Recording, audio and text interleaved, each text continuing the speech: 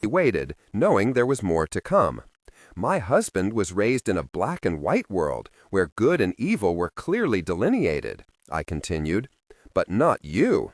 Grandpa Tally was matter of fact. Not your mother.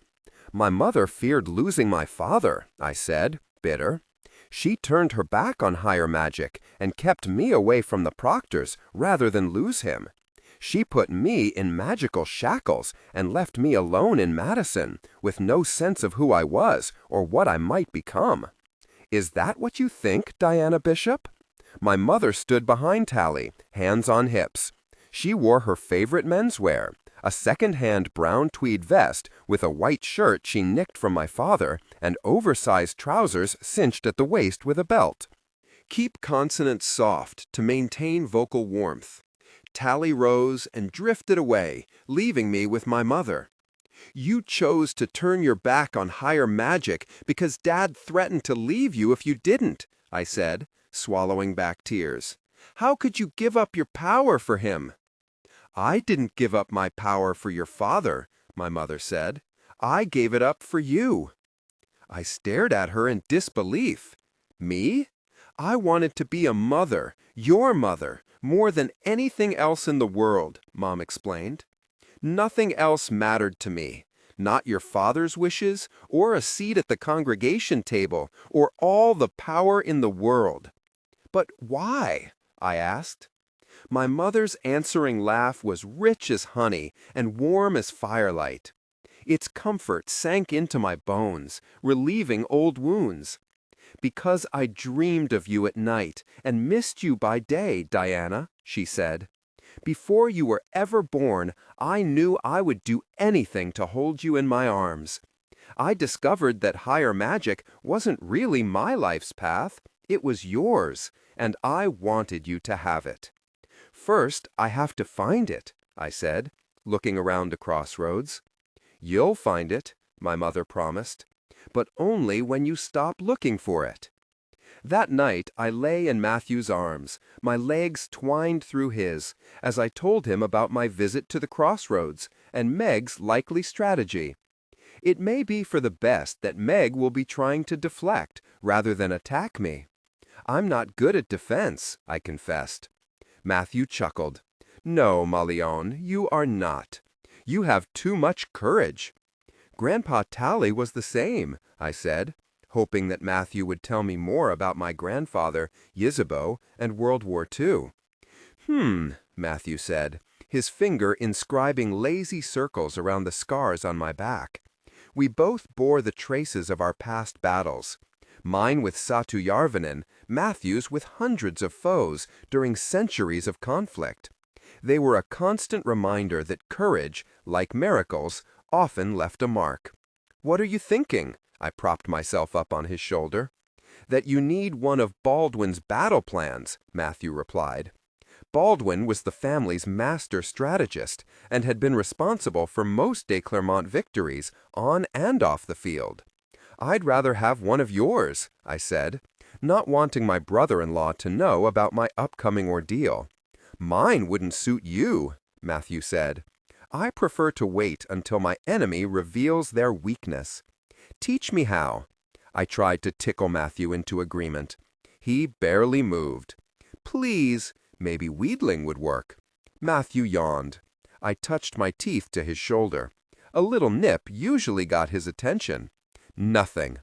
Damn you, Matthew! I'm just asking for some help, I said, frustrated. I found myself on my back, arms pinned to my sides, and Matthew on top of me. Being thwarted is your weakness, Matthew purred. Impatience, too. You want what you want, when you want it. It's your Achilles heel. Meg's entire purpose is to thwart me, I groaned. I'm never going to find my way at the crossroads. Would that be so terrible? Matthew searched my face for clues. I want to succeed, I said, knowing it wasn't what he wanted to hear. I'm afraid that if I don't, I'll hunger for what might have been. Matthew listened, his face grave. You've tasted forbidden fruit, eaten from the tree of good and evil. You won't be satisfied without it. Not evil, I pushed against his chest with all my might. Higher magic is not evil. Matthew rolled so that I was on top, straddling his hips with my legs. My eyes sparked in warning, and the ends of my hair were aflame. "What are you afraid of, Matthew?" I demanded. "That if you do succeed, I won't like who you become." Matthew's fathomless eyes met mine. I slid away, not wanting Matthew's truth, though I had demanded it of him, a truth hidden deep in shadow, where it could damage all that we'd shared and built together. How could I face Meg, now that I knew Matthew's fear? The arrowhead the goddess gave Philippe was warm on my skin, a reminder that she was not done with me, and my courage returned, carried on a wave of anger. "You are a wolf, but I am a lion," I said, my voice fierce. "I will not be tamed. And whether you like me or not, a lion mates for life." "So does a wolf," Matthew replied. "As for your battle at the crossroads, you have no need of my advice. A lion survives on instinct and wits. Wolves, like lions, were also apex predators.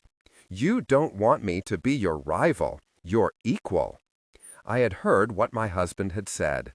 More importantly, I'd heard what he hadn't said. No. Matthew's eyes filled with sorrow. "I want you to be my superior, to refuse darkness because I could not."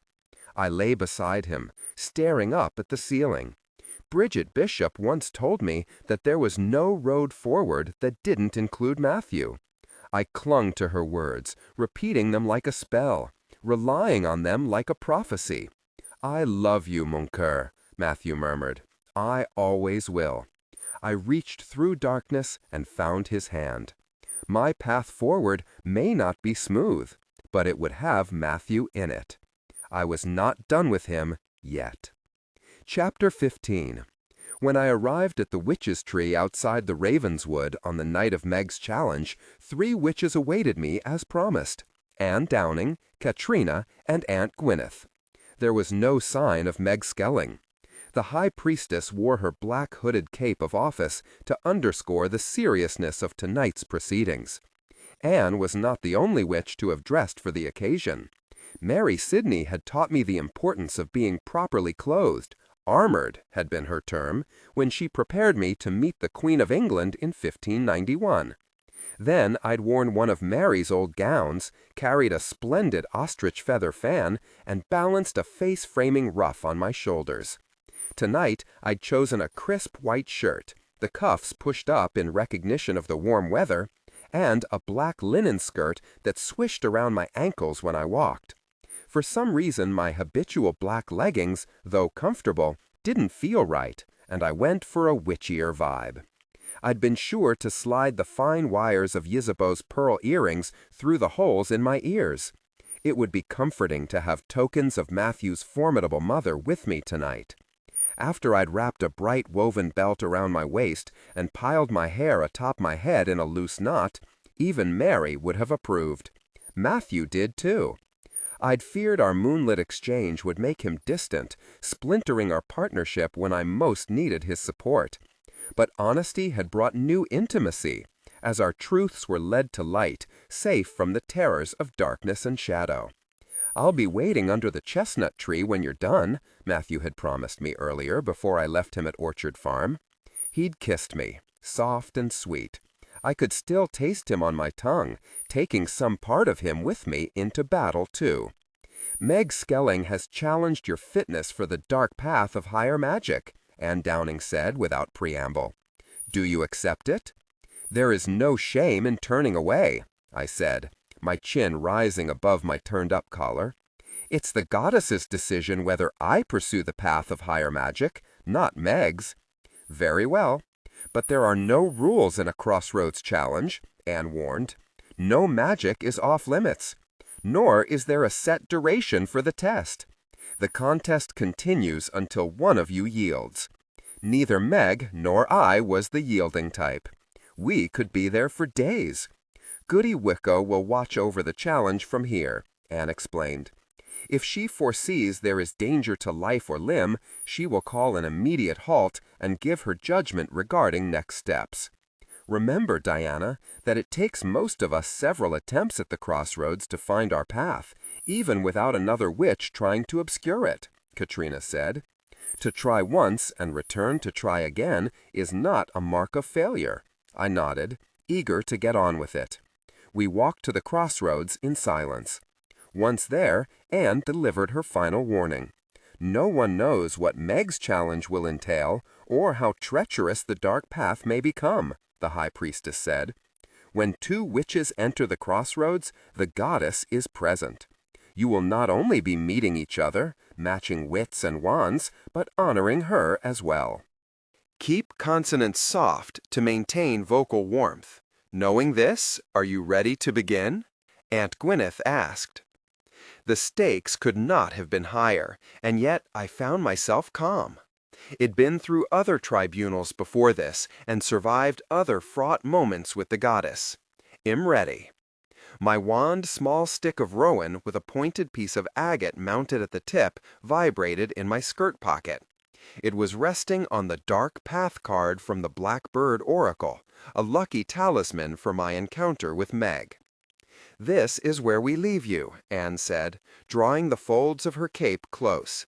If you require help, all you need do is call. I would not be calling anyone. My expression must have told the three witches as much. Katrina's eyes glimmered with respect. Aunt Gwyneth pressed her lips against my cheek in a final farewell. Catch you on the flip side, I said. It had been one of my father's favorite expressions, and I hoped it would reassure my aunt. Yes, you will, Gwyneth said with a smile, a tear threatening to fall from her eye. Follow the footsteps of the goddess, and she will keep you safe. I watched until the three witches disappeared from view. Silence fell where the stake was driven into the heart of the Ravenswood. Any hope that a sign would appear that said Diana's path this way vanished. The polished trunk was just as it had been when I'd visited the place before. Simple, straight, and unhelpful. I scanned the ground, looking for any trace of a path. Here, too, I was disappointed. Gwyneth had told me that there was no way to predict what would happen at the crossroads. She hadn't warned me that nothing at all might happen. I stood, wondering what to do next.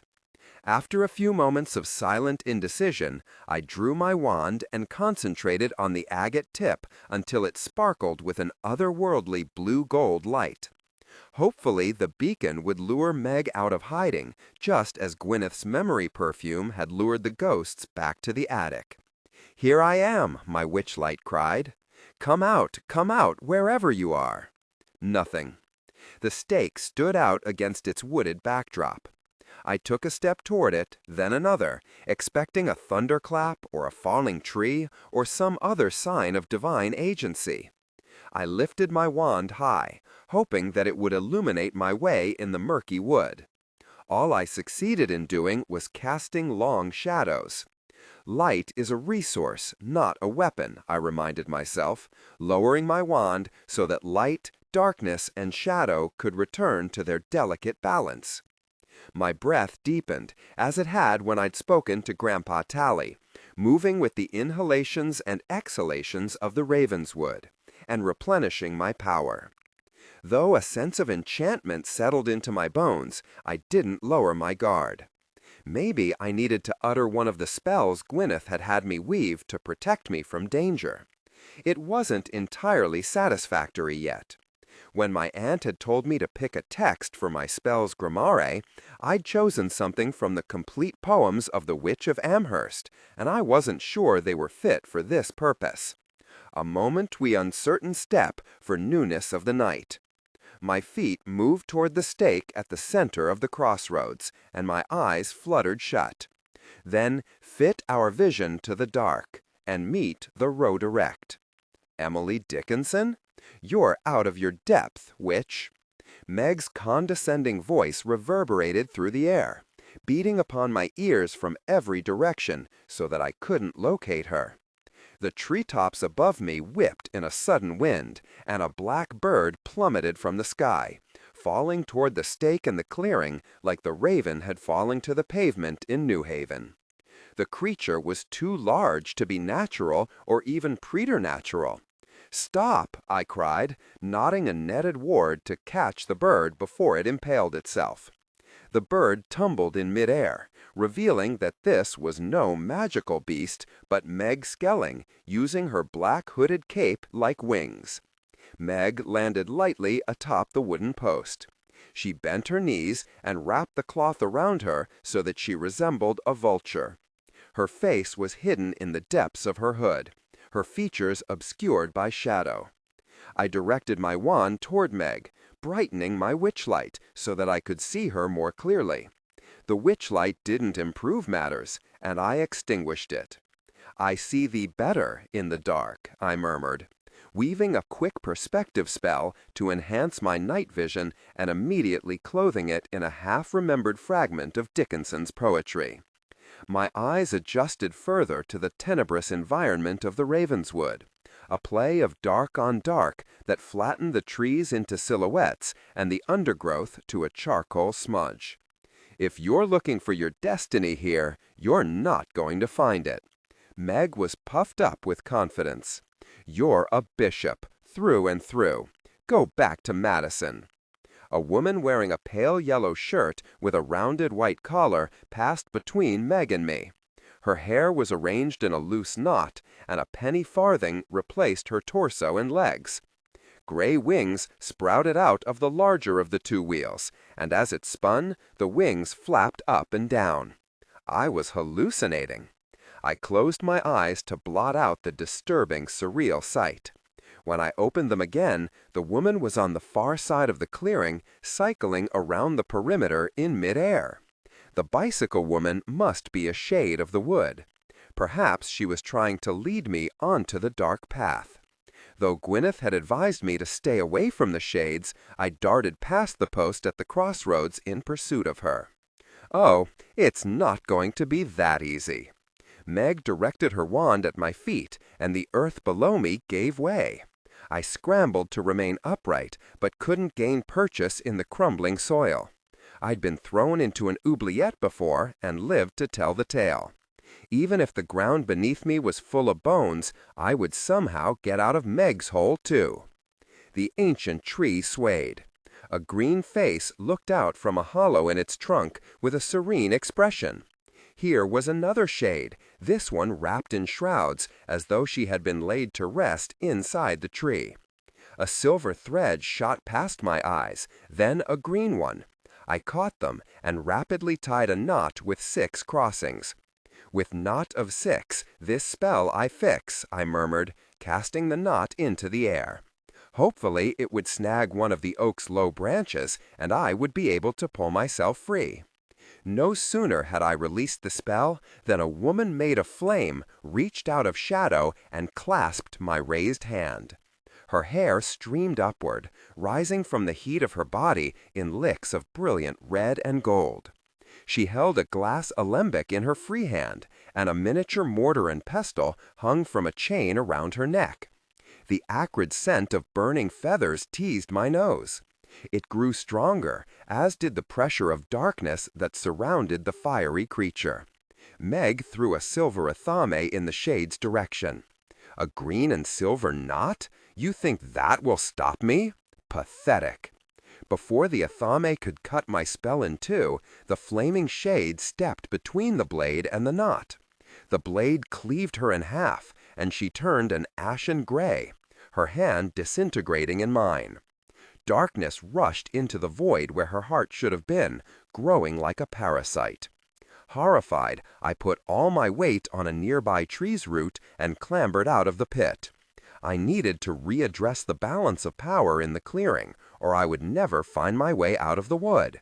Never mind finding my path. I cobbled together other fragments from Dickinson's poems that I'd read but failed to fully memorize. "Come to me, cling to me," I cried.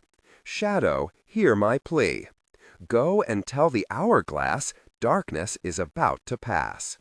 I plucked at the threads of light and darkness that I could see in the gloaming, and tied them into a chain using simple knots with only 2 crossings. I repeated the words of my spell, overlapping the strands until thick smoke creeped into the clearing. Shadow was rallying to my aid.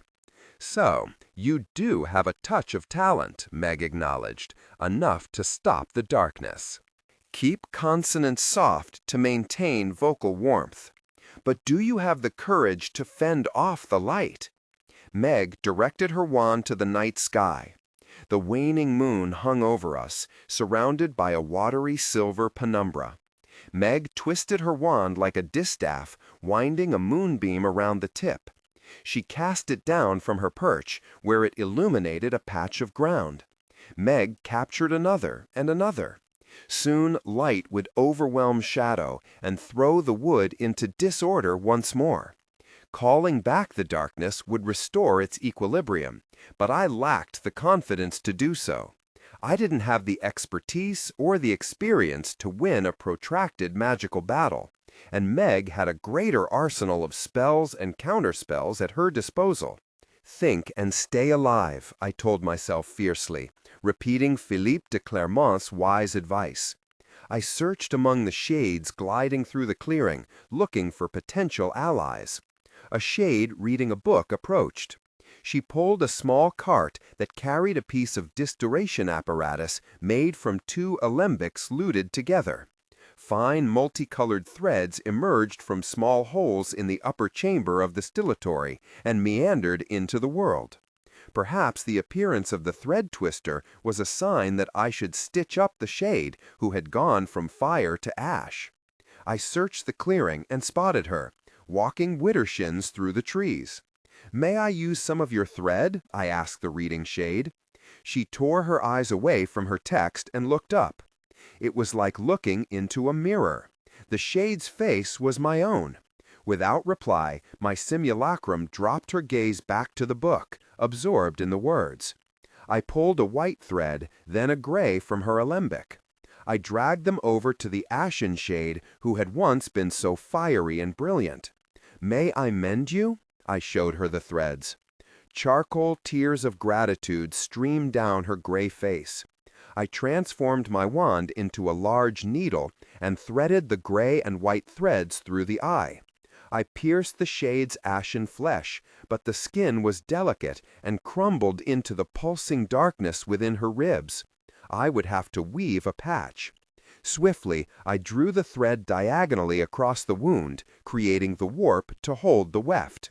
From her perch at the crossroads, Meg swore, but I didn't have the time to focus on her next move. The shade's suffering was palpable. A gust of poisonous green air tore through the trees, sending leaves flying. A moth beat its wings against my face. Another alighted on my shoulder. A third clung to my breast, its antennae moving. I batted the moths away, but whenever my fingers brushed against them, one moth became 5. Soon I was shrouded in a cocoon of velvet wings, unable to mend the shade's riven body.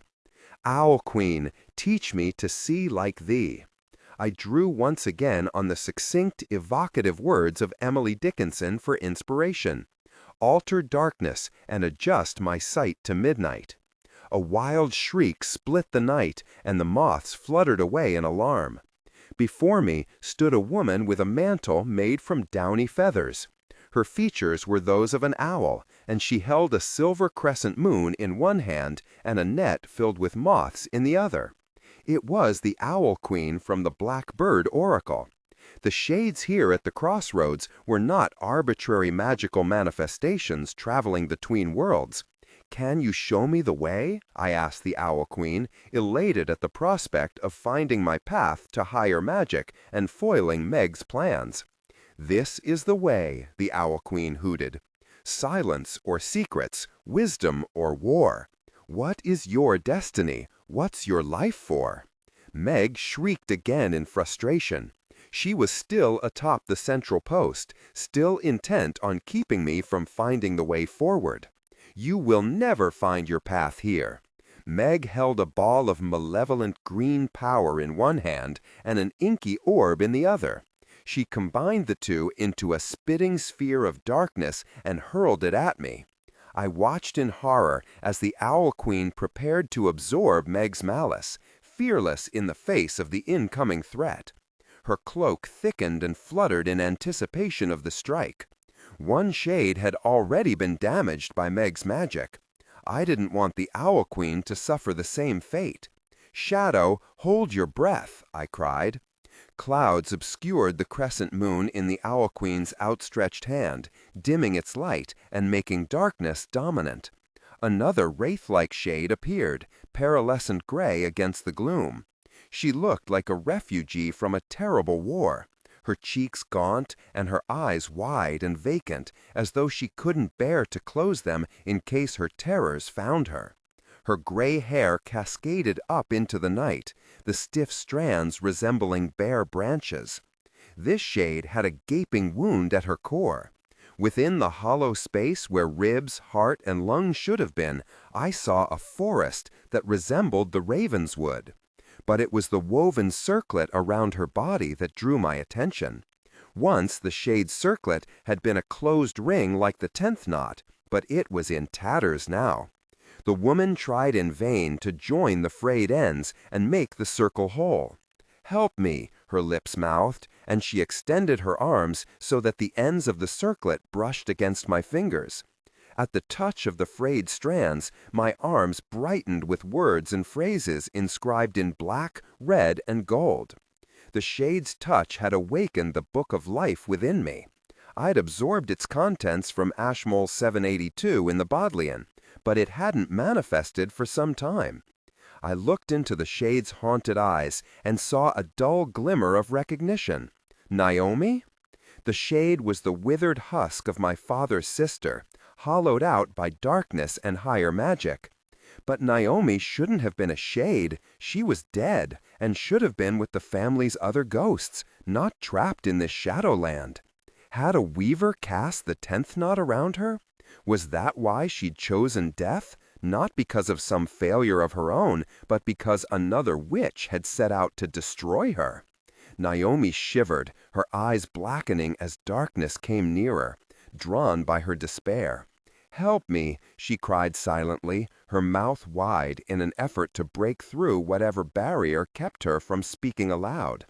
"I am elsewhere." My thoughts froze. Becca had been elsewhere. Determined to save Naomi from everlasting in-betweenness, I wondered what would happen if I repaired the damaged circlet around my father's twin. Would she be healed and freed? Or would she be destroyed and banished to an even darker reality? I had only cast the 10th knot once to destroy Knox and save Matthew's life, but I was prepared to do so again. Gently, I took the silver and black strands of the broken 10th knot and began the painstaking work of reweaving it, reciting the ritual Goody Alsop had taught me. Naomi's shivering turned violently, her body writhing. She had suffered enough. "With knot of one, the spell's begun," I said calmly, hoping my tone would relieve Naomi's agitation. "With knot of two, the spell be true. With knot of three, the spell be free. With knot of four, the power is stored." I made knot after knot, one crossing, then two, then three, then four. My left hand gleamed with power, my black, silver, gold, and white weaver's cords shifting under the skin as I drew on higher magic. But another color had appeared on my index finger in a line of regal purple. It symbolized the goddess's justice. I was reassured by the sight of it and knew I was doing the right thing. The hoop around Naomi drew close, and the book of life sparkled under my skin. The shade who looked like me, with her book and alembic, returned, drawing raven and silver threads out of her stillatory and twisting them together into a shining cord of shadow. She handed the end to me. "With knot of five, the spell will thrive," I said, weaving the shade's thread into my knot. Naomi's head tipped back as a fresh wave of agony struck. I was chilled to the bone, aware of the imbalance in the wood as darkness grew. All I could do to help my aunt, however, was continue with my weaving. Keep consonants soft to maintain vocal warmth. With knot of 6, this spell I fix, I said, making the 6-crossed knot. With knot of 7, the spell will waken. With knot of 8, the spell will wait. My fingers flew, and I continued to draw on the alchemist shade's offering of strong, fresh thread to support my knots. With spell of 9, the spell is mine. This was the potent knot of endings and change, which Naomi sorely needed. Naomi looked at me with gratitude as the racking pain left her body and its poison was absorbed by the wood. The energy around me shifted, too, tilting perilously toward utter darkness. A single knot remained. Would it bring relief to Naomi or destruction? "Are you sure?" I asked my father's sister. Naomi nodded and closed her eyes with a sigh. With knot of 10, it begins again. I joined the 2 ends of the silver and black ring around Naomi's frail body, hoping that it would give her the blessing of closure and the ghostly rebirth that waited for her on the other side. With a cry of joy, Naomi's shade disintegrated, falling to the ground in a cloud of silver and gray dust. A white raven rose from the ashes, cackling and calling to its kin. Owls came to bear witness to Naomi's transformation, perching on the branches and hooting with excitement. 2 herons passed overhead, casting strange bent shadows. A vulture sat, silent as a judge, observing the magic I'd made. The ravens were the last to arrive. They surrounded the white bird, their black wings caressing her with light touches. They tumbled and rolled in the air, welcoming Naomi's spirit home. My eyes filled and tears fell. Witch water rose within me, and I released it so that it could wash away the residue of the dark magic I'd used to free my aunt from elsewhere. A path opened before me, extending to an oak tree where the enormous gray owl I'd seen with my mother sat on a low branch. Her eyes glowed, twin orbs of yellow light wrapped in feathered shadow.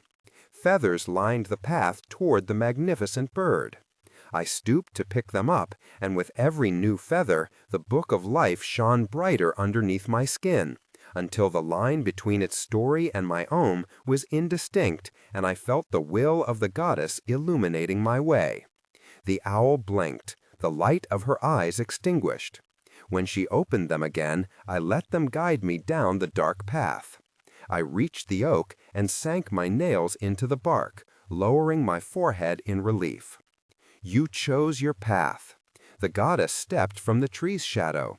Her face was a web of wrinkles, and furrows marked her brow. The hands that held her curved bow were gnarled and knotted.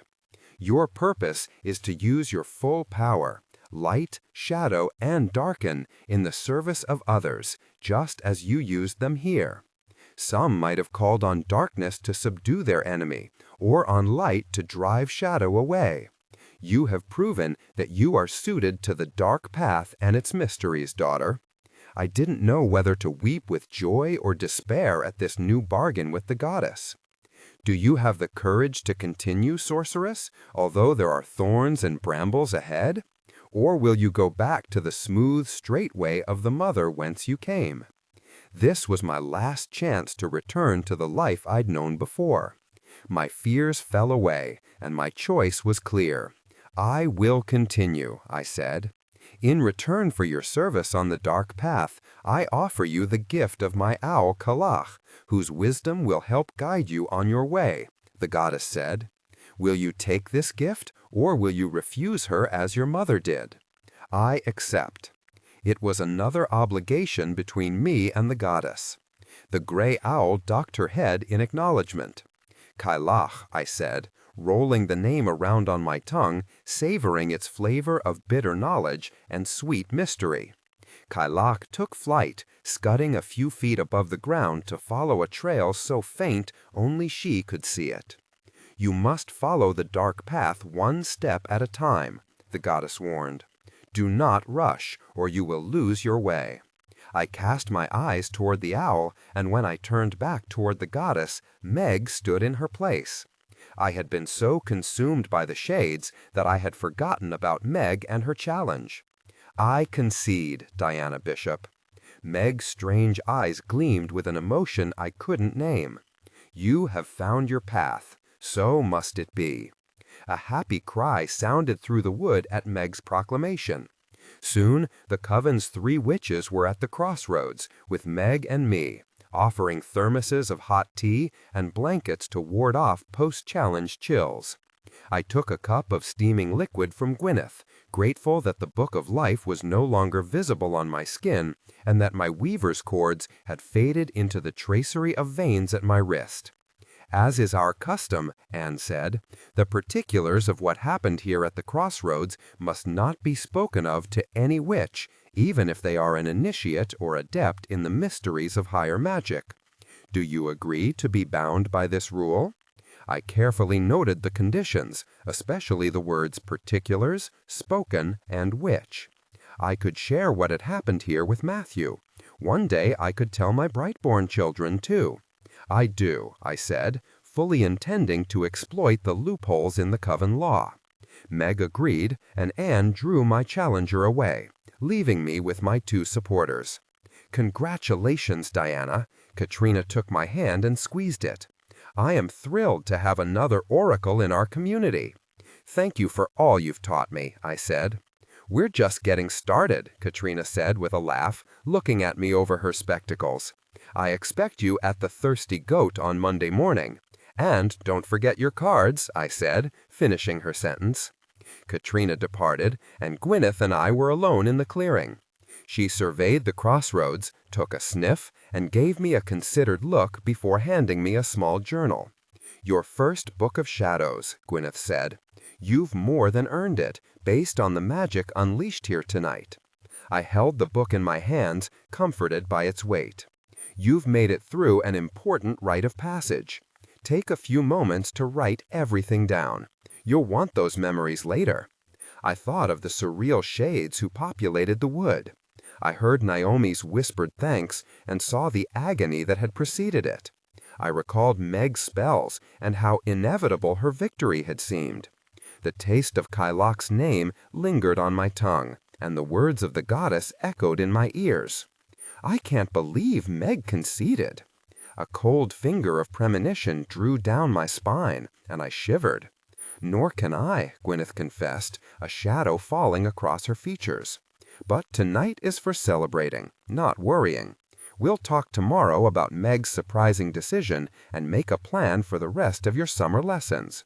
Now we need to get you home. Matthew's been waiting for you. When we left the wood, witch lights gleamed in every window of the old place, and smoke poured out of its chimneys. Orchard Farm was brightly lit as well, and the scent of cinnamon and chocolate filled the air. Matthew paced back and forth under the witch's tree, his hands in his pockets and his hair wild. He was so preoccupied he didn't detect my arrival. I was given the rare opportunity to study his features and gait before he had rearranged them into something stoic and comforting for my sake. I knew from the set of his shoulders and the expression of dread on his face that Matthew had been worried, very worried. "How long have you been out here?" I said softly, not wanting to startle him. Matthew's head rose in relief. He took 2 long strides and gathered me to his breast. "Forever," he murmured, burying his face in my hair. Matthew held me tight before drawing away, my face cradled between his hands. His keen eyes searched every inch of me, looking for changes, wondering if I'd met with any harm. "Still me," I said, pressing my lips into his palm. Matthew pulled me into a deep kiss, as though he needed to make sure, inside and out. His intensity was dizzying, but my need for reassurance matched his, and I put my heart and soul into our embrace. "I found my path," I told him. "Keep consonants soft to maintain vocal warmth. It has higher magic in it. I know. I can taste its darkness." Matthew drew back the lock of hair that always found a way to tumble across my cheek. I held out my hand. "Will you walk it with me, Matthew?" "Yes, Malayon, whether I like where it leads or not." Tonight, however, our path was straight and short. We returned to the farmhouse, where Julie watched over our sleeping children. "You did it!" Julie flung her arms around me, relieved. She promised to come by tomorrow with cupcakes and champagne to celebrate. We checked on the twins, our fingers intertwined. They were peaceful and deep in slumber. I tucked Cuthbert into Pip's arms and removed a pair of headphones from Becca's ears before we closed their doors and retreated to our room. Without a word, Matthew reached for the buttons on my shirt and helped me get out of my magic-stained clothes. Smudges of darkness marred the white cloth, and a fine powder of shadow clung to the folds of my skirt. Light had burned a hole through my shoe, and my toe poked through. He glanced at the book of shadows I'd dropped on the bedroom floor. But I didn't want to write down what I'd witnessed in the wood, nor could I imagine retelling my story, not even to Matthew. I drew Matthew toward the bed and lay upon it. "Drink," I told him, arching my naked body so that my breast was close to his mouth, my heart vein dark and aching to reveal its secrets. Matthew bit down, his teeth opening the wound that never quite healed, that gave him access to all that I was, and all that I thought, and all that I experienced. He latched onto the vein, pulling my blood into his mouth. At the first swallow, he shivered. I held him tight, wanting him to see as much of the crossroads as he could, while my memories of it were fresh and vital. Matthew took another sip, then another. My head was spinning, and I lost count of how many times he drank. Shades passed before my eyes, on bicycles and in eggshell carriages. My lips moved, silently uttering the weaver's litany while I traced the knotted scars on Matthew's back. My skin parted further, light seeping out of my body and into Matthew's mouth. I was darkness. I was light. I was an ocean of shadow, waiting to be discovered. Matthew drew away, amazed.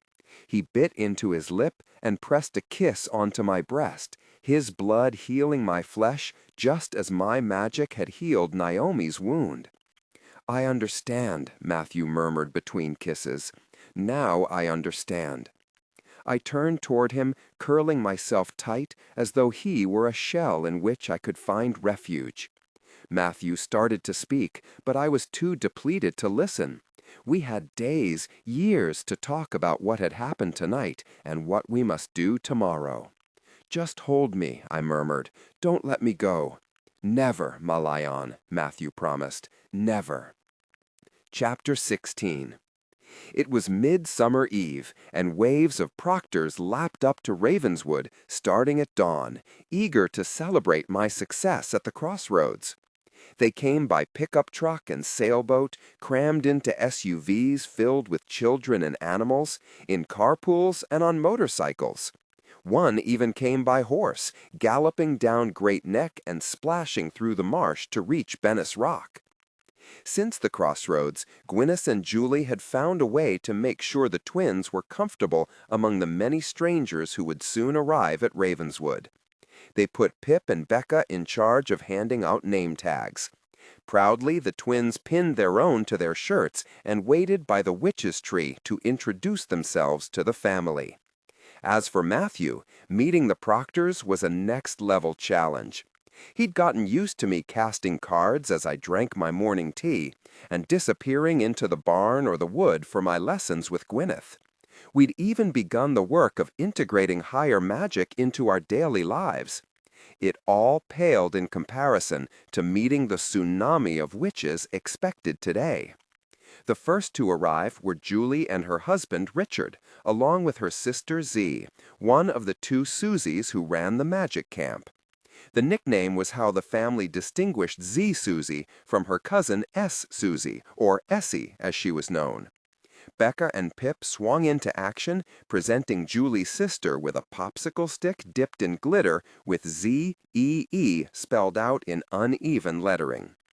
By 9 a.m., a steady influx of family filled the meadow where the old place stood. While Ike and Grace directed traffic, Gwyneth made sure the food was laid out in the long room that connected the kitchen to the keeping room. Tables covered with bright cloths were laden with pastries, fruit, and steaming plates of fresh eggs, sausage, and bacon, which were refilled as quickly as they were emptied. Ike's grown children, Tyke and Courtney Mather, manned the fireplace, or enchanted it to be more accurate. While their eyes remained glued to their phones, invisible hands lifted eggs, cracked them into a waiting bowl, whiffed them into a foamy golden liquid, and then stirred them around in a huge cast-iron skillet. At another skillet, more spells ensured that the bacon was turned before it burned, and the sausage flipped the moment it was golden brown. I watched their short-order magic, amazed at the way brother and sister had cast two interconnected spells to keep the hot breakfast items coming. I've always thought the Proctors should open a diner. Julie passed by, garlands of magical pocket watches around her neck, each one set to remind her of some organizational detail that would keep the party running smoothly. But I've never worked out the accounting. How do you claim a spell as an employee? You worry too much, Z said, handing Julie an empty dish from the groaning buffet. Like Vivian, the head of the Madison Coven, Z was an accountant who had studied English literature. Like Gwyneth and the rest of the Proctor women, including Courtney Mather, Z had graduated from Mount Holyoke. Z's daughter Tracy arrived with 2 gargantuan boxes of cupcakes and a small brood of children.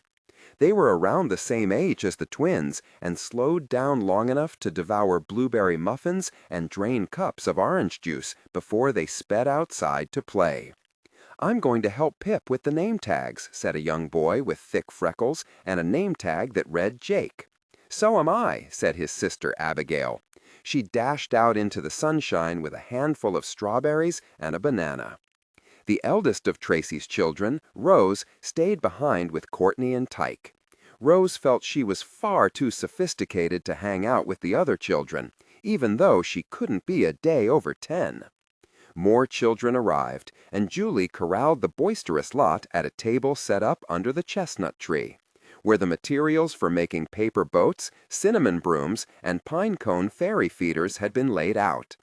Essie took charge, and soon the children were absorbed in crafting these traditional midsummer items.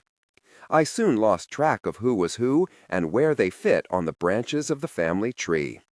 I squeezed babies and sympathized with young fathers about sleepless nights. I filled sippy cups for toddlers and provided mugs of tea and coffee to their frazzled parents. Still, the cars and vans kept arriving.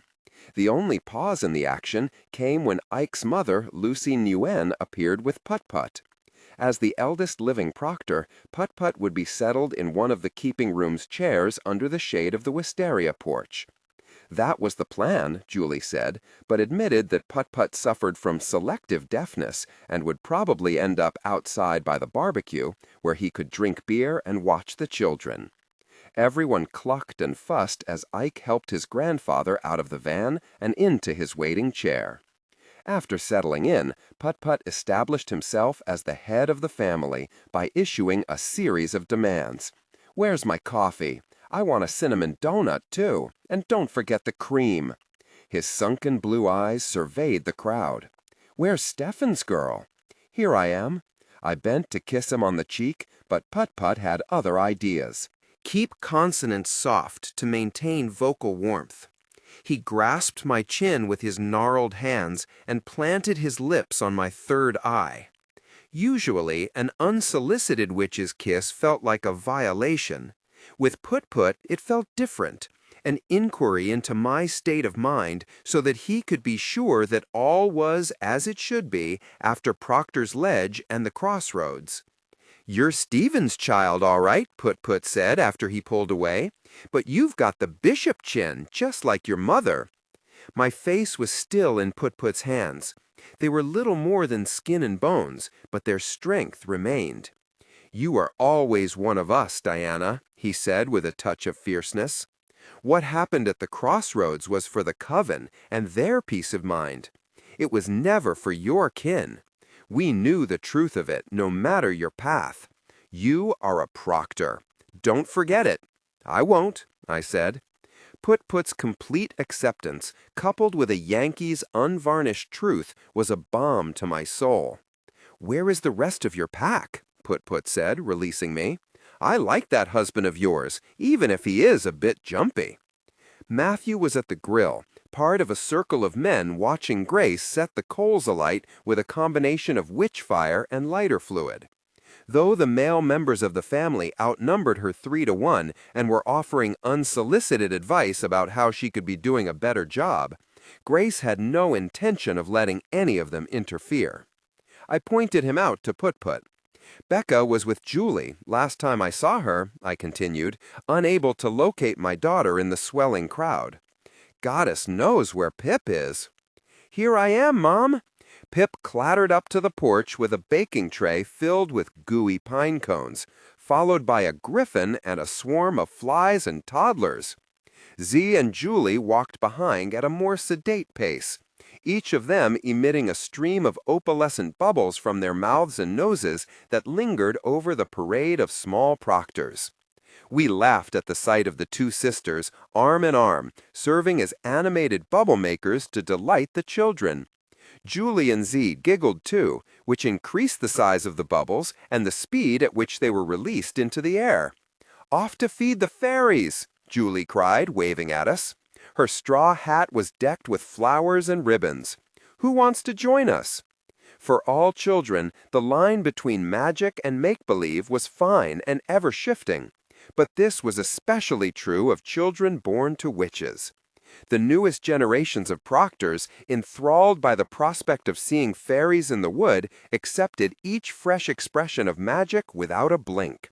Theirs was an enchanted world, filled with the uncanny and the unexpected. What might my own life have been had I grown up embracing the family's magical traditions and the wild, playful power at their core? "Everything all right, mon cœur?" Matthew murmured into my ear, tickling the flesh on my neck. He'd sensed my darkening emotions and come to see if I was okay. "Better than fine," I said. "Rebecca is in the midst of a gaggle of teenagers," Matthew said with a note of disapproval. "They're shuffling cards and telling fortunes." "Leave the girl alone," Put-Put told Matthew. "Better out in the open with her cousins than off exploring the wood. Make yourself useful and find my coffee." It was a rare occasion when Matthew took someone's advice, but today was a special day, and he left Becca to her own devices while he fetched Put-Put's drink. The Proctor's midsummer potluck shifted into high gear now that Put-Put had arrived. Gwyneth sat under one of the chestnut trees, encircled by tween witches and wizards who were having a go at casting with spell looms. The teenagers remained in small groups with their oracle decks and tarot cards, offering free readings to any adult who wandered by in search of a cold beer or iced tea. Ike left the cooking fire to whittle wands for the college students, who were now of an age where they could begin using the magical staffs to focus their craft. Hand in hand, Matthew and I wove our way through the crowd, exchanging a few words with the cousins I'd already met and stopping to have longer exchanges with others. I picked up a hot dog from the barbecue, where Ike and a score of other males exchanged yarns about football and baseball, while Grace flipped burgers and slipped blistered sausages into buns. "May I help?" Matthew asked, eager to assist my smoke-stained cousin. He was desperate for a job. "Absolutely not," Grace said. "If I let you have a go, they'll all want a turn. Row over to the nestling and get the clams. They should be ready." After the last of the clams and lobsters were ferried over from the nestling and the enormous bonfire lit, the atmosphere at Ravenswood went from playful to something more potent. Inch by inch, the sun dipped below the western horizon, and a slim witch's moon rose over the water. As the shadows lengthened, I was aware that the longest day of the year was nearing its end. Light was giving way to darkness in the eternal cycle of death and rebirth that carried all creatures into the future. Weary parents tucked babies and toddlers into cots in the barn, propped up with dream pillows and firefly lanterns to comfort them if they woke in an unfamiliar place. The older children cajoled Aunt Gwyneth into a tour of the attic, but only after promising that they wouldn't scream and wake the babies no matter what horrifying sights they might see. I sat with Tracy, a bowl of magic marshmallows between us. I speared one with a stick, and it immediately bubbled and browned. Fire-free toasted marshmallows. You could make a fortune with these, you know. I waited until the marshmallow was golden and popped it into my mouth. "Hands off my marshmallows," Tracy said with a laugh, making another for herself with slightly singed edges. She sighed happily at the charred treat. Just how I like them. So, what happens next? I wondered. There was no sign of Julie, and Proctors drifted about the meadow, catching fireflies. Matthew, over Grace's strenuous objections, was dismantling the grills. "I think we launched the boats," Tracy said, pointing to the flotilla of small paper craft the children had made. They waited at the edge of the marsh, each hull filled with flowers and berries. "When does the real magic begin?" I asked in a low voice. "It's all real magic," Tracy replied, making herself another marshmallow. But there was more to midsummer than these gentle enchantments. Darker sorceries were afoot, too. The excited cries of children alerted those gathered around the bonfire that Julie had returned, flanked by an escort of tweens and teens bearing torches that glowed with magical light. The individual personalities of the young Proctor witches shined through with rainbow flags and black neo-goth outfits in a parade of solidarity and safety. Ike rolled Put-Put to Bennis Rock, where he and Gwyneth could watch the children release their boats into the water. Some were old enough to conjure up a fluttering wisp of flame at the top of their popsicle stick masts. Most needed help to light the beacons, touching their sticks to those of their cousins who had succeeded in calling forth the flames. "Bless these boats as they sail into darkness," Gwyneth said, raising her hands and letting the power of the goddess work through her. "They carry our dreams and desires for the long nights ahead. May the goddess grant us love and luck in return." The children waded into the wetlands of the marsh in search of the currents that would carry their offerings out to sea. The small boats scattered, their flaming masts shining. Matthew slid his arm around me as we watched Pip and Becca take part in their first midsummer ritual. Singly, in pairs, and in family knots, the Proctors returned to the warmth of the fire. While the children gorged on magic marshmallows and chamomile tea spiked with lavender, the adults took charge of the entertainment. Keep consonants soft to maintain vocal warmth. Instead of setting off fireworks bought from a roadside stand, Ike led a crew of pyrotechnical wizards and witches to conjure wheels of fire that rolled across the meadow.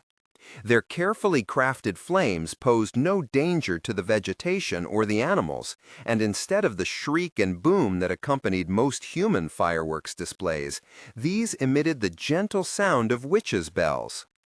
Chamomile tea was not the only drink on offer. The steady flow of beer was augmented with pitchers of fermented honey, the magical elixir of antiquity. The more cautious Proctors were adulterating the strong mead with lemonade or adding it to beer to make the traditional brew braggot. Someone called for music, and soon everyone was on their feet and dancing around the bonfire. Hands reached for Matthew and me, pulling us into the whirling circles of witches. The dancers broke into lines that moved in different directions, looping and twining until knots formed. The most daring took to the meadow, leaping over and through the flaming wheels like ballerinas. The potluck's previous games and crafts had been fun, but these nocturnal activities showed the depths of the family's talent for higher magic. Darkness tickled children under the chin, and shadow wove ribbons around their ankles. Elemental bonds of air, fire, earth, and water formed between one witch's hand and another in a voluntary association stronger than any coercive spellbinding could be. As the power around the fire mounted, a bell tolled in the distance, louder with each successive knell. The crowd quieted, and the dancers stopped their spinning. From the marsh came a tall male figure clad in golden oak leaves so thick it was impossible to see who or what lay underneath. The children were amazed by the sudden apparition, and even the teens were impressed enough to look up from their phones and stop taking selfies. "Who's that?" I whispered. "The Oak King," Matthew replied, a slight shiver raising the flesh on his forearms. Before electricity, we all felt the turning of the year when the light ebbed away. The Oak King was the guardian of light, and the coming darkness meant that he'd lost his battle with the Holly King. Winter would come again to plague us with hunger and sickness. The Oak King didn't play a role in the Madison Coven's Litha rituals, which were resolutely matriarchal and focused on the female powers of fertility. "Who will be the Holly King?" Gwyneth cried. "Your turn, Lisa," Tracy said, pushing a cousin forward. "Can't Put-Put fight him?" Tyke piped up, trying to be helpful. "He's so old the Oak King is bound to beat him, and we'll have summer all year." Put-Put wheezed and laughed, pleased with Tyke's astute strategy. "I'll do it." Ike's mom, Lucy, volunteered to face the Oak King. "I'd like a reprieve from the snow and ice." The Oak King circled the bonfire, his step deliberate, as the tension mounted. The teenagers pushed one of their number out into the open, but the boy scuttled back into the safety of the crowd. Others shook their heads and crossed their arms, daring the Oak King to pick them as his adversary. The Oak King came to a stop and looked at me with open speculation. The family oohed and whispered. This was an unexpected development. He extended an oak branch laden with golden acorns and leaves. The Oak King had made his choice. Me? I'd already won one battle this summer. Not this year. "You can't refuse the Oak King," Grace said. "He's chosen you, and you must pit your darkness against his light." What if I failed and the seasons were affected? Climate change was already a real threat. I didn't need to hasten the process. "Shouldn't the Holly King be a man?" I said in a final anti-feminist effort to avoid the responsibility. The Mount Holyoke contingent, which was large, howled in outrage. "Women can also be kings," Gwyneth said, with the calm certainty of someone who knew the burdens of leadership. Resigned to my fate, I stepped toward the Oak King. When I came within reach of his gilded oak staff, the king touched me on the shoulder with its bright tip. Magic spread from the point where skin and wood met. My body bloomed in response. Glossy holly leaves with sharp barbs erupted from my pores, decked with tiny white flowers and vivid berries. A coronet of holly branches twined around my head, and streamers of ivy wove through my hair. The circlet prickled, but not in an unpleasant way. In my right hand, a white wand sprouted, carved from the pale wood of the holly tree. I looked for Becca and Pip, wanting to see their reaction to my transformation. Had the sudden change frightened them? The twins' gazes were filled with wonder and pride. "That's my mom," Pip said to Jake, whose eyes were round as saucers. "Wow," Jake replied. "She's cool."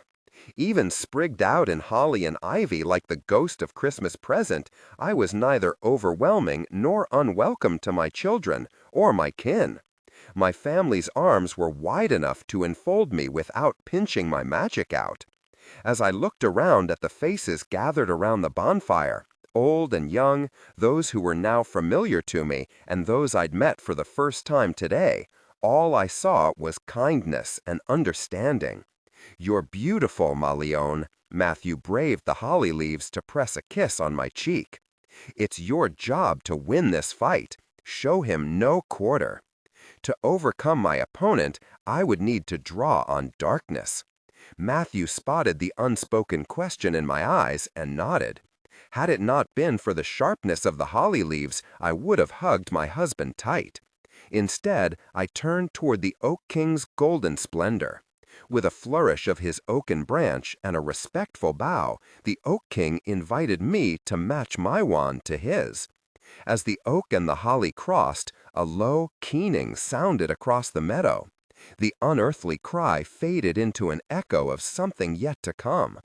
The Oak King drew his wand free, and the tip burst into stars that flew in every direction, their light beating me back toward the depths of the Ravenswood. I raised the holly wand to the sky in response and called on the ebony moths that lived in shadow. They came, drawn to the white tip of the wand, smothering the Oak King's stars. I pulled shadow around me like a cloak as I advanced toward the Oak King. He took a step back, and another. We made sun-wise progress around the fire. The Oak King summoned more stars. They twinkled for a moment, but I called to the ravens, who swooped in and swallowed them with guttural cries. Shadow lengthened into darkness, its inky train blotting out the light. I left a shimmer of powdered pearl behind me, a luminous promise of light's return. When we returned to the place where we begun, the bonfire's light was turning to embers, and darkness blotted out the stars. The Oak King lowered his bow into the fire, where it burst into spectacular multicolored flame. He bowed again, conceding to the darkness, and melted into shadow.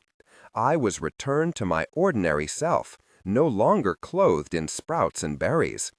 Only the holly wand and the crown remained, along with a tingling aliveness that made me one with Ravenswood and its power. "They've come," someone whispered. "Look, look," said someone else, her voice hushed with awe.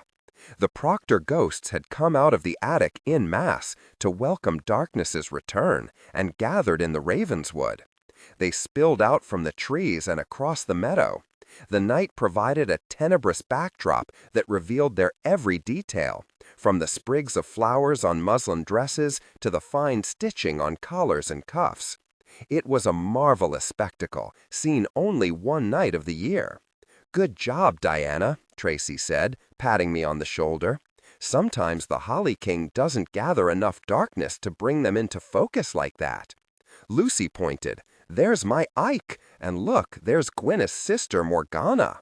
Morgana and Gwyneth stood, their hands raised and palms touching, in silent reunion. The former Blackbird Oracle sent a glance my way and dipped her head in thanks. Sadly, there was no glimpse of Naomi. Keep consonants soft to maintain vocal warmth. A woman appeared at the edge of the Ravenswood, following in the footsteps of the ghosts. Her hair and limbs sparkled with eldritch light, and a sliver of crescent moon gleamed from her brow. Her cloak was midnight deep, and tiny winged creatures tumbled and flew around her feet. They got entangled in the folds of the cloak and freed themselves with the strong beat of gossamer wings. "My God, is that?" Matthew began, eyes wide. "The Queen of the Fairies?" I nodded. "Yes, I think so." "The fairy feeders worked!" Pip cried, giving his sister a high five. Underneath all the otherworldly glow was Julie Easty. Clothed in her power and reveling in the glamour she cast, Julie was a sight to behold, one so breathtaking that it brought tears to the eyes of many. Our fairy queen drew her wand and addressed her audience with the same words that generations of proctors had used before her. "If we shadows have offended," Julie began, her eyes bright with belladonna and magic, "think but this, and all is mended, that ye have but slumbered here, while these visions did appear." With a graceful twist of her wrist, Julie collected some of the surrounding darkness and directed it into the heart of the bonfire, creating a molten black cauldron of bubbling fire. Gasps of astonishment sounded as Julie kept darkness and light in perfect balance. It was the performance of a lifetime, and even Matthew's London friends would have been forced to acknowledge the power Shakespeare's pen had given to this piece of Proctor spellcraft. The bard's poetry took on additional potency with the family's alterations, which turned his words into pure magic. And, as I am an honest witch, Julie continued, if we have released pitch, now to scape midsummer's light, we will, ere long, make it right. Give me your hands, if we be friends, and shadow shall restore amends. Cheers swelled as the rituals of midsummer came to a spectacular close. We threw wooden torches into Julie's conjured cauldron, along with scrolls of paper containing spells, wishes, and dreams. Bits of magic popped and exploded like Catherine wheels and shooting stars, opening pathways through the night sky. Amidst the cacophony of hollers and magic, I heard the low, sweet call of darkness. My blood rose in response. I turned toward my husband and pressed the length of my body against his. Our revels could continue in private. For us, tonight's magic had just begun. Chapter 17. It took days to recover from the Proctor's midsummer celebration. Soon, Matthew and I had settled into our new normal at Orchard Farm, our bags no longer half-packed, in readiness for a speedy exit. The suitcases went into the attic, and the laundry machine went into overdrive to keep up with the soggy clothes that accumulated with terrifying speed on the mudroom floor. Becca and Pip were ecstatic, running around Ipswich with their cousins and socializing with other magical families. Setting aside the plans we'd made for the summer, plans made long before we received the congregation's letter, an embassy of ravens and an invitation from Ravenswood made the remaining months of our summer sparkled with renewed possibilities. For Becca and Pip, these opportunities expanded by the hour as they learned how to dig for clams, supervised Matthew's renovation of the tree houses, and had lengthy conversations with Granny Dorcas about a wide range of topics, including headless horsemen and how to use handfuls of rosemary and sage to repel the green flies. Julie dropped by Orchard Farm on the first day of July while we were still at breakfast. She brought with her fresh prospects for delight, Magic Camp registration forms, and an invitation for the twins. "Where is everybody?" Julie's voice floated through the screen door, along with the sound of canine feet scrabbling against the porch with excitement. "Some watchdog you are, Arduina. Here, have a muffin. It's blueberry, full of antioxidants. Somewhere in the Easty family tree, there was a demon, maybe two. I was sure of it. Come on in," I called, gathering a fork and plate. Matthew was scrambling eggs this morning, and I was sure my cousin was going to want some. Julie squelched into the kitchen, her knee-length shorts rolled up and her sneakers oozing with moisture and muck as though she'd waded here across the marsh. Despite her apparent rout, she'd kept hold of a tiered cake plate, on which there was an assortment of muffins and cupcakes. "I've brought the camp waivers for you to sign, as well as the registration forms," Julie said, using her mother's spell to conjure the papers out of thin air. "Here, they should be dry." "Ooh, those look yummy. Are they for me? Is there ketchup?" Matthew handed her a steaming plate with eggs, sausage, and fried mushrooms. Julie gave him a kiss on the cheek in return and settled down at the kitchen with the twins and their entourages. "Are you excited about camp?" Julie asked the twins. She and Gwyneth had applauded our decision to let the children attend the organized afternoons, where young witches were trained in proper magical etiquette and instilled with empathy for humans and other creatures. Both nodded enthusiastically, unable to speak around the muffins they'd snagged from the cake stand. "A demon family from Rhode Island is sending their kids up here again. They had such a good time," Julie said, digging into her breakfast. "Becca and Pip will be the first campers with vampire blood. Isn't that exciting?" Matthew took possession of the health and safety waivers. He was no doubt going to make sure that there were no suspicious rules that would indicate the camp management harbored anti-vampire sentiment. "How would you like to go sailing?" Julie asked Becca and Pip. "The sun's out, for now, and the waters are calm." The twins whooped with glee at the prospect of hours at sea with their beloved Julie. In a real boat? Becca was game for anything that smacked of adventure. Is there another way to sail? Julie asked, mopping up the last of her eggs with a bit of bread. Good Juju is anchored out by the nestling. She's too big to come closer to shore, and I left the dinghy on board. The dinghy was fittingly called Bad Juju. We'll have to wade out to her, Julie warned, if you want to take her for a spin. Can we? Pip said, jumping off his chair. Can we? Mommy, can we please? Philip Michael Addison. Matthew couldn't abide pleading, and the number of names he used indicated how far he thought the children had gone over the line. In this case, Matthew had stopped at 3 out of 4, which meant Pip was on very thin ice. Pip and Becca pressed their lips together to silence anything that their father might interpret as undue pressure. My mind was already made up, however. Fresh air and a new perspective would do them both good. And the peace and quiet that would descend over Ravenswood in their absence would bolster my sanity. Of course you can go sailing with Aunt Julie, I said, after exchanging a look with Matthew and receiving a reluctant nod of agreement. Will we see the ghost ship? Pip had heard Julie's tale of the wrecked vessel caught on the rocks at the end of the neck and the loss of all the lives aboard. It's the waxing moon. This is no time for spotting ghosts on deck, Julie exclaimed, dashing Pip's hopes. They hide down below to avoid moonburn. You'll have to wait until the moon is dark again. That's when the captain raises the sails. Go get changed, I said, pointing upstairs. It was too early in the morning for talk of ghostly mariners and spectral ships. You don't want Aunt Julie to miss the tide.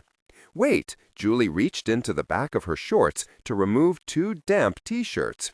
Wear these. The shirts were hot pink and emblazoned with crew in black letters across the back.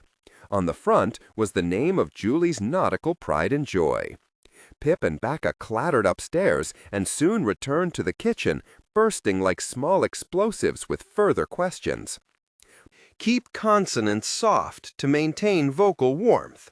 Becca had Tamsy, who was dressed for a romp outdoors, with her skirts tucked up to show her ankles and a sturdy apron tied around her waist to keep her gown clean. Her feet were bare, and Becca had tied a wide-brimmed hat under her chin. Both children had their sneakers slung over their shoulders, the laces tied together. Good idea, Tamsy, Julie said, studying the twins to make sure they were outfitted properly for a day on the water. We all need to protect ourselves from the sun, especially those of us with vampire blood. I've got sunscreen and 2 baseball caps. Julie swung her own hat onto her head, tightening the cord so it wouldn't blow off in the breeze.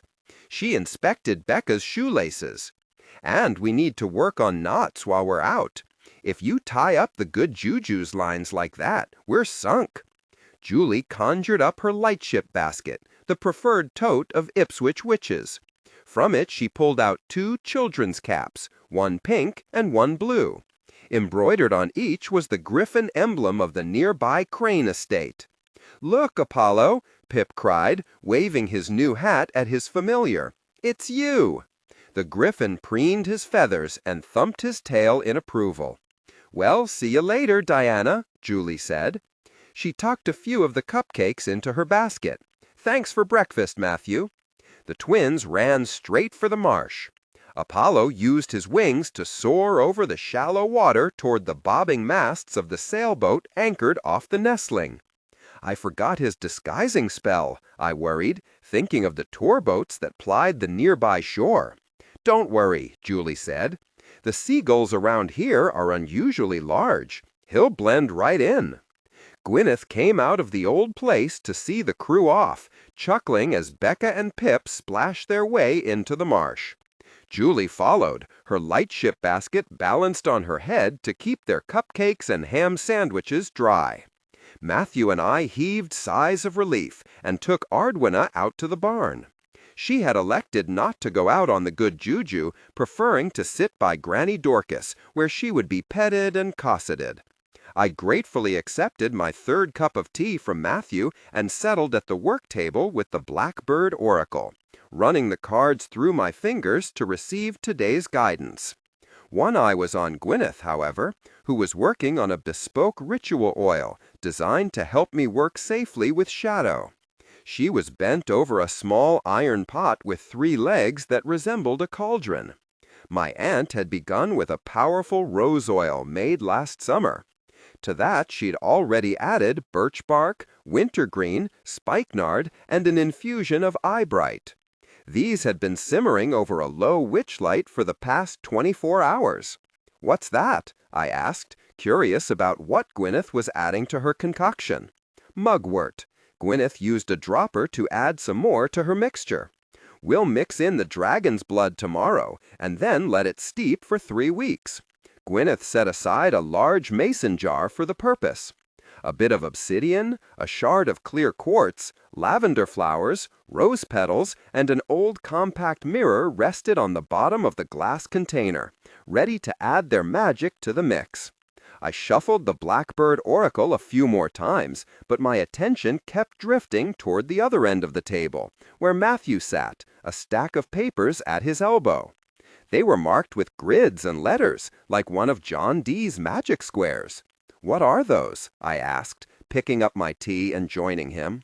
Now that I was closer, I could see that the letters were in strange repeating strings, like EECCD and VVBBD. "Mendelian Punnett squares," Matthew said. "I thought I'd track inherited traits among the Proctors. These help to map their appearance over generations, though they're not very good with multiple variables." Matthew was using old-school genetics, the same techniques my ancestors would have relied on to make sense of recurring patterns in the family's magic. Wouldn't we need genetic testing to really understand them? This was the thorny issue that kept Matthew and Chris at loggerheads. "Not necessarily," Matthew replied. "Diana mentioned you have a family tree, Gwyneth." "I can't leave my pot," Gwyneth said testily, stirring the contents of her cauldron with a long-handled silver spoon. "Diana knows where it is. She can get it for you." I dug around in a Victorian-era umbrella stand and soon produced the family tree. When I unfurled it on the table, anchoring its curving edges with my oracle deck and a mug filled with pencils and pens, Matthew's eyes widened in surprise. The silver boxes on the Proctor pedigree stood out from the names picked out in green, blue, or brown, and the fine black lines that connected them. "The colors all mean something," I said. "Twins," Matthew said, immediately recognizing the significance of the silver boxes. "A set in every other generation?" I observed. "Regular as Swiss trains. Twins can run in families, but not like that. It's too neat," Matthew replied, driving his fingers through his hair to encourage his brain cells to work harder. Matthew found Gwyneth's name, written in ink the color of strong tea. So was Grandpa Tally's, though their sister's name, Morgana, was written in blue. "Does the brown ink indicate witches gifted with higher magic, while the blue ink highlights those with the power of prophecy?" I asked my aunt. "Yes," she replied, wiping her hands on her apron. "Green ink signifies a Nodera weaver. God knows what we should have used for you, Diana. Something rainbow-colored, like the tails on those vile plastic unicorns." My name was written in black ink, as were the names of the twins, as though our magical identities had still been shrouded in darkness when the tree was last amended. "We'll have to mark Pip out in green and Becca in blue," I said, ready to make my mark on the old scroll. Matthew put out a hand to stop me, his irritation clear. "We agreed not to make decisions for Rebecca and Philip," he said. "This is exactly why I don't want the children genetically tested, or their magical talents labeled by the congregation." "Matthew's right," Gwyneth said. "They thought I was an oracle, like Morgana. Then I hit puberty, and it was clear that I might be able to use the cards to see the future, but it was Morgana who had the real gifts. We will have to wait and see what the goddess has in store for the twins." My aunt joined us at the table, and we studied the family tree together. The pattern explains why you are a chimera, too, Matthew said, looking up from the tree. Gwyneth and I thought so, I agreed. The goddess had to break one of her universal laws, thereby making you a doubly powerful witch and preserving a place for both Rebecca and Philip, Matthew said. I'm impressed, Matthew, Gwyneth remarked. I didn't think you'd be able to glean so much from the family tree. It's a start, he replied, hesitant, but it only shows Diana's direct line of descent and the incidence of oracles, weavers, and adepts in higher magic. Look at Margaret Proctor. She gave birth to James Proctor in 1740 when she was 37. He might have been her last child, but I doubt James was her first. Matthew was right. The family tree, extensive though it was, represented only a limited outline of the Proctor lineage. There's no possible way to include all the Proctors on a single tree. It would be as long as the Amtrak line from Boston to D.C. and as wide as the Transcontinental Railroad. Gwyneth moved toward the shelves. She returned with a leather-bound book. There are more detailed family records here in the Proctor Grimoire. Matthew opened the tome and was soon absorbed in his efforts to understand the family's lineage. I was envious that he was able to pore over the precious volume before me. Soon he was making his own genealogical chart, with all the siblings of my direct ancestors on a long piece of butcher paper used for wrapping up dried herbs and flowers. I'll just go back to my cards, I murmured. Keep consonants soft to maintain vocal warmth. Matthew said, not looking up from his notes and grids, eager to find a way to map out the patterns of magic that emerged. I was just settling down again when an ear-splitting whistle cut through the air. "Who can that be?" Gwyneth said, tetchy at another interruption. "Were you expecting one of the Mather boys?" I asked, as Gwyneth passed by, her silver spoon held in front of her like a wand. Ardwina cocked her head. Her ears perked up, and she dashed for the open barn door, barking frantically. "Yo, where are you, Squirt?" called a familiar voice. It wasn't one of the Mathers. Oof! The sound was muffled by nearly 100 pounds of ecstatic dog. "I missed you too, Ardwina." "There in the barn," said an unmistakable soprano. "Down, Ardwina, I'm wearing new tights." "It's Chris and Miriam," I said, shocked. "Matthew's colleagues from Yale. Who invited them?" Gwyneth was still out of sorts. "I did." Matthew looked down at his watch. "I'm sorry, Gwyneth. They weren't supposed to arrive until after dinner. I was going to tell you at lunch." "It seems that Ravenswood has accepted you as a member of the Proctor family, Matthew," Gwyneth said dryly. "I'm going to have to review my wards and adjust them accordingly." My heart rose as Chris and Miriam stepped out of the sunshine and into the barn. I flew at Chris and flung my arms around him. "Sorry, we're early." Chris was afraid Matthew would change his mind, Miriam apologized. "You smell different, Diana." "Nice to see you too, Miriam." I gave Chris one last squeeze and released him. "Gwyneth, meet Chris Roberts and Miriam Shefford. This is my great-aunt Gwyneth Proctor, the witch who sent the oracle card."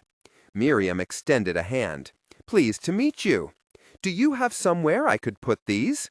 She lifted 2 styrofoam cases marked Biohazard. Granny Dorcas woke from her nap and yelped in horror. "Hi, I'm Chris." My friend walked toward her with a genial smile. "You must be Diana's grandmother." "I am her great-great-great-great-great-great." Granny Dorcas ran out of fingers. "Never mind. Who let a human into the barn?" Chris stuck his hands into his pockets and shrugged. Granny Dorcas fixed her gaze on Miriam. "Another bloodletch, too." She chewed on her pipe in consternation. "Who's next? The Archbishop of Canterbury?" "Is that?" Miriam asked, pointing. "Don't point at me, bloodletch!" Granny Dorcas removed the pipe stem from her teeth and jabbed it toward Miriam. "It's very, very rude." "A ghost?" "Yes," Matthew said hurriedly, putting his bulk between Miriam and my grandmother. Miriam meant no insult, Granny Dorcas. She was dazzled by the sight of you and wonderstruck at seeing a ghost. Many vampires harbor a secret wish to meet the walking dead. Granny Dorcas stroked her elf-lock, entranced by the idea that anyone would find her so desirable after so many years. A minuscule creature with the wings of a dragonfly fell from her hair, bent double with laughter. Here, this poor little guy broke free. Chris swooped up the fairy by the wings and offered it to Dorcas. Wow, so you're a ghost. Cool. Have you met my great-aunt Hortense? Tall woman, likes hats, absolutely terrifying, died about 10 years ago? Be careful, Gwyneth warned. Fairies, ow! The fairy had embedded his needle-like teeth in Chris's thumb. Chris tried to shake him off, but the winged sprite had no intention of letting go. Bite! I tickled the fairy between the wings until he released his hold. Granny Dorcas caught him and returned the tiny creature to her matted head of hair. So, Chris said, sucking on his thumb, where's my first victim? As usual, Chris was supremely unflapped by the presence of magic, ghosts, fairies, and other marvelous things. He was a scientist and faced greater mysteries every day, or so he claimed. I would wait and see what he thought of the shades in the wood with their mechanical limbs. What are you talking about? Gwyneth demanded. Matthew said he needed help gathering DNA samples, Chris said. I lowered myself onto a stool. Chris and Miriam's arrival had been a surprise. Matthew's apparent change of heart was nothing less than a miracle. We brought cheek swabs, equipment for blood draws, and a sequencer, Miriam said, looking around the barn. But it's not going to fit in this shed. There's not enough space to prepare and isolate samples, and I doubt the electricity is up to the job. Shed? Gwyneth's eyebrows rose. I beg your pardon, Miriam, but this is my workshop and alchemical laboratory. There will be no sequencer in it. Thank you very much. Slow down, Miriam, Matthew told his colleague. It's impossible to go any slower without shifting into reverse, Miriam retorted. If I'd known all it would take to make you see the light about the twins' DNA was a family picnic, I would have arranged the biggest barbecue in Connecticut. She shuddered. Revolting things. Why don't we sit? I suggested. Brokering a truce between 5 research scholars and a ghost was not going to be easy. I'll make tea and... Whoa! Is that Diana's family tree? Chris asked Matthew, transfixed by the scroll on the work table. It's the Proctor family tree. Yes, Gwyneth said, her tone as starched as one of Matthew's white shirts. My sister drew it up, and we've been sure to keep it updated over the years. I've just started to expand upon it, adding people beyond Diana's direct ancestors. Matthew followed Chris to the table. I plan on visiting members of the family to record their magical characteristics and those of their parents and siblings. Some of them might agree to give a DNA sample, and then, jackpot, Chris said, gathering up the Punnett squares. Jesus, Matthew, I haven't seen one of these since junior high. You can't just wander around Essex County with a tape recorder and a bucket of cheek swabs, interviewing proctors, Gwyneth told Matthew. It's just not done. Telepathy, cartomancy, bone dancing. Chris shuffled through Matthew's grids. These are all your dad's people, Diana. I nodded. And some of them are still alive? I nodded again. Well, well, Chris exchanged a glance with Miriam. Looks like Matthew found a few of Diana's missing links. It's like Salem town on market day in here, Granny Dorcas complained. I can't think for all the chatter. Granny Dorcas was right. I banged the lid of Gwyneth's favorite seething pot against the stove. It crashed like a cymbal. Once the room quieted, I spoke.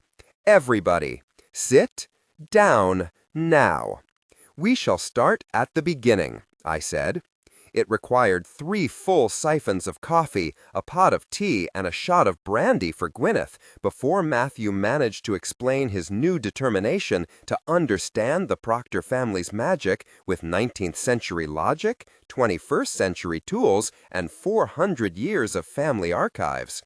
Miriam and Chris, Matthew explained, would be back in New Haven analyzing DNA, while he remained in Ipswich and correlated the results with the family lore. "Who will assist you?" Miriam said. "You need someone to take notes and manage the samples." "I will," Gwyneth said. "I'm the only person who knows where Cousin Gladys lives, and you are definitely going to want to interview her." "What about Diana?" Matthew frowned. "Your plate is already full, Gwyneth. Diana needs to do a bit more independent work." "It will be fine," my aunt replied. "Will you be able to tell if Thorndyke Proctor's daughter was base-born?" Granny Dorcas asked, poking Matthew in the back to get his attention. "There were rumors, but never any proof." "I don't think we can determine that without the body or some of her mother's DNA, ma'am." Chris accorded Granny Dorcas the respect due to someone of her age and importance, even if she was dead. "Your science isn't worth much if it's less knowledgeable than the Ipswich gossips." "Still, if you need the body," Granny Dorcas mused. Before Dorcas offered to unearth the unfortunate woman, I intervened. "Keep consonants soft to maintain vocal warmth." "Let's talk about that another day," I said hastily, stopping Chris and Matthew from delivering an introductory lecture on genetics that would make sense to someone born in the 17th century. So far, Granny Dorcas was managing with lots of analogies to breeding heifers, but the comparison was wearing thin. "It's getting late, and the twins will soon be home," I continued, glancing at my watch. "What exactly is your plan, Matthew?" "To take every sample of DNA and amass every bit of oral history." "I can," Matthew said simply. "Then I'm going to spend day and night trying to understand the Proctor lineage and its magic." "What about Pip and Becca?" Chris asked. "When are we going to test them?" "With all this new data, there is no need to analyze the children's DNA." Matthew's tone was clear and unequivocal. Chris swore. Miriam stalked away so that she could vent her frustrations elsewhere, and Gwyneth looked surprised. "Matthew's right," I said, taking his hand in mine. "We've got my genetic data, Matthew's and Sarah's too. The information Matthew gathers this summer will make some of my genetic anomalies clearer, even if it doesn't solve every riddle." Chris was listening. "None of us can clearly see the future, no matter how hard we try, and DNA alone can't determine what the future holds for Becca and Pip," I continued. "But I truly believe that some combination of my history and your science can provide clues." "That's a positively medieval attitude, Diana," Miriam said thoughtfully. "I like it."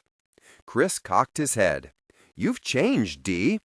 "I came to Ravenswood and shed my old skin in favor of one that fits," I replied. "I'm glad you realize that size extra small doesn't suit you. It doesn't look good on most people, come to think of it," Chris said with a grin.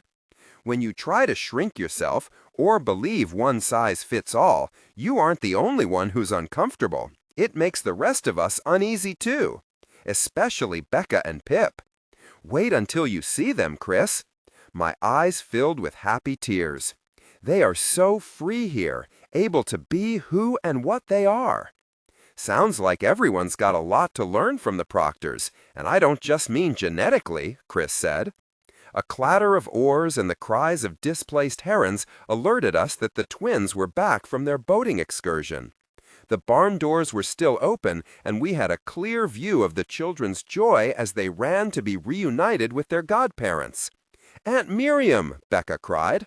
"Uncle Chris!" Pip said. "There he is," Chris said, adopting the hands-on-knees position of a veteran football player. "Give me what you've got, Pip." Pip bowled into Chris, knocking his godfather backward onto the barn floor. "Careful," I warned. Chris may have been athletic, but he was still human. Miriam and Becca's greeting was cooler, but no less sincere. "Hey," Miriam said, holding up her hand. "Hey," Becca replied, slapping it and then twirling around twice. "I'm sorry if I hurt you, Uncle Chris," Pip said. "You didn't, Squirt," Chris assured him, rubbing his elbow. "I just have a tender spot here." "But what makes you strong? Your tender spots," Pip replied. This was a topic of frequent conversation between Chris and the twins, that vulnerability was a superpower, not a sign of weakness. Like this one? Chris tickled Pip under the arms. Pip squirmed and giggled. And this one? Chris reached for the back of Pip's knees, but my son's vampire blood kicked in, and he eluded Chris's attempts to catch him by running out of the barn. Chris leaped up, hot on his heels. When Chris finally succeeded in catching Pip, he slung him over his shoulder like a sack of potatoes. He returned across the meadow with Pip flapping his arms and kicking his legs, and Apollo imitating him. Tyke, who was carrying the oars for the bad juju, passed the pair of them with an indulgent grin. Julie was behind him with hats, life jackets, and of course her lightship basket. "This is Chris," Pip shouted. "Say hi, Tyke. He's really cool. Like your dad." "My goodness, another vampire," Julie said, glancing at Miriam. "Do you want something to drink? Not blood, obviously, but we have wine and coffee." "I'm good, thanks," Miriam said. "Do you need a hand with all that?" "Please," Julie said, slinging the life jackets over Miriam's shoulders. "I'm Julie. You must be a friend of Matthew's." "I'm Miriam. The one making an idiot of himself is Chris," Miriam said. "We work with Matthew at Yale." "Oh, good," Julie said. "Maybe you can give him something to do. If he fixes one more thing on this farm, we're going to have to sell it. Gwyneth isn't used to all the machines working at the same time." A familiar van pulled into the old place and trundled down the hill. "Your father's here," Julie called to Tyke. My cousin emerged from the van wearing a camouflage cap emblazoned with the letter H. Chris took one look at him and his jaw dropped. "Mather?" Chris said. "Roberts?" Ike called. After a blood-curdling howl and a rapid drumming of feet, the two men ran at each other, locking horns like two charging rhinoceroses before embracing. "What was that?" I asked Miriam. "Male bonding ritual," she explained wearily. "I've seen 1,000 versions of it. They're unmistakable. Matthew's idea of male bonding consisted of drinking too much wine, debating philosophy, and playing games of chess and verbal one-upmanship. But perhaps he was unusual." "My God, you haven't changed," Ike said, swatting Chris with his cap. "Same scrappy 17-year-old I met at football camp at Harvard in the summer of '92. How do you know Diana?" "Colleagues at Yale." Chris ran his hands over his typical gesture of sheepishness. "You?" "Cousins," Ike said. "Wait until Put-Put finds out you're here." "Your grandfather is still alive?" Chris looked at Ike in amazement. "He was ancient when I left Harvard." "Goes to every home football game," Ike said proudly. "My mom's still with us, too." "Good genes," Miriam said, thoughtful. "This is Miriam," Chris said, putting his arm around her. Even draped in life jackets, her shoulders were narrow enough to fit easily inside his embrace. "I can't live without her." Intrigued by this comment, Ike studied the vampire. Miriam gave him a wicked smile, and Ike laughed in return. "Come on, Uncle Chris," Pip tugged at his hand. "I want you to see the treehouse, and then I want to take Aunt Miriam into the woods, and then—" "Whoa, Tiger," Chris said. "Give me a minute to unpack and get Miriam a snack, okay?" "Can I have a snack too?" Becca asked, her stomach giving an audible gurgle. "Do you mind if Chris and Miriam stay with us tonight, Aunt Gwyneth?" I asked, aware of the chaos associated with having 2 more house guests around the place. "Not at all," Gwyneth said thoughtfully, her eyes pinned on Matthew. "They're family, too." Chapter 18. Chris and Miriam were getting ready to leave for New Haven the next morning, in the midst of the first day of Magic Camp chaos. Matthew, who had been occupying the role of chef, bottle washer, and housekeeper, was under pressure from Miriam to focus solely on family research. The collection and analysis of the Proctor DNA was priority number 1 as far as she was concerned. "I promised Gwyneth I'd fix her kitchen sink," Matthew protested. "Julie told me the sink has been slow to drain since 1982. It's time to call a plumber," Miriam said severely. "I want the Proctor lineage updated on a regular basis. And please use the tag system I set up rather than each witch's own characterization of their abilities. We need to keep the categories consistent. As a historian, I took immediate exception. But it's important to preserve the traditional names, I protested. Think of the Book of Life. You can't just update everything to modern nomenclature. You'll lose all the subtlety. I'm with Diana. Chris glanced up from his cereal bowl. Sorry, babe. Me too.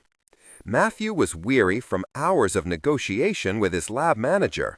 We can categorize later. For now, let's just collect the information. Miriam sighed. Keep consonants soft to maintain vocal warmth. Apollo doesn't want to wear his dog costume to camp. Mommy's hiding in the closet and won't come out, Pip said, stomping with frustration. I put down my cup of tea. I'll see to Apollo while Daddy gets you breakfast. We gotta run, Squirt. We're going to see Put-Put and Lucy before we head home, Chris said, digging once more into his marshmallow-studded breakfast. Hurry up, Nom, Pip cried. I want Uncle Chris to see them raise the camp flags. Despite Apollo's reluctance and several other small hiccups, we made it to the Eastie house just in time. As we drove in, we spotted the old flags and banners gathered from every barn in Ipswich rising above the treetops, their lofty height made possible by a barrage of levitation spells and some careful wind control on the part of the Susies. The secluded meadow behind the old house soon looked like Camelot, with call flags, ensigns, pennants, burgees, and jacks fluttering in the breeze to signal that magic camp was starting. When the Range Rover came to a complete stop, Becca and Pip ran off with their milk pails filled with lunch and their rain slickers in case the heavens opened. They didn't cast a single look back at us. They didn't say goodbye, Chris said, glum. Our babies are growing up. Matthew and I stood with the other parents, worrying about how the day would go and whether there would be tears and upset tummies later. After we convinced each other that our children were in good hands, we said farewell to our friends and returned to Ravenswood. Julie was waiting for us there. My big toe is howling, and all the dragonflies have left the meadow, Julie said, pushing a wheelbarrow laden with tools and a tub of fertilizer labeled Shoots for the Moon toward the barn. More rain's coming. If someone doesn't take charge, the wood is going to turn into a jungle. I have had one or two things on my mind, Julie. My aunt, unused to the hurly-burly of life with two 6-year-olds, was showing signs of cumulative exhaustion. She had no business pruning shrubs. Before I could say so, Julie revealed her plan. That's why Diana and I will take care of everything, Julie said, straightening her hat. It will be just like old times. Remember when Stephen, Naomi, and I went into the Ravenswood to look for toads? We wanted to kiss them and see if they would turn into princes and princesses. Gwyneth hesitated, clearly torn, then shook her head. No, Julie, Diana needs to stay here and work on her hexes. I'd tried to hex a pail of water and had only succeeded in knocking it over. Diana will learn plenty about higher magic in the moon garden, Julie insisted. I'll teach her how to pick a ripe baneberry without them spurting sap all over her, and where the pincushion moss hides. Diana needs fresh air and exercise, too. My 20-minute yoga routines in the front parlor weren't enough to satisfy my body's yearning for meditative movement, and my temper and stamina were suffering as a result. I've been looking for a second-hand Alden skull for Diana's birthday, Matthew said sheepishly. I smiled at my husband, touched by his sensitivity. If Diana starts rowing, Matthew will want to fix up the old boathouse, Julie warned. It will take 6 witches, a lot of lumber, and a vat of white vinegar to bring it back to life. Why don't we visit Gladys? Matthew said, offering a lifeline to my aunt. I'm sure she'll be more comfortable talking about her warts with you than with a stranger. According to Gwyneth, Gladys Proctor shared the same bumpy skin affliction that had plagued all her female forebears. She could also levitate trucks and turn ordinary boats into hovercraft. But she was solely concerned with her dermatological distress. Gwyneth agreed after eliciting promises that I wouldn't let the fire go out under her skullcap tincture or forget to stir the pot of chili cooking in the embers of the keeping room fireplace. She also scribbled out a list of plants and herbs she'd depleted at midsummer and wanted to restock. Gwyneth requested mistletoe, meadowsweet, and milkweed, as well as bee balm, foxglove, vervain, and mugwort. My aunt had also asked for marigolds, roses, every rose hip left on the bushes, she had underlined this twice, rosemary, and sage. She scribbled rowan, elder, hazel across the side margin. We'd be lucky to fulfill her order by sunset. Our work is cut out for us, Julie said, as we approached the moon garden I'd seen on my way to the crossroads. A seemingly solid wall of blackberry and baneberry surrounding Gwyneth's magical herb and flower patch. What a mess! It's going to take us the rest of the morning just to hack through the baneberry. Squeaks of protest erupted from the hedge, and the white berries bobbed on their red stalks. 1,000 disapproving eyeballs trained in our direction. The blackberry canes writhed in distress. "You'll survive," Julie told the berries, her voice severe. "This is what happens if you let your witch's garden get the upper hand, Diana. Maintain a regular schedule, and you'll never have to argue with a hedge." Julie passed me a set of trimmers with gleaming blades. I held them gingerly. Pops of alarm and bursting berries told me that the hedge wasn't pleased. "Diana's going to give you a good trim, and I'll follow up with a styling," Julie said, clacking her secateurs reassuringly. "She'll be quick and merciful, I promise. One sharp cut, Diana, then another. No hesitant hacking around in the branches, or the sap will spray everywhere and the garden will look like a crime scene. Cut everything you see, down by 2 feet, with conviction." I closed and opened my hedge trimmers in what I hoped was a gesture of readiness. "Charge!" Julie cried, secateurs held high. I lopped off my first baneberry branch, and blood-red liquid dripped from the severed stalk. I made another cut, then another, until I lost count. After I was whipped on the thighs by a vicious thorned blackberry cane, Julie muttered soothing spells to keep the hedge compliant. 90 minutes of hard work later, our efforts revealed the entrance to Gwyneth's secret garden. Julie lowered the intricate wards on the picket fence, and I swung open the gate so that we could pass into a place of carefully cultivated enchantment. The garden expanded and contracted around me as I took my first few steps. "In, in," the leaves whispered as I absorbed the scents and smells. "Out, out," the boughs sighed as the rare essence of a witch's moonlight garden returned to me in the form of renewed magical energy. Julie bent over to yank at a plant with a rosette of shiny leaves and a few faded violet flowers. It was growing at the base of one of the gateposts, and as the plant's thick roots came free of the earth, I saw that they resembled a human body. Mandrake, the most famous specimen in any witch's garden.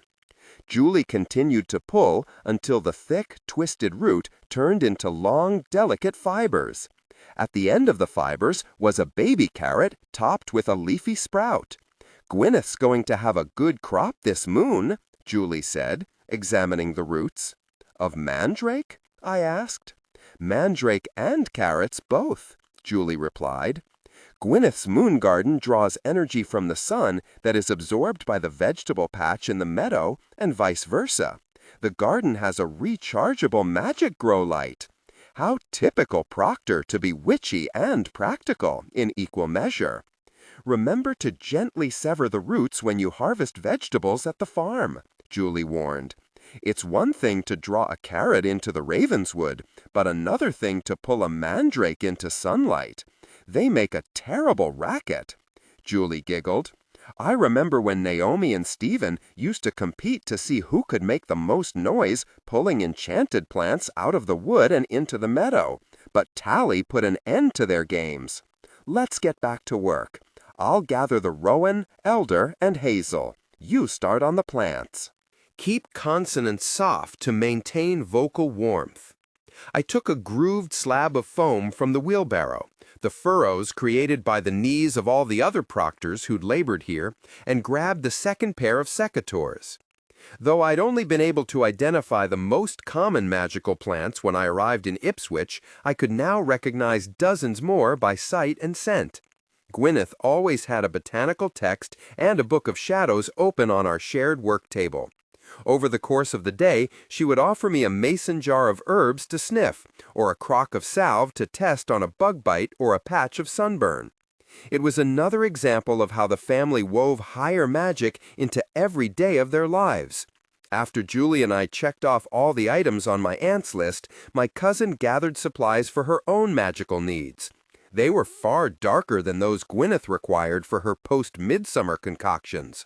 Julie moved among the beds with a fine pair of Japanese pruning scissors, collecting crocus and adder's tongue, blackthorn and seabuckthorn, moonwort and enchanter's nightshade, and the long fronds of Solomon's seal.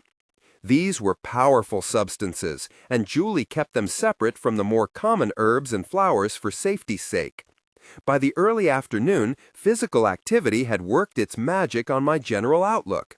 My muscles had the heaviness that followed good exercise, and the whirlwind in my mind had quieted. Julie was right. As long as I could garden, I didn't need a seaworthy Alden skull. And if Matthew picked up so much as a tape measure to fix this mysterious boathouse, Miriam would be back from Yale and out for blood. We tucked into the lunch Julie had packed to sustain us. Juicy strawberries, deviled egg and cress sandwiches, and a paper bag filled with Tracy's delicate madeleines scented with orange and lemon were all perfect sources of fuel, and canteens of fresh, cold water rehydrated our bodies. Our work revealed the structure of the garden, and Julie and I took the last madeleines with us as we strolled through its beds and pathways. There were 13 separate sections, divided by gravel paths. All were arranged around a central round bed covered in moss and low-growing herbs. There, a small apple tree decked with white blossoms and ripening fruit sent twisted limbs toward the sky. I felt a prickle of someone watching us, and I looked around to see who it might be. Sitting in a witch hazel, her weight bowing a spindly branch covered in yellow blooms, was Kaliak. The enormous gray owl was silent, her only movement the blinking of her brilliant golden eyes. The white crossroads between them stood out as a flash of brightness in the cool wood.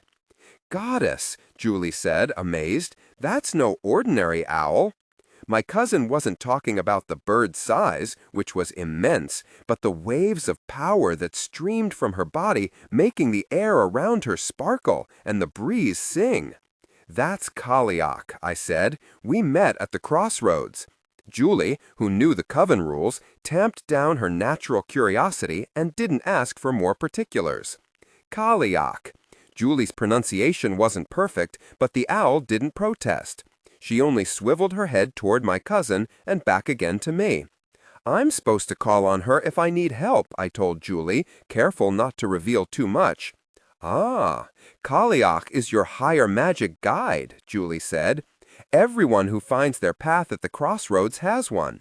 They're not like Stephen's heron, Bennu, or your fire drake Cora, or Apollo, a creature who comes unbidden to teach nodders their skills. You must summon your guide if you want her help." "I didn't call her, and I don't need help now," I pointed out, "but there she is." "Maybe you do and haven't noticed yet." Julie was more familiar with spiritual guides and guardians than I. There's an owl queen and owl prince in the black bird oracle deck. Maybe Kaliak wants you to read the cards. I had consulted the blackbird oracle when I woke up, and there was not a hint of a distress call in its response, just a lot of alchemy, which seemed appropriate given how much time I was spending in Gwyneth's laboratory these days. Kaliak pushed off her perch and flew low and fast across the garden. She passed by in a whisper of magic and motion that left me dizzy and Julie starry-eyed, flashes of silver illuminating her brilliant aquamarine eyes. The owl lowered her talons and grabbed the mandrake root, complete with trailing carrot, from the wheelbarrow. Kaliak circled and dropped her burden before me. Tangled in the roots was a stem with long, toothed leaves and a single lavender flower that gave off a sweet scent. Her work done, Kaliak soared off into the branches of a nearby oak. Julie and I peered down at Kaliak's gift. "Is everything all right at home?" Julie asked cautiously. "Yes," I said. Julie was doubtful. "Are you sure? Mandrake root and green dragonweed are used in the Ars Veneris. Love magic?" I laughed, thinking of Matthew and the post-midsummer uptick in our lovemaking. "That's something I don't need, thankfully. A good hex, yes. A love spell, no." "It was definitely a message for you," Julie considered the matter. "Maybe it's Kaliak herself who is significant. A gray owl signifies night, trust, and balance, too, if I am remembering my owl lore correctly."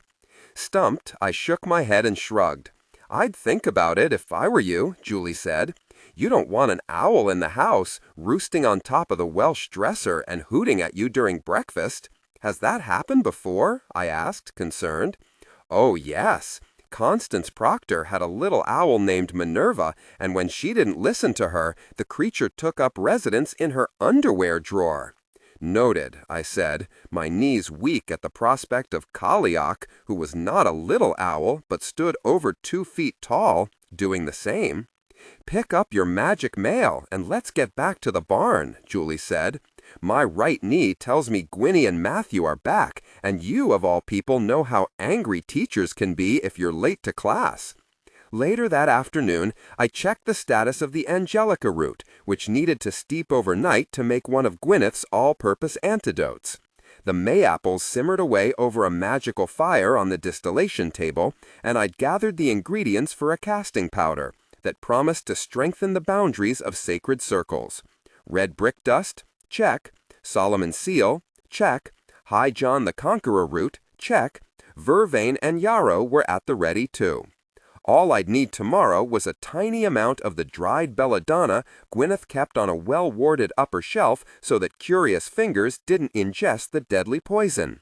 Soon, I would be able to change out of my grubby work clothes and join the rest of the family for dinner. I enjoyed the alchemical aspect of higher magic more than the intricate spellcraft required for effective hexes, wards, and charms. Even when I leaned heavily on the poems of Emily Dickinson for inspiration, my gramarye was not yet intuitive and didn't perfectly match my knots. To strengthen my spells, I would need to memorize more of the poet's work so that her words and images were so tightly woven into my thoughts they would come to mind unbidden. That process would take time, but alchemical ideas and techniques were already part of my subconscious, and texts and images floated freely through my scholarly imagination. The time I'd spent in Mary Sidney's laboratory was proving invaluable whenever I read instructions on how to make a magical concoction, as I knew how to lute together glass vessels so they could withstand high temperatures and select the most appropriate glass bubble or rough clay crucible to work alchemy's magic. Mary Proctor's Book of Shadows waited for me on the laboratory bench. It was here that I'd found the recipe for Tituba's red powder, the making of which was my final task for the day. Keep consonants soft to maintain vocal warmth. It had been handed down through the whores to the Proctors, and the legend that accompanied the formulary said that Tituba had perfected it using the knowledge of her own indigenous people as well as the herbs and plants available to her in Barbados and New England. Due to the toxic nature of some of the substances in it, the recipe was accompanied by 2 full pages of warnings. I lifted the book's front cover and flipped through it in search of the recipe. The Book of Shadows opened instead to an often consulted recipe for releasing the green dragon. The first ingredient was mandrake root, and its end result was a veneficium, potion used for love magic. I carried Mary's book over to the workbench where I could study it more closely in the light from the high windows. Like most early modern recipes, it was part travelogue, part how-to, and part shopping list, all combined higgledy-piggledy. For to stir the wild passions and unbridle your beloved's wild nature, first take your mandrake root and seethe it over a fire for 5 hours, I read. Dry it in the sun, then slice a piece the thickness of a silver shilling, and pour 2 glasses of wine over it. Let it steep in the moonlight, along with 4 stalks of yarrow, 2 poppy seeds, and a pinch of dittany root. Strain it through your sieve. Pour your wine into 2 silver goblets. I turned the page. Over the course of 5 hours, sip 1 goblet of wine from the blossoms of witches' bells. Cast the spent bells into your fire, and thereupon heat a wash made of vervain. Leave the other goblet of wine in a convenient place where your lover might find it, along with a single flower plucked from the green dragonweed that groweth in the Ravenswood. I ran my finger down the rest of the text so that I could feel the underlying structure of Mary Proctor's spell. It was geometric, like most magic cast by the Proctors. In this case, the spell was built with 2 interlocking hemispheres. When the moon is descending, enter the wood sky-clad and call the moths for arraignment. Leave a trail of green dragon blossom behind you, which sweet scent will entice your lover to follow his desires. Choose your bridal bed with care, and guard it with wolfsbane and poppy flowers.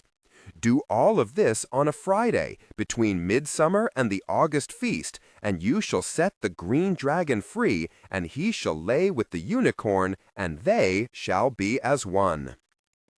I stared at the mandrake root and the spray of green dragonweed Kaliak had delivered to me. The cards in my cocket stirred, intrigued by Mary Proctor's arts of love. I thought of Matthew playing with the ravens in the wood, and the unicorn at the center of the complicated spread of cards I'd cast weeks ago. I heard my husband's weary voice at breakfast, and saw the fine lines that deepened around his eyes now that science and magic were intertwined at Ravenswood. Matthew was not the same man I had glimpsed that night, free and wild in the darkness. Perhaps Julie was right. Perhaps Kaliak's message was a reminder that Matthew's daughter was not the only member of the family able to run with wolves. On Friday evening, I kicked off my shoes at the limits of the Ravenswood. In my precious moments of private time in the barn, I'd studied Mary's love potion and researched its contents. I'd scoured alchemical texts for the many interpretations of the green dragon and the unicorn. And I prepared myself to ensnare my husband in a web of magic that he would never forget and might enjoy. I set a silver goblet on a flat nearby stone and dropped a pink, tubular blossom into the liquid so that its honeyed apricot scent would perfume the wine. Around the goblet's stem, I'd tied a tag on which I'd written, "Drink me," with an ensorcelled ink made of nightshade berries. I'd had no need to meddle with Lewis Carroll's grammar.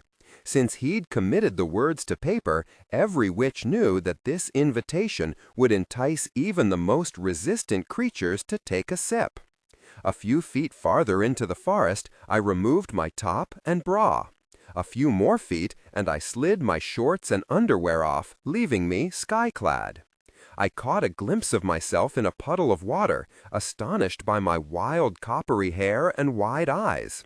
My pupils were wondershot under the subtle influence of Mary's elixir, which I had transcribed into my book of shadows as Love Potion No. 9. I drunk down my portion over the course of the late afternoon, dipping the foxglove flowers into the vessel and sipping down a few drops at a time. As the elixir entered my bloodstream, it brought a sense of freedom with it, washing away any inhibitions. I made my way to Gwyneth's moon garden, scattering green dragon blossoms behind me while fireflies flocked to my side. Nocturnal creatures, moths, bats, and owls circled my head as I became aligned with shadow. allowing darkness and light to pass through me. The blessings and strength of the goddess filled my veins with liquid silver, and the golden arrow at my heart gave off a gentle glow. The goddess approved of my actions here tonight. Would Matthew? I lifted the latch on the gate, swaying as the powerful sense of the moon garden threatened to overwhelm my intoxicated body. Once steady, I entered and picked up a basket of poppy flowers that had been waiting for me since early this morning. I walked the inner circumference of the garden, dropping the scarlet poppy petals as I went. Through bitter sweetness and delightful pain, I fall to the center and am drawn up toward the sky, I murmured. Desire spurs me on, while fear bridles me. What straight or devious path will give me peace and free me? The powerful words were not mine, nor were they Emily Dickinson's. They belonged to the 16th century mystic Giordano Bruno, drawn from one of Matthew's favorite passages in the Heroic Frenzies, a poetic tribute to passion. Matthew would have received my note by now, inviting him to meet me in the wood.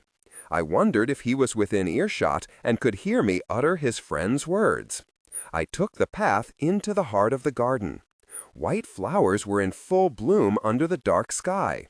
Moonflower, white rose, lily, and jasmine. Gossamer ribbons of darkness, light, and shadow streamed from my body.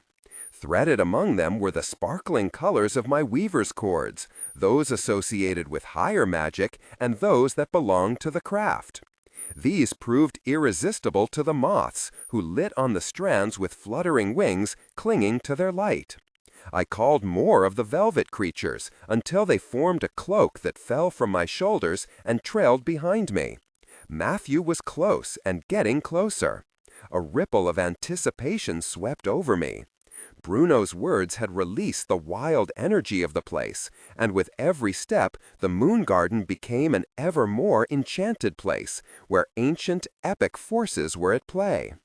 An ashen owl wearing spectacles sat on the stump of a rowan, mesmerized by the light of a candle.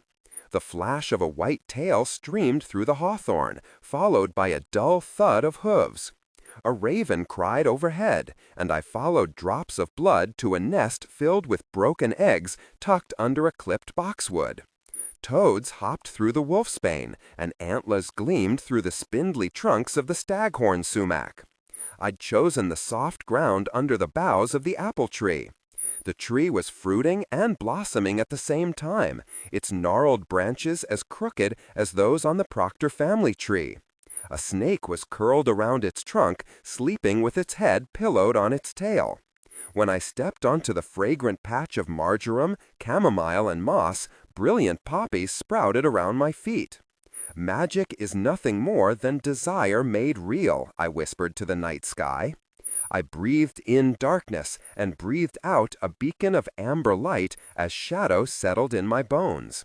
I climbed into the crook of the apple tree, letting my fluttering cloak cascade down. An apple was within easy reach.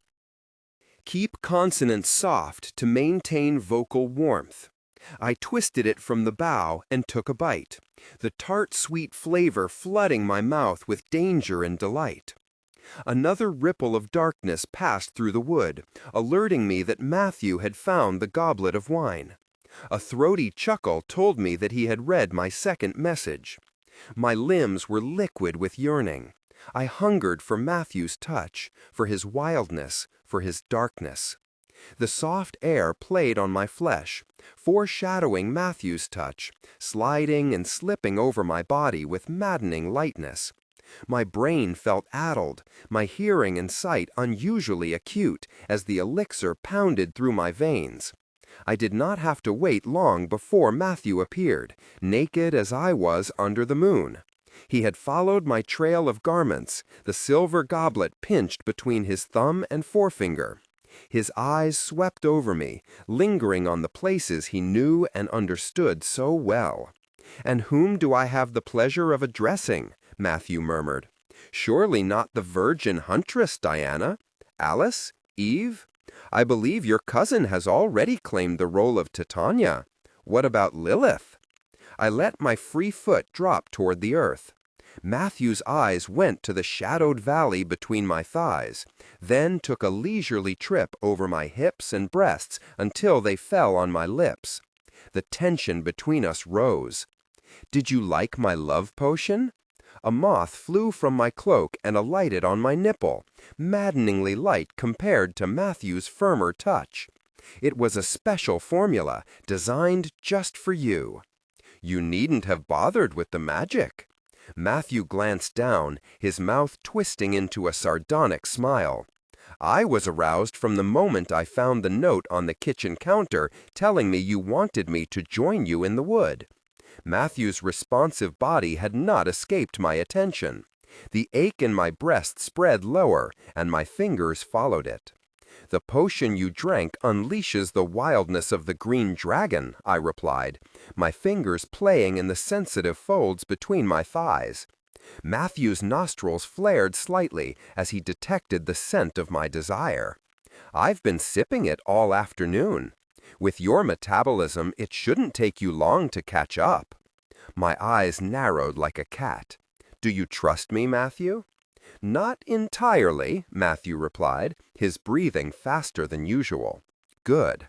I drew my fingers from hip to knee, leaving a damp trail on my thigh. "I don't entirely trust you either," Matthew growled. The wolf was wakening. I slid down from the branch and landed, soft as an owl's feather, releasing scents of chamomile and marjoram into the air. Matthew's fingers tightened on the goblet stem. "Becca isn't the only female in the family who likes to play with wolves or fire." I crept closer until the tips of my nipples brushed against his chest. I bit into the flesh over his heart, blowing gently on the red crescents left by my teeth. They sparked into moons of flame. The tooth marks would be quick to fade, but the dark traces of witch fire would remain for some time. Matthew's pupils, already enlarged by the love potion, widened further. Or darkness. I drew a thorny branch across my wrist, and blood beaded along the fine lash. I carried it to my mouth, sucking my vital essence from the wound. "Do you want some?" I asked, drawing my wrist away from my mouth. Matthew's lips tightened, but he didn't speak. "You had your chance." I snapped my fingers, and Kayesh swooped down on Matthew with a warning cry. My husband, who was rarely taken by surprise, ducked to avoid a head-on collision with the owl. While Matthew was distracted, I loosened my cape of moths and lowered myself to the forest floor. Then I ran. It was something Matthew had warned me never to do. Never drink his blood. Never run from him. Never bait the wolf. A growl filled the night. Kayesh hooted, and I dashed into a thick clump of hemlock, hoping the scent would mask my presence.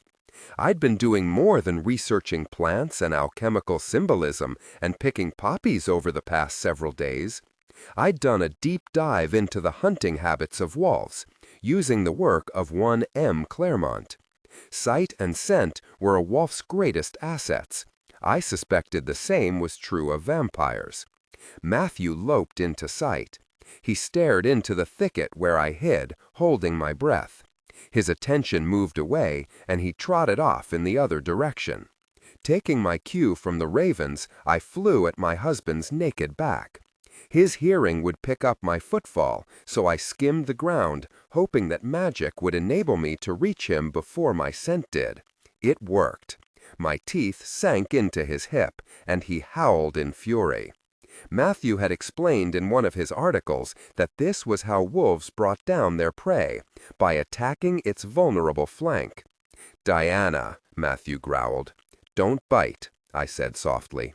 Matthew lunged at me, and I shot heavenward, rising above the trees. I was beyond his reach, no matter how high he climbed or how far his long legs and strength might carry him. "You'll grow tired before I will, ma Leon," Matthew said, in that throaty purr that was half warning and half invitation. "I know," I replied, somersaulting in the air, copper hair tumbling over white buttocks. I was tantalizingly close. I've learned a lot from one of the world's leading experts on wolves. They expend as little energy as possible in the chase, wearing down their prey. Matthew swore. "But I'm not weak or sick," I said. "If you're going to catch me, my love, you'll have to do more than toy with me." "Drop your civilized veneer, Matthew. It's like Apollo's disguising spell, uncomfortable and wearing thin. It's hard worn and hard won." Matthew prowled back and forth. "So that's your game? You've put a spell on me that will force my darkness into your shadow? You're under a spell of your own weaving, not mine." Tears fell from my eyes, and white lilies bloomed where they splashed to the ground. "Yezebel's blood was all it took to put you to sleep like a princess in a fairy tale." My tears fell on Matthew's upturned face. He tilted his head back, catching a drop of moisture on his tongue. When his eyes met mine, they smoldered with dark intent. "Sleeping Beauty was freed," Matthew murmured. "Kiss me, if you dare." If I wanted to prove that I was the lion to his wolf, I would need to accept the challenge. I landed before him, feigning an attitude of indifference, even though my desire was strong. The pulse at the base of his throat suggested that Matthew was caught up in the same divine madness. Bruno was right. Passion was indeed the most heroic frenzy. I pressed my lips against Matthew's chest, light as a butterfly. I walked around to his right shoulder and pressed my lips to the taut muscles there. I stood behind him, and Matthew's breath caught.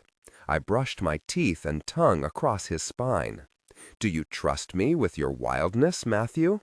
I stroked his back, lingering on the strong planes of his shoulders and sweeping down toward the small of his back, where his trim hips rounded into a swell of flesh. I found the mark I'd left on him and fluttered my right thumb across the red, sensitive skin. Matthew's breath hitched, but he didn't move. "Let me tell you a story." I conjured wolfsbane and belladonna into bloom. "Once upon a time, there was a prince named Matthew. It was a version of my mother's bedtime story, the one that had given me ribbons that I could follow to Matthew. He was tall and proud, straight and strong, darkly beautiful, a good man, with a soft heart," I continued. "But he was taught to hate his darkness, and cast a spell so that he would never taste its sweetness again.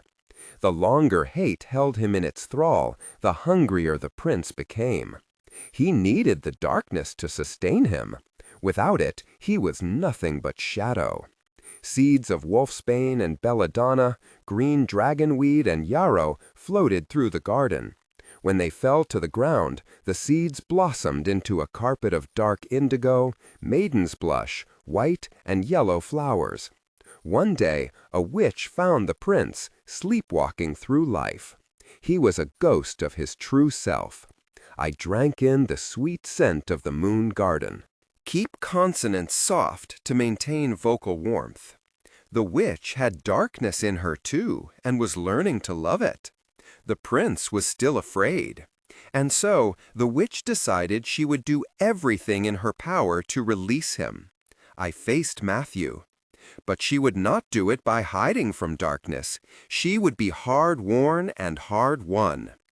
"Is this where your story ends?" Matthew said, advancing on me with lethal languor.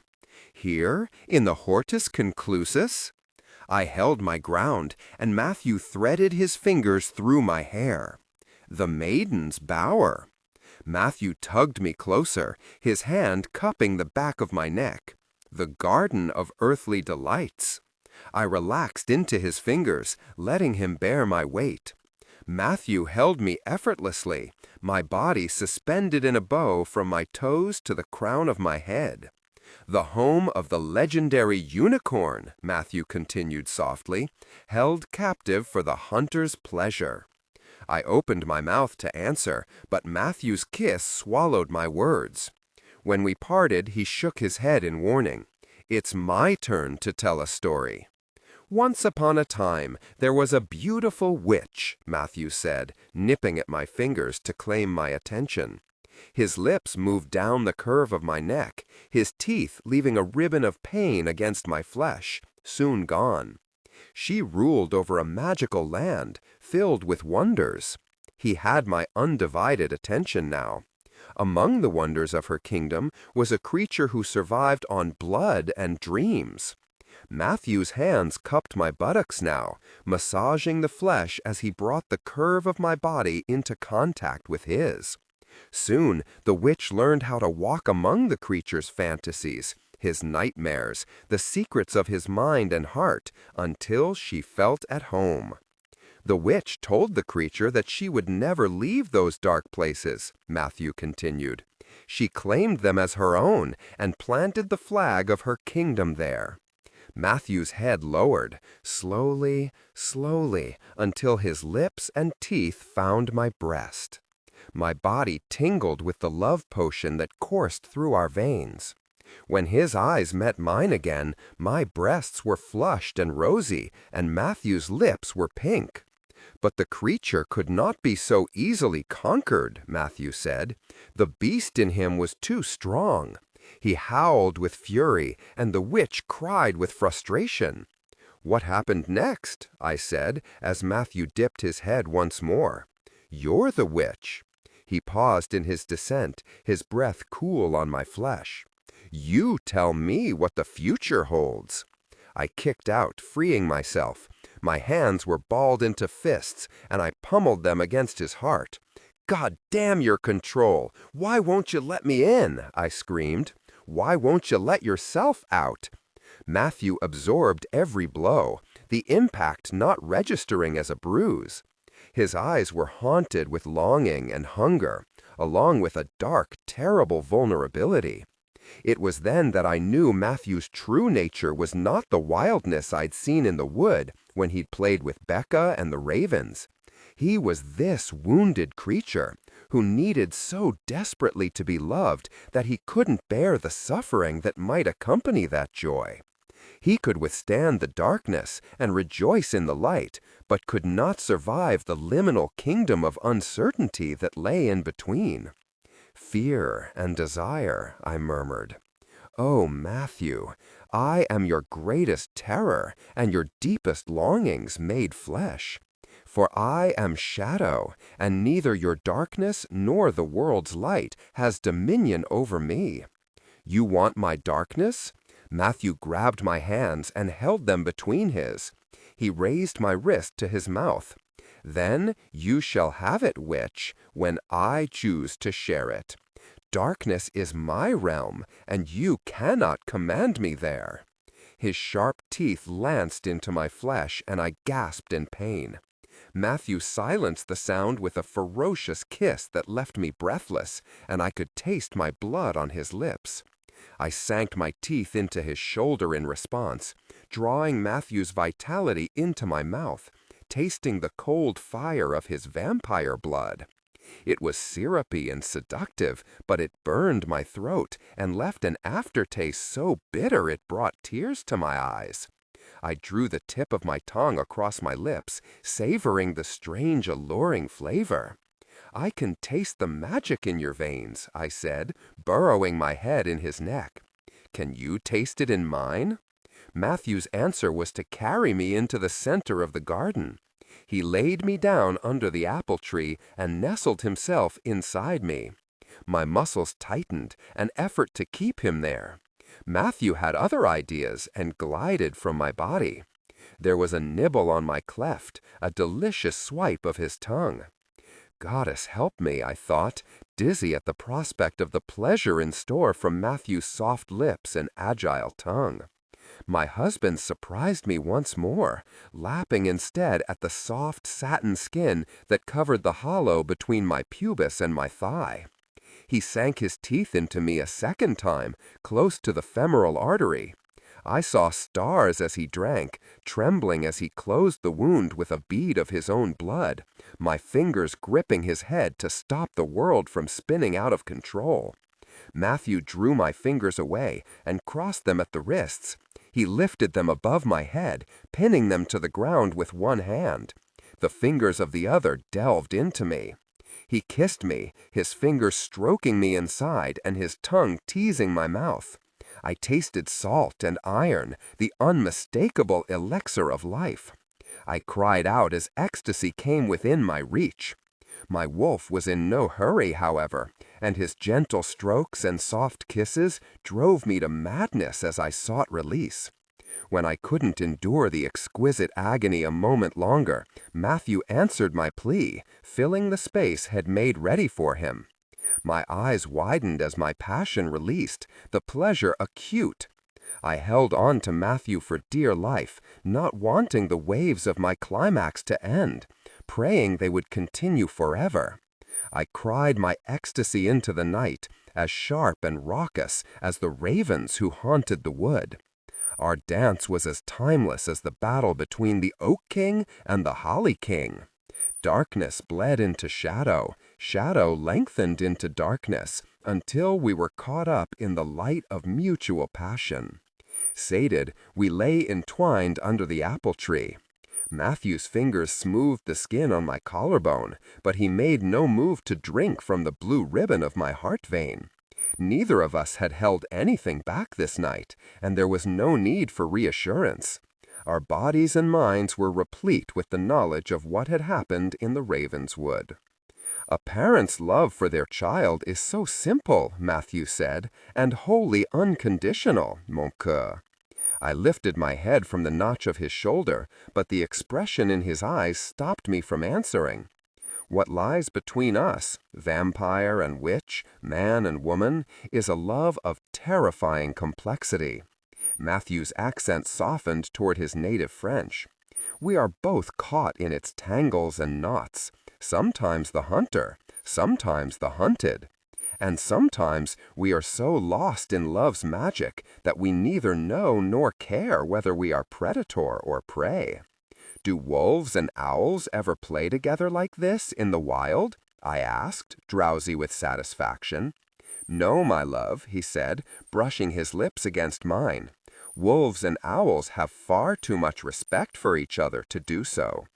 Chapter 19. I should have foreseen that the happy bubble in which we floated through the end of June and into July was bound to burst. But the oracle cards, which I'd grown to rely on for daily guidance, did not warn me about the next visitor who would arrive at Ravenswood, or how her message would upend our lives. Matthew had taken the twins to magic camp in the midst of a drenching summer downpour, and was now back with Gwyneth and me in the barn. "What on earth is wrong with the cards?" I said, trying to capture one of them that was flapping in mid-air. The rest of the deck was moving restlessly on the work table, unable to settle into a legible pattern. Gwyneth's wards clanged as a stranger tried to pass beyond the witch's tree. My heart skipped, and I scrambled to gather the black bird oracle together and return it to its bag, away from curious eyes. Keep consonants soft to maintain vocal warmth. Ardwina's ears pricked, and she rose to her feet, growling, "Good girl," Matthew told Ardwina, stroking her head in reward before going to the door to see what had disturbed her peaceful sleep. No sane person is out and about in this weather. The damp was hard on Gwyneth's joints, and pain had darkened her mood. By ash and bone, the winds have changed, and there's an ominous portent in the air. Maybe that's why the cards are misbehaving. Matthew opened the barn door, revealing a car that was stalled out on the top of the rise. We were together at the threshold to witness a small woman get out of the vehicle, its headlights still on and the wiper blades swishing this way and that. She looked like Mary Poppins, with a carpet bag clutched in one hand and a black umbrella in the other. A bedraggled waxed cotton coat with faded plaid lining was slung over her shoulders to keep out the worst of the rain. Janet! Matthew was a blur, his feet digging into the slippery hillside so he could remain upright in the mud and the wind. It's Matthew's granddaughter. Something must be wrong. I slipped the oracle cards into my pocket before removing an umbrella from the old pickle barrel by the door. I dashed into the rain after Matthew. "Are you all right, Janet?" Matthew took the bag and loosened her grip on the umbrella's bamboo handle. He held the serviceable black canopy over her, providing an elbow for support on the steep descent. "Not really," she replied, her rolling Scots accent thick and strong. "When I'd first met Janet Gowdy, she'd been living under the guise of a beneficent old lady. Today, Janet wore a disguising spell to appear like a woman in her early 40s, even though she was born in 1841. She was dressed in a crocheted patchwork cardigan and jeans, with a pair of orange rubber clogs that suggested she was of an artistic temperament, not afraid of strong color, and liked thrifting at the local second-hand markets. That there was a formidably powerful witch inside the bohemian outfit, with enough vampire blood in her to live for another 2 centuries, was not immediately evident. With Matthew and I accompanying her, Ravenswood recognized Janet as family and relaxed its wards so that the 3 of us could pick our way down the muddy incline. It's fine weather for ducks, but no good for other creatures. My aunt ushered Janet inside the barn. "I'm Gwyneth Proctor. You look like you need a cup of tea." My aunt would not permit any further discussion until Janet was out of her sodden raincoat, into a pair of dry slippers, and ensconced in a rocking chair by the wood stove. Matthew hovered over his granddaughter's shoulder, and Gwyneth eased her aching bones into a well-cushioned Windsor chair. "Bless you, Gwyneth," Janet said, taking a deep sip of the piping hot brew my aunt had provided. "Lapsang souchong. Excellent choice. You don't happen to have a dram of whiskey? The last 3 days have been hellish." Matthew picked through the shelf of spirits in the alchemical laboratory. Gwyneth kept them handy for tinctures and to make the grounding spritzes she liberally applied to herself before family came to call.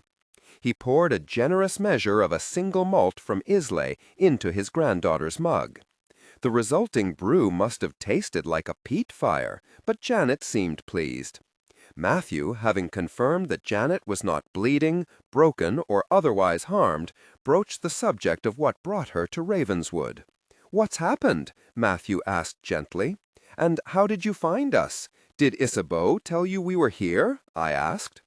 "I haven't spoken to Granny. There's been a clishmaclaver in Venice, and all hell's broken loose." Janet was a font of neglected treasures of Scots dialect. I had no idea what a clishmaclaver was, but Janet's sour expression indicated it boded ill. "You know about the congregation's message," I sighed with relief. "You needn't have come all this way to warn us, Janet. We already received it." "Not that clishmaclaver," Janet said. "I'm talking about Meg Skelling." "Meg?" I frowned. "She challenged Diana's fitness for higher magic at the crossroads," Gwyneth said. "So she informed us." Janet drew a folded piece of paper from the pocket of her cardigan and smoothed it on her lap before donning her glasses and reading from its contents. "Flashes of brilliant red and gold. Ah, I've read that bit.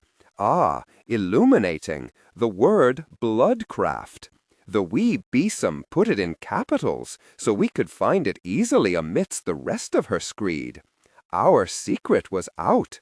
Until now, Matthew and I had kept quiet about the fact the Book of Life mentioned bloodcraft in connection with mixed-race children born to blood-rage vampires and weaving witches, though others had suspected.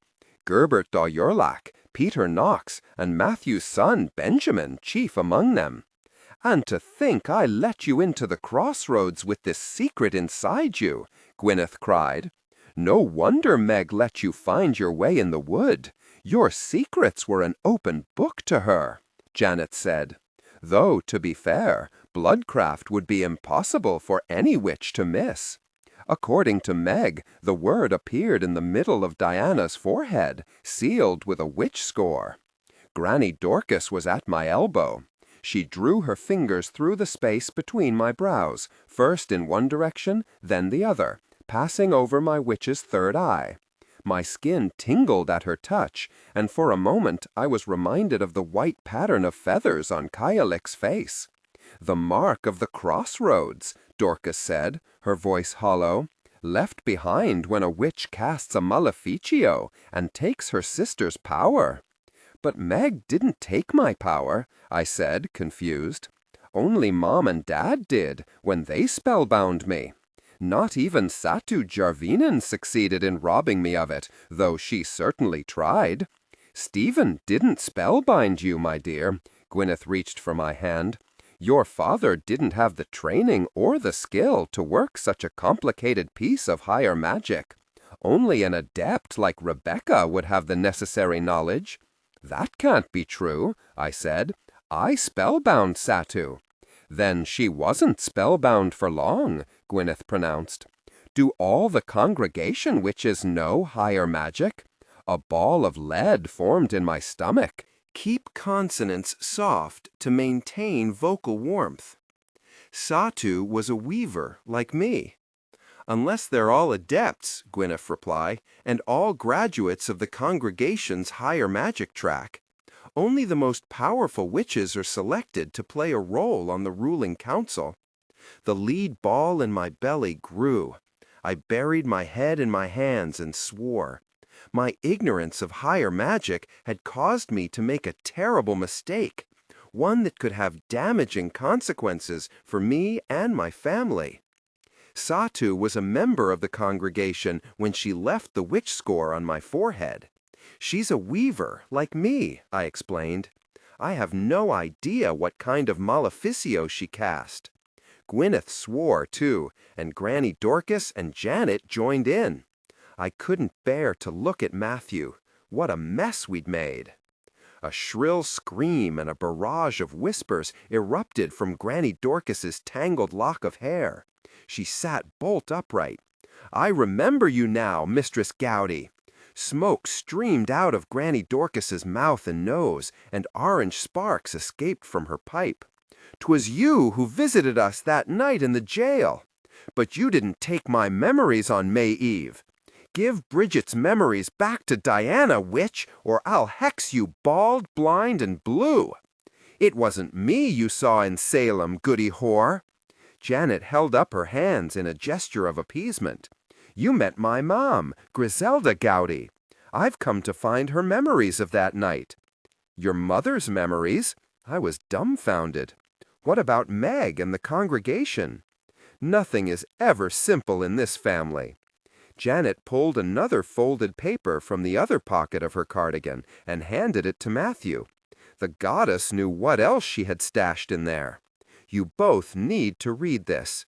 Matthew scanned the worn page. It's a letter from Grisel Gowdy to her mother, sent from Salem on May Eve 1692 to Agnes Gray of Elgin. May Eve, Walpurgisnacht, the night when people lit bonfires to burn witches or their effigies.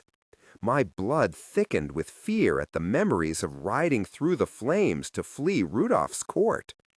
Granny Janet was living in the caves of Covesi then, Janet explained. My mom, Griselda, was born there. She didn't see the sun for the first 5 years of her life, only the reflected light from the water and the glow of the moon when Granny Janet let her run free at night. They spent the days weaving spells and telling old stories, and the wee hours hunting for treasures and food. She alludes to that in the letter, Matthew said. Blessed Mother, I arrived in the colony of Massachusetts on the 13th day of April, as foretold by the wind's whispers on the day I was born and the tales Granny Isabel and Granny Janet wove around the fairy pool. You can rest now in the knowledge that the oath you swore has been fulfilled. They have charged many of our kind and imprisoned them in a foul underground jail in a town called Salem. There they await trial, along with many innocents who know nothing of our ways. One is a wee bairn, not yet 7, Matthew's voice hitched on the child's age, who is shackled beyond the reach of her captive mother. Both are mad because of it, unable to give and receive comfort. Mercy! Mercy! Granny Dorcas keened and swayed, tearing at her elf lock. Mercy is gone. I soothed my grandmother's cries as best I could, but she was inconsolable. Matthew continued with Gristle's letter. Our dam's yarnings are proven true daily, and at last I see a pattern in the goddess's weaving. Matthew's voice had the quiet solemnness of a prayer. It is just as the silvered one told Granny Isabel, who nodded the knowledge of it in the wind. The one who will be first to hang was brought to this place on the 18th of April. She is not surprised, nor her friends, nor even an unexpected summer traveler who has come here for some purpose of his own. Matthew drew a deep breath before proceeding. The silvered one did not reveal everything to Granny Isabel, however. I must leave what I have learned behind for fear that it will come into evil hands, Matthew read. Until then, I give you the words from another oracle. For we know in part, and we prophesy in part. It was a passage from the Bible, a clever way to encode a message that would be acceptable to any Puritan official who might come by it. I suspected Gristle had done so again in her references to the Silvered One, a traditional name for the goddess, and the mysterious summer traveler. I do not know if the winds blow with or against my return, but I will seek to get this letter to you by whatever means I may, Matthew said. Until then, keep time by the moon and the stars, and remain close to the earth, from which we all come, and to which we will all return. Written from Salem on May Eve in the year 1692 by the hand of your devoted daughter, Griselda. Matthew turned the letter over. To Agnes Gray in Elgin, via the captain of the Golden Serpent, Portsmouth. Matthew's mouth tightened. I knew it. I took the letter from Matthew. There was the address, just as Matthew said. In the upper right corner, where the stamp would have been on a modern letter, I saw a faint symbol. Jupiter, Matthew said.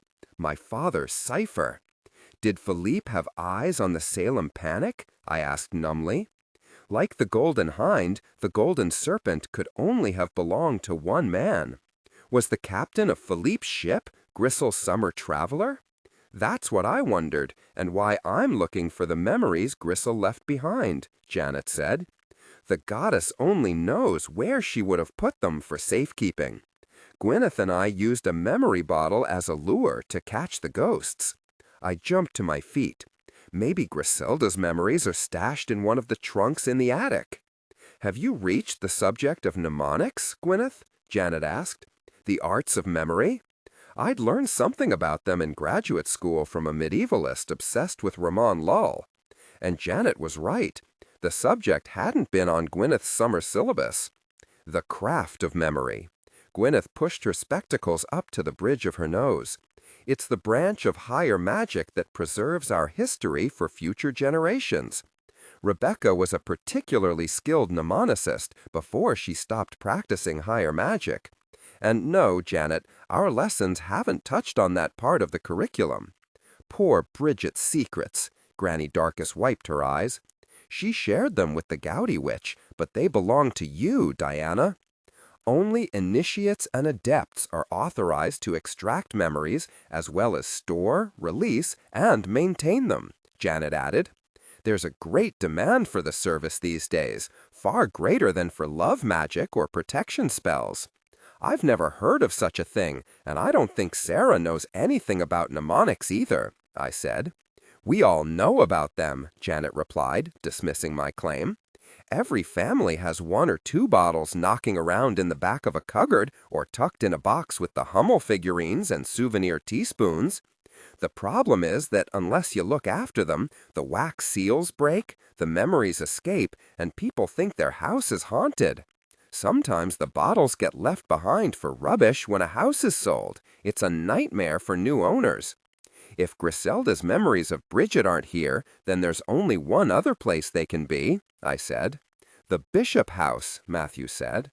I've always wondered why the house insisted on going with them when they left Essex County after Bridget's hanging, I said.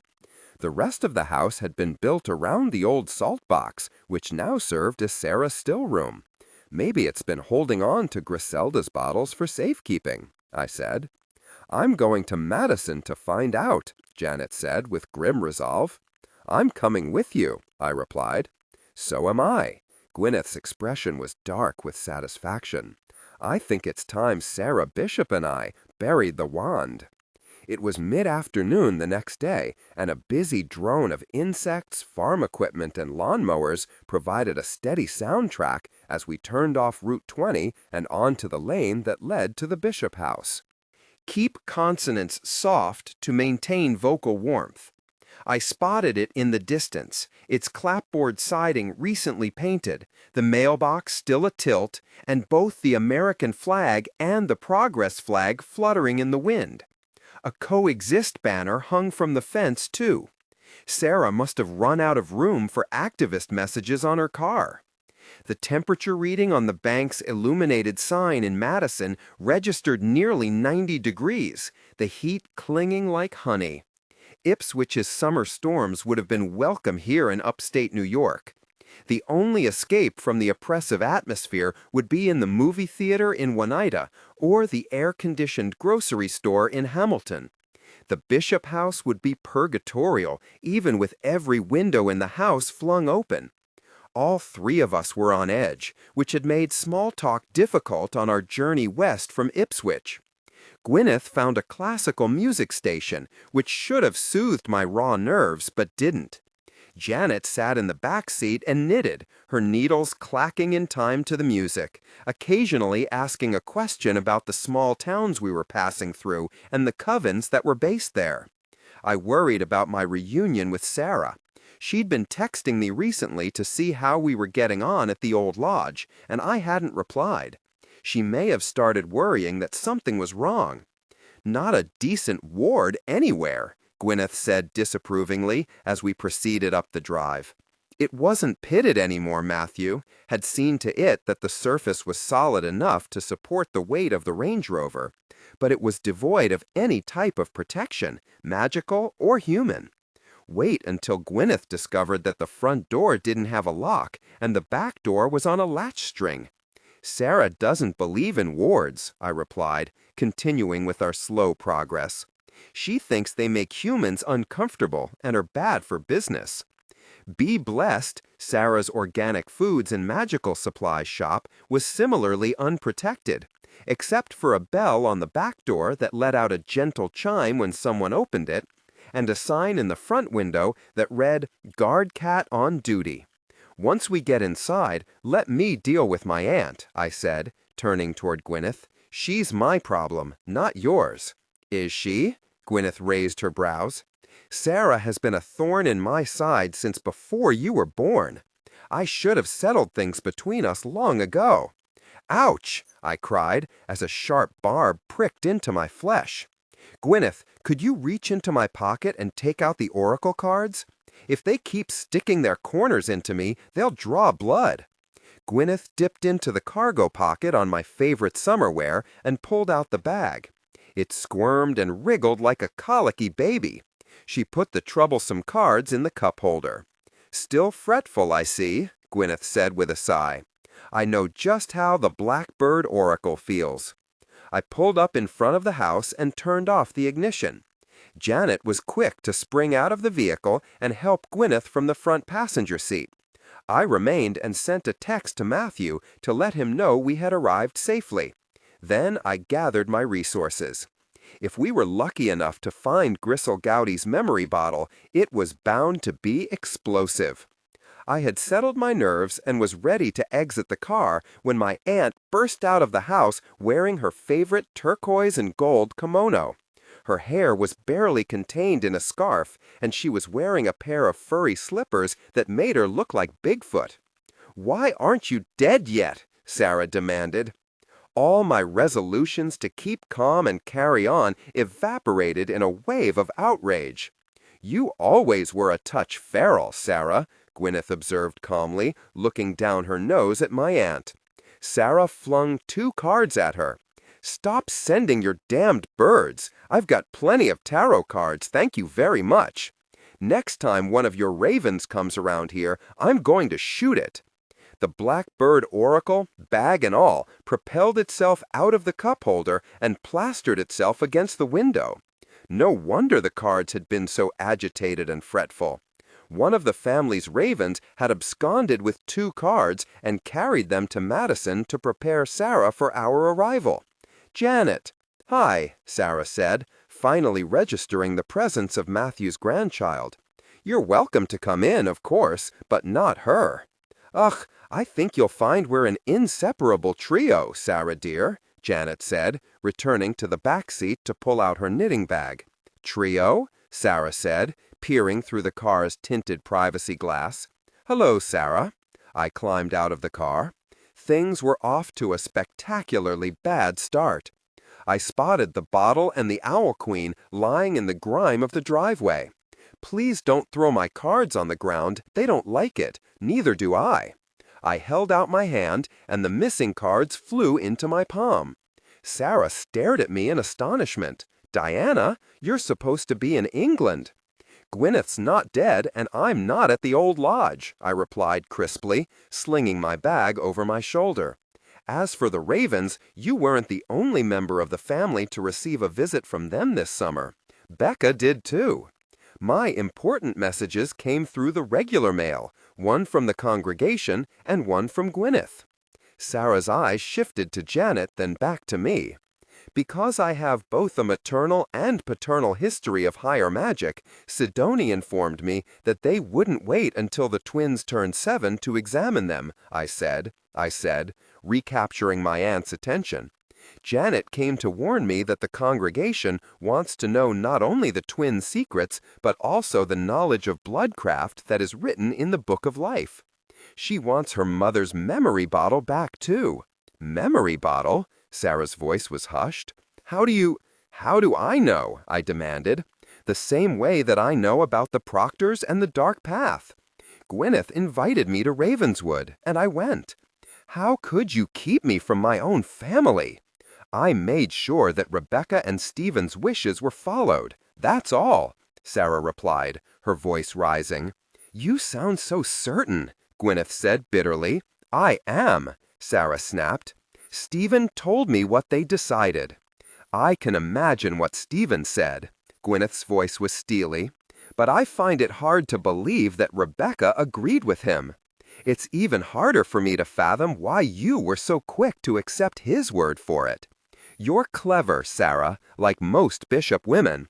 You fell for Stephen's line completely." "Stephen wanted nothing to do with you," Sarah insisted.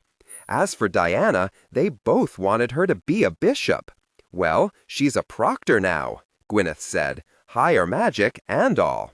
"Darker magic nearly killed Rebecca. It did kill Emily." Pain doubled the anger in my aunt's voice.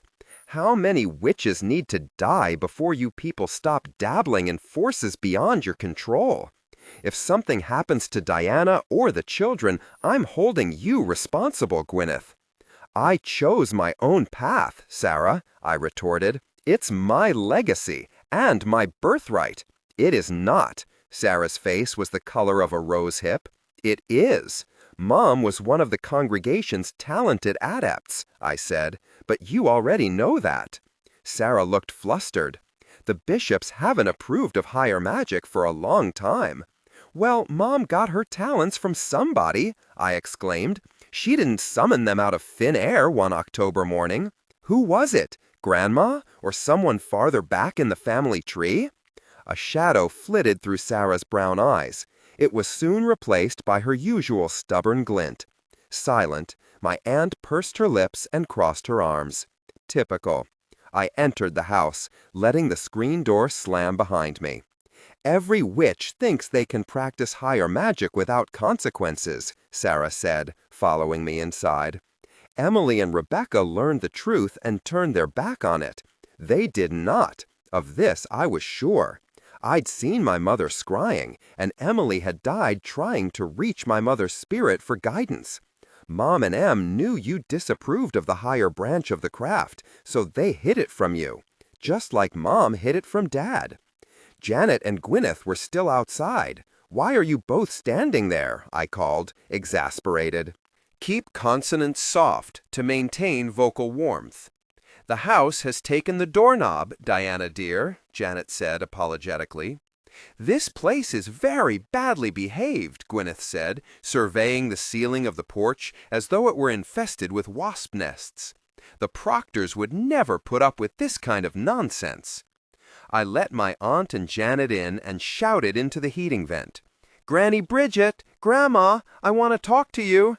The keeping room doors sprang open. Two ghosts, startled from their sleep, looked at me bleary-eyed.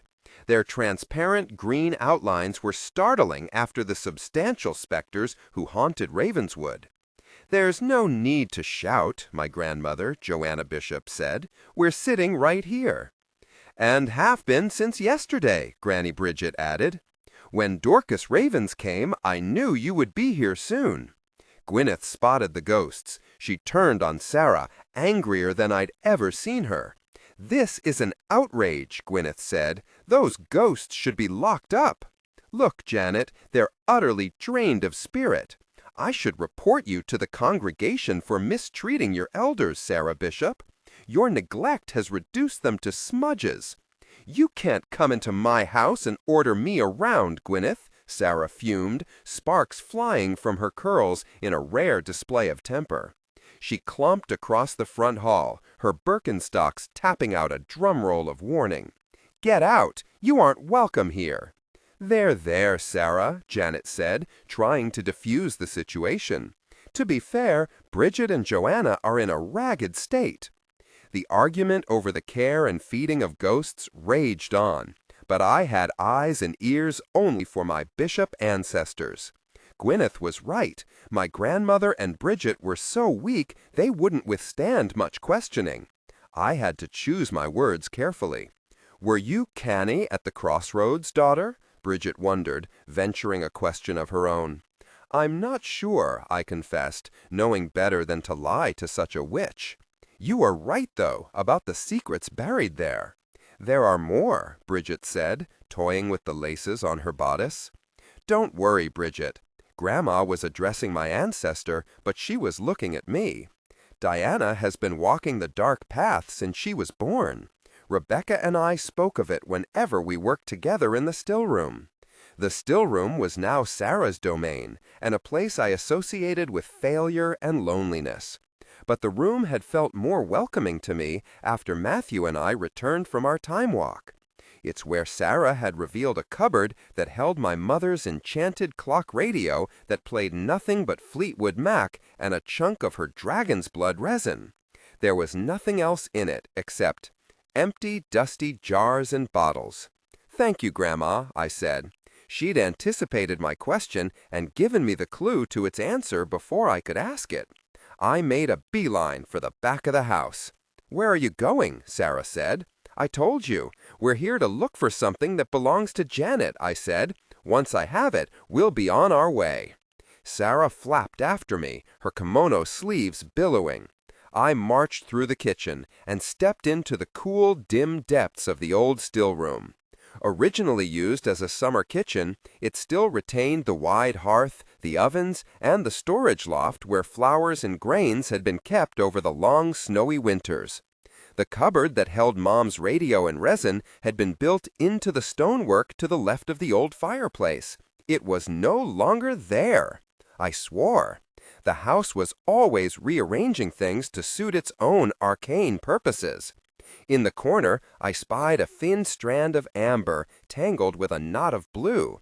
The warp and weft of time trapped things long forgotten in small spaces like this. Hoping that the amber and blue threads might lead me to the cupboard's current location, I carefully inserted my index finger into the center of the knot. It tightened around my recollection of the old storage place, and around my finger, too. An arc of blue spun across the room. I followed its path as it moved toward the still-room fireplace. But it stopped before it reached the sooty brick. The end danced around the massive butcher block island and hit the doorframe. The missing cupboard now blocked the passage to the kitchen. I flung open its doors. My mother's scent, lily of the valley, escaped into the room, along with the now familiar aroma of petrichor and brimstone that I associated with higher magic. The bottles were just as I remembered them, grimy jars with lids, some containing bits of dried roots and herbs, some large and some small. One bottle was encased in raffia and candle wax. Another had the distinctive shape of a bottle of Mateus. Behind them were older bottles with wax seals and other glass and pottery containers. As for Mom's old clock radio, it was nowhere to be seen. "What's in front of the door?" Sarah demanded. She tried to wedge her zoptic body through the slender gap. "Step aside, Sarah. Let me give it a go." Janet used her vestigial traces of vampire strength to shimmy the edge of the cupboard so that Sarah and Gwyneth could pass through.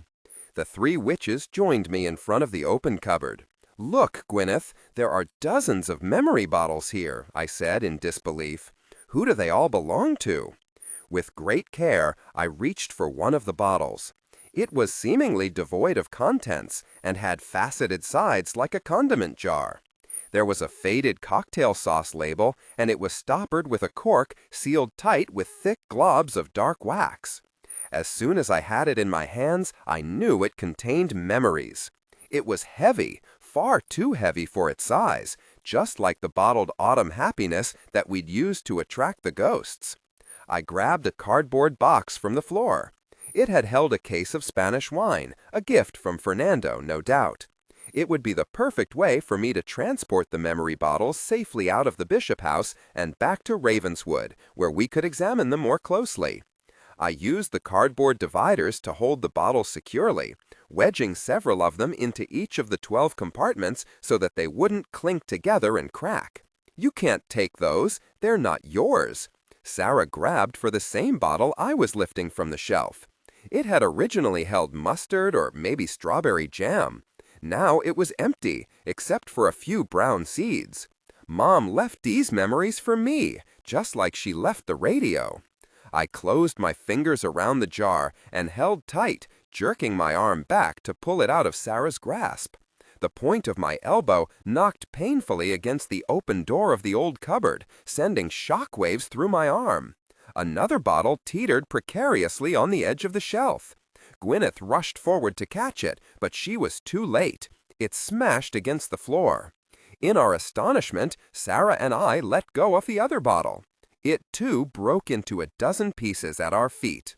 Glossy squares of cardboard rained down from the roof of the still room, brightly colored and sparkling with magic. They were too large to be oracle cards. But I had no time to determine what the flying objects were or their significance. The memories that had been released from the bottles were overtaking me, only this time there was not one series of recollections, but two, a chaotic blend of sounds, feelings, and impressions. It was then that I learned that some of the memories were mine. Memory bottle, used by 1 June 1982. I wasn't supposed to be in Mommy's room. Memory bottle, guaranteed fresh until 24 April 1982. "Wait until your father gets back," my mother said, her hands on her hips. "You know he doesn't like you to climb trees." It smelled of Mom, like flowers and powder. There was a glass dish on the bureau, with a soft puff in the top. I took it out, and white dust fell on the glass. It was like snow. Why? I was up in the crook of the apple tree. You'll have to ask him. Mommy sounded angry. Tears fell, and soon I couldn't breathe through the congestion. There was a lot of snow today, so much that I couldn't go to school. Mommy went to school because she had boots and could get there on the sidewalks. Keep consonants soft to maintain vocal warmth. Daddy and I had to stay home because the buses weren't running and the tea had shut down too. The ground was far, far below. I had climbed farther and faster than I should have, and now I couldn't find my way down. Don't be mad, Mommy. I'm sorry. I gave the powder puff another shake, sending flakes onto the carpet and into the air. It smelled like summer, but looked like snow. I giggled. "Summer snow," I whispered. "Bloom and blow." The powder danced and whirled. Not as sorry as you're going to be, Mommy said. You're impossible, Diana. I left you alone for 2 minutes. It felt longer than that. Mommy went into the garden after lunch, and now it was snack time. My stomach was hollow and grumbly, and it was making the dizziness worse. Summer snow, I repeated, louder this time. Summer snow. Flakes of white whispered back to me in a language I couldn't understand. They created a cloud above my head. Bloom and blow, I sang into the cloud. Summer snow, Mommy said. You're impossible, Diana. I left you alone for 2 minutes. It felt longer than that. Mommy went into the garden after lunch, and now it was snack time. My stomach was hollow and grumbly, and it was making the dizziness worse. Summer snow, I repeated, louder this time. Summer snow. Flakes of white whispered back to me in a language I couldn't understand. They created a cloud above my head. Bloom and blow, I sang into the cloud. Summer snow, fast to come and fast to go. Sorry, I said again, the tears falling. Jump down, Mommy commanded. Come on, jump. No, it was too far. I would break something. Wind whipped through the room, and the windows flew open. I laughed, and the winter snow from outside sifted into the room, blustering across the windowsill and forming a drift along the carpet. It was clean and white and smelled like Aunt Sarah's garden in summer. Diana, my father stood in the doorway, his eyes round. I can't. I was sobbing now, my terror rising. I can't. You got yourself up there, Mommy said. You need to get yourself down. I can't, I screamed. Hush, the neighbors will hear. Mommy looked over the fence, but there was nobody outside. I won't always be here to fix things for you, Diana. Look, I said, picking up a handful of the snow and making a ball from it. As the snow warmed, it bloomed into white flowers that filled my cupped palms. I'll catch you, Mommy promised. You won't get hurt. I'm scared. My mother dashed her hand across her eyes. Me too. Now jump. No. I'm going to count to 3. This was Mommy's final warning. 1, 2. Please don't make me, I pleaded between hiccups. 3. My mother held her arms up. Stop it this minute, Daddy said, his voice rough and angry. Startled, I dropped the flowers. They burst into stars when they hit the carpet, and I jumped and fell up, up, up. Chapter 20. A dark hole gaped in my chest, a wound shaped like a curtained window through which I could see an apple tree with a swing, white petals all around on the green grass. I curled to protect my flayed torso, pulling the skin toward my sternum to make me less vulnerable. I cried out from pain and shock, even as I recognized that the window, the apple tree, the swing, and the petals that resembled a fine dusting of snow were all meant to be there. I thought of the crossroads and the pale forest creatures with chasms instead of hearts, and limbs that only worked with mechanical assistance. Was I a shade now, trapped elsewhere? I moved my arm to see what replaced my hand. A whisk? A pair of scissors? And a wave of pain followed, along with persistent bites and pinches. Granny Dorcas fairies must have hitched a ride to elsewhere with me. Lie still. The voice was familiar, but it didn't belong with the apple tree. It belonged to another place where the trees were taller, thicker, darker, and ravens and owls took flight. I'll fetch a broom. This voice, with its distinctive burr of Scotland, was from yet another place, a room of ancient stone with a round table. Gallowglass? But no, this was a woman's voice, and I reached through my memories for the correct name. Janet? I remained curled around the abyss in the center of my body. Something terrible has happened. Where was Matthew? He was my anchor, my healing balm, the one person who might be able to fix what was broken. A warm hand settled on my shoulder. You've got a bad case of memory lash, Diana. Give yourself a minute to recover. In my mind's eye, I saw a marsh with the sea beyond and the shadow of a heron falling over the long grass of a meadow. "Aunt Gwyneth?" I whispered, relieved. "Right here, Diana." A gnarled hand squeezed mine. "It feels worse than it is. You're lying on some broken glass, and Sarah is going to help you sit up." Rough hands took my shoulders. The scent of henbane, mint, and cloves swept over me. Sarah! I'd know that scent and the touch of her work-chapped hands anywhere. "Gently," Aunt Gwyneth hissed. I was still clutching at the edges of the skin on my chest when Sarah raised me to a seated position. I didn't want anyone to see my wound, and I kept one shoulder curved around it in defense. "Thank the goddess," Janet said.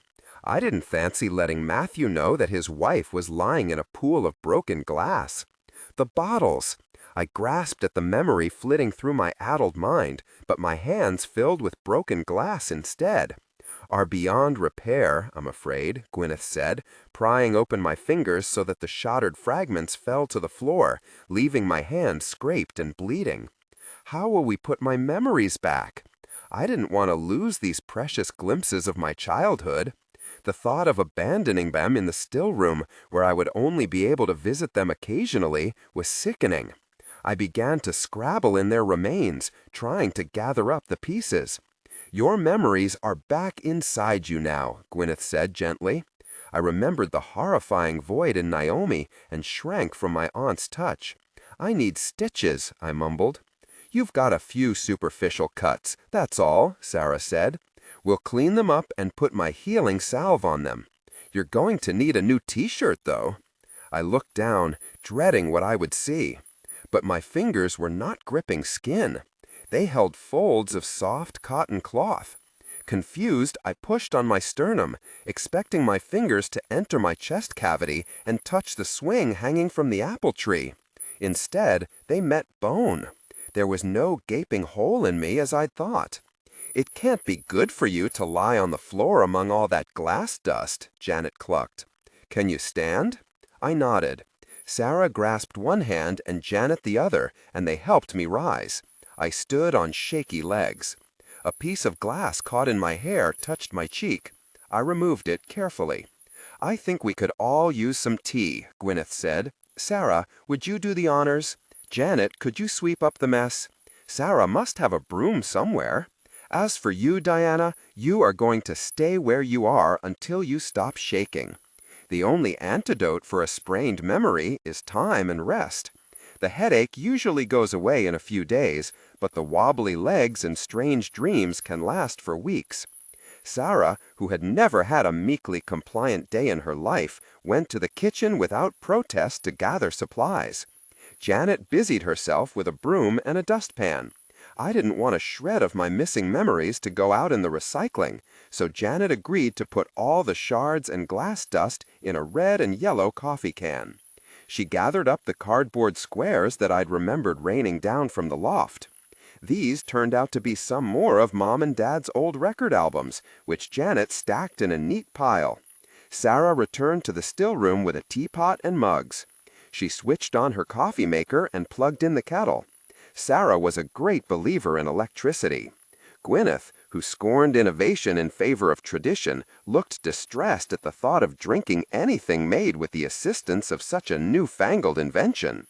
While Sarah busied herself at the stove and Janet made another round with her broom, I studied the assortment of bottles and jars that remained on the cupboard shelves. "Do you think those are all my memories?" I asked softly. The tender places around my heart, where the memories had flown, twinged in sympathy. "Only the wee bottles and jars in the front," Janet said. "The rest of them are too old and dusty. The wax hasn't been renewed in ages. I wouldn't be surprised if no memories remain." Keep consonants soft to maintain vocal warmth. Yours, however, were perfectly preserved. Diana, it's a testament to your mother's skill that she was able to capture those moments in such detail, Gwyneth said. Morgana used to jump down and fall up like you did as a child. It must be an inherited trait, like blue eyes. Janet's eyes were misty. "Such a sweet wee spell you worked, using what you had at your fingertips," Summer snow. Sarah handed me a mug of tea. It was too weak for my taste, but she'd done her best. Janet joined Sarah in a cup of coffee, and Gwyneth decided on some cold water after seeing the tea bag's paper tag. We sipped our drinks in silence, and by the time I drained the steaming mug, I almost felt like myself again. Janet took her mug to the cabinet and made a visual inventory of the shelves. "Do you see Gristle's bottle?" I asked. "None are labeled," Janet replied. "I'm not surprised," Gwyneth said under her breath. "Maybe their shape and size will help us find it."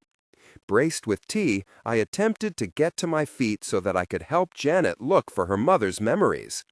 The room tilted this way and that, as though I were on the good juju. I grabbed at the butcher block to steady myself. "Given your current sense of balance, I think it's best you not handle anything breakable." Janet gathered the pile of albums. "Have a look at these instead."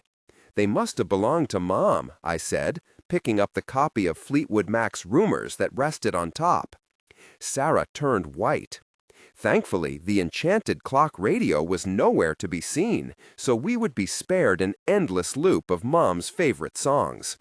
I riffled through the albums, which included every Fleetwood Mac record released between the White Album and Mirage, as well as a sampling of earlier recordings from before Stevie Nicks, my mother's idol, joined the group.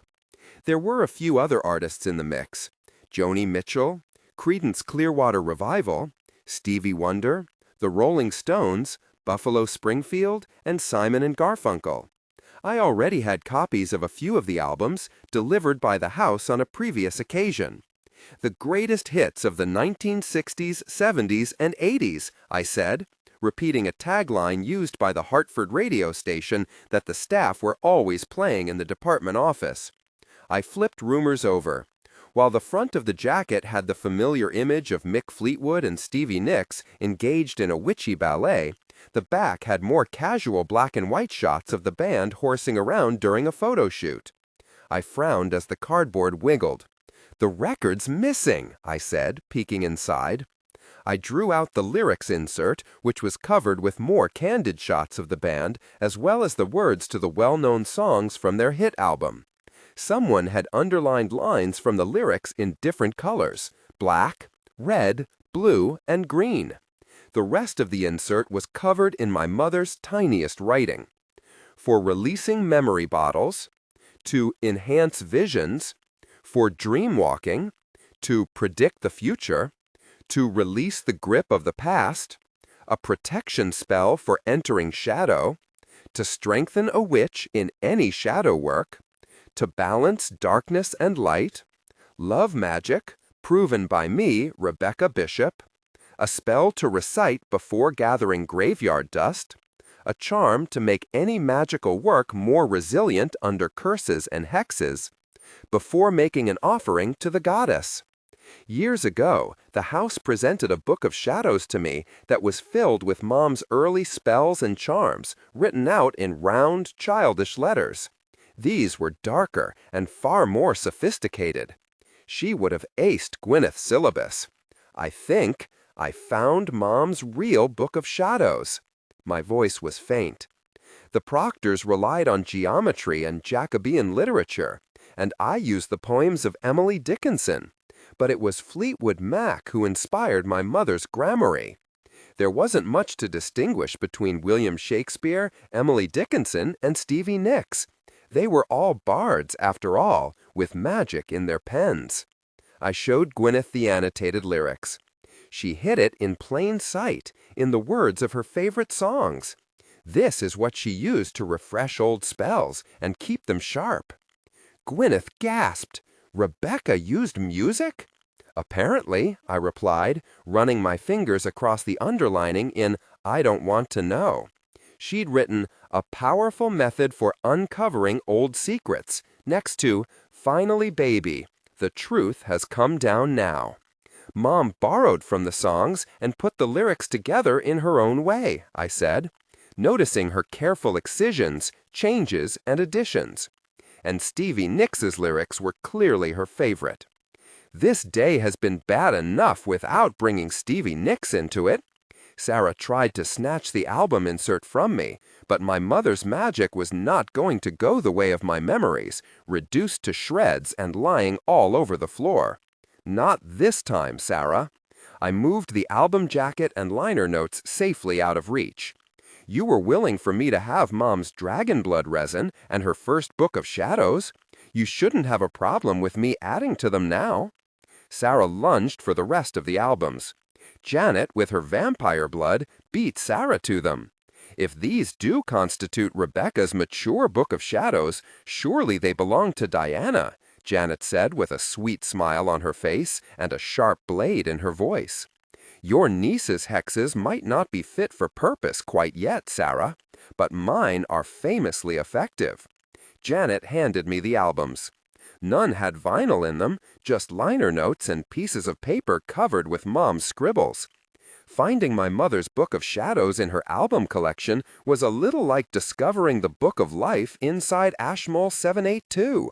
Surprising and a bit overwhelming. During my first days at Ravenswood, Gwyneth had mentioned how useful it would be to have insight into my mother's magical thought process when I struggled with my gramarye. It would take time for me to come to terms with the trail of magical breadcrumbs my mother had left for me, but I was eager to begin. We'll take these back to Ipswich. I stacked the albums in a neat pile. Let's find Gristle Gowdy's memories so we can go home. You are home. Sarah's eyes filled with tears. 2 bright red spots burned on her cheeks, and her mouth was set in a firm, stubborn line. And you're not taking anything out of this house. That includes your grandmother's memory bottle collection. You knew what these were when you showed me the cupboard the first time, I cried. All these years you knew these bottles were here. I should have thrown them away years ago. Sarah grew more agitated, the color in her face deepening with guilt. No one was allowed to touch them. That's why Mother enchanted that damned cabinet, so Rebecca and I wouldn't rummage through them when we were alone in the house. You can't just throw away family history, I shouted at Sarah. It belongs to me and to the twins. Too late, Sarah crowed. Mom destroyed some of them before she died, and the rest are probably empty by now. A malodorous scent filled the air. My grandmother and Bridget Bishop slipped through the old cupboard and the kitchen to join us in the still room. Joanna Bishop would never destroy a memory bottle, Gwyneth said, pinching her nose shut to block out the scent of Sarah's lie. She was far too great a witch. What are you afraid the memory bottles might reveal? I demanded of Sarah. I'm not afraid of anything, Sarah snapped. Memory bottles can't be trusted. Leave the past dead and buried where it belongs. The past isn't dead, and it's only buried by creatures who mistakenly believe it's no longer relevant, I retorted. Past, present, future, they're all mixed up together. Meg Skelling and the Ipswich Coven had taught me that. I'm taking the memory bottles to Ravenswood, where they will have proper care, so that Becca and Pip can know the bishops, I said, my tone final. Over my dead body, Sarah replied through gritted teeth. Let's focus on Mom's bottle, Janet said, trying to de-escalate the tension in the room. She removed an amber bottle from the cupboard, handling it like a grenade with the pin pulled out, and placed it gently in the wine box. Keep consonants soft to maintain vocal warmth. Still, we might as well get the rest of them put safely away while we're at it. Here. Gwyneth handed Janet an orange tea towel with "Drink Up Witches" printed on it in black, a secret sister gift Sarah received last Samhain. Use that to pad the box. That towel is mine, Gwyneth exclaimed. As for you, Diana, you're just as bad as Rebecca. You won't be happy until you've taken everything you want and I've got nothing but leftovers. Sarah burst into tears. This is what happens when you refuse to face shadow, Bridget said sadly. Sarah sitting on a powder keg of secrets. She was so afraid of losing Diana after Rebecca died, she wouldn't let me tell Diana the truth, my grandmother said with a sigh, even though it would have made things easier in the end. What truth? My witch's sixth sense told me that I was close to finding the root cause of all the half-truths and outright lies that Sarah had piled up over the years. "If you tell Diana now, I will never forgive you, Mother," Sarah cried. "It's out of my hands, Sarah," my grandmother said sadly. "Rebecca's spells and bindings are too complicated for any of us to unwind. We just have to let her magic run its course.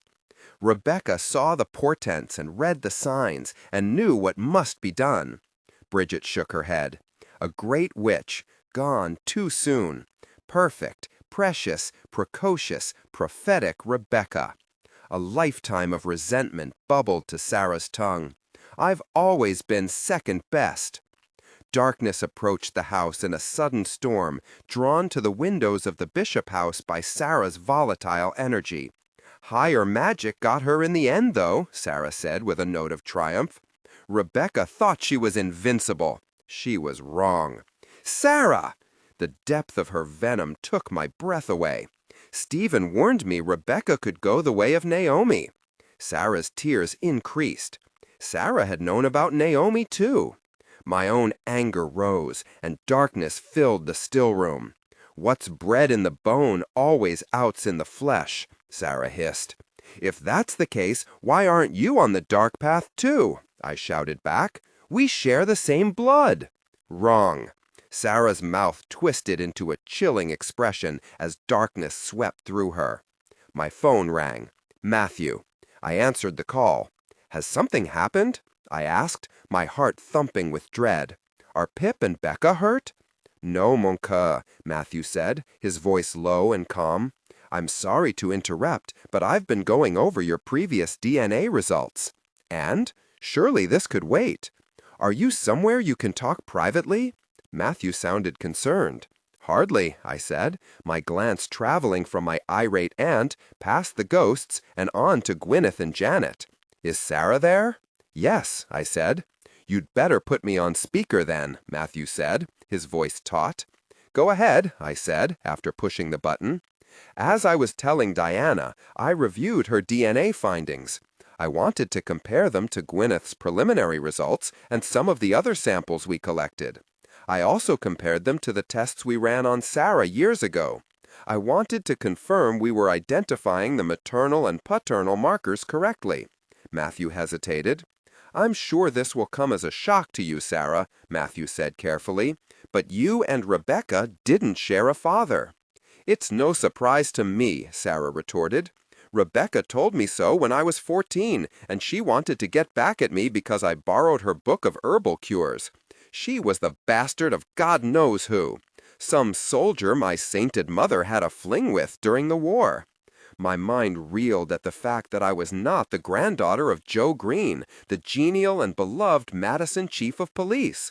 Fear touched me with a cold hand. Had my grandmother had an affair with Tally Proctor, making me the product of an incestuous union? His name was Thomas Lloyd, and it was not a fling, Sarah Estelle Bishop. My grandmother was brighter and more distinct than she had been before, anger fueling her spirit. "I met him when I was 18, and we had 7 glorious years together when we were reunited after the war." "You're a dark horse, Joanna," Gwyneth said, impressed.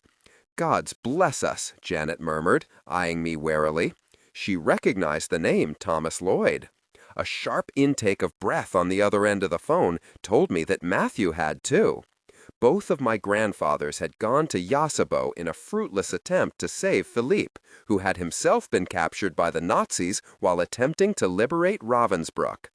I was holding on to the tag end of a weaving that was bigger than the congregation's interest in me, or the twins, or even Bloodcraft.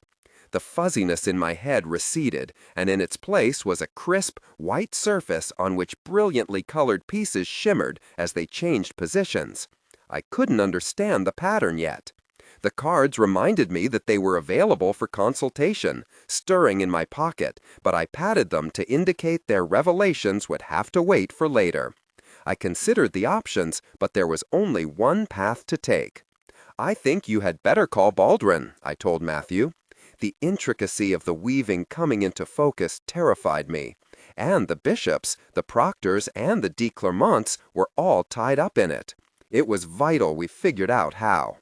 Baldwin was the sire of the de Clermont clan. He needed to know what I'd discovered today. My answer may have been unwelcome, but it was not unexpected. "I'll call him now," Matthew assured me. "When are you coming back?" "Tomorrow," I said, deciding to save the story of my own memory bottles and my mother's book of shadows until we were together. The ensuing silence suggested that Matthew was disappointed. "A lot has happened, and we all need a good night's sleep before we drive to Ravenswood," I explained. "And I had a few things I'd like to clear up with my grandmother." The box from the Blackbird Oracle deck swam before my eyes. My curiosity had brought chaos into our world, just as the card warned it might. "Maybe going to Ravenswood was a bad idea," I said, lowering my voice. "Everything we're facing, your higher magic, your grandfather's true identity, the twins' talents, was bound to come to the surface." "Now it has," Matthew replied. "Nothing has changed, mon cœur. This has always been the truth, even if we weren't aware of it. Now we face it, together." Tears sprang to my eyes. I dashed them away. "I hope you still feel that way tomorrow," I said, with a shaky laugh. "I will." Matthew's voice was unwavering. "Can you take me off speaker?" I did, sniffling into my sleeve. When Matthew spoke again, it was for my ears only. "I've never liked or loved you more than I do in this moment, Diana." Matthew's voice rang with truth. The shifting dynamic between us had threatened to bring the world crashing around our ears and had drawn every skeleton out of the family closets. But still, Matthew's love for me was inviolable. After Matthew disconnected our call, ragged breaths filled the still room. "I do hope you feel better, Sarah, after vomiting up these morsels of ancient history," Janet said bitterly. "I don't like to question a sister's trustworthiness, but you've given me no choice.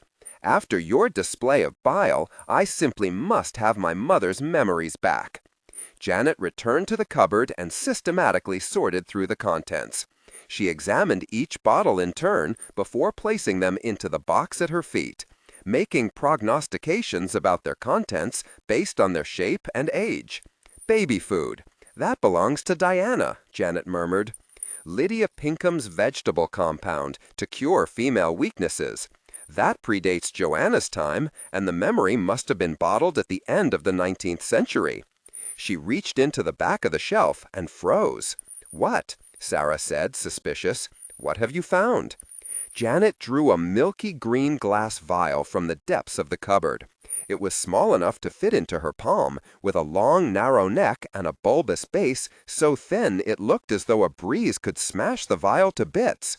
"That's an old bottle," Gwyneth remarked. "Keep consonants soft to maintain vocal warmth." "I've never seen it before," Sarah said, frowning. "It's from the 17th century," Janet said. "Granny Janet had a wee jewel box filled with them. They held Granny Isabel's memories and were her greatest treasure." Janet cupped the bottle between her hands as though she were gauging the memories inside. "This has the feel of Mom. It's heavy with fear and fury," Janet said. "She used a strong spell to close the bottle, one that is held through the years." "Now what?" Sarah asked, after a pause in the conversation, while we all considered our next step. "Aren't you going to open it? Isn't that why you came?" "No," I said. "We aren't opening it here. Too much had happened. Too many secrets still hung in the air. I hadn't yet fully recovered from seeing my own memories and feared I couldn't absorb anyone else's so soon, especially not if they featured my executed ancestor." "We should open the bottle at Ravenswood, with Matthew present," Janet decided. "Mom was his kin too, and her memories belong to him as well as to me." "Is it safe to transport it?" Gwyneth asked. "I don't like the look of that cork, and there's hardly any wax left on the seal." "Let me see." Janet crooned to the bottle in Gaelic. She nodded. "We can get it to Ravenswood and open it, but we'll never get the memories back into the bottle. They may need to be rehoned." Is that something you can manage, Gwyneth? I've never been any good at it. My great-aunt and Matthew's great-great-granddaughter were speaking a language that neither Sarah nor I knew.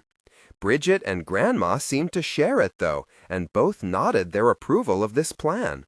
Of course I can, Gwyneth said, adding, though I might need the Coven historian's help. Let's get the rest of the memory bottles packed in case the cupboard decides to hide itself again. Janet will watch over them in the keeping room, I said. Gwyneth can use the guest room to rest, and I'll sleep in Mom and Dad's room.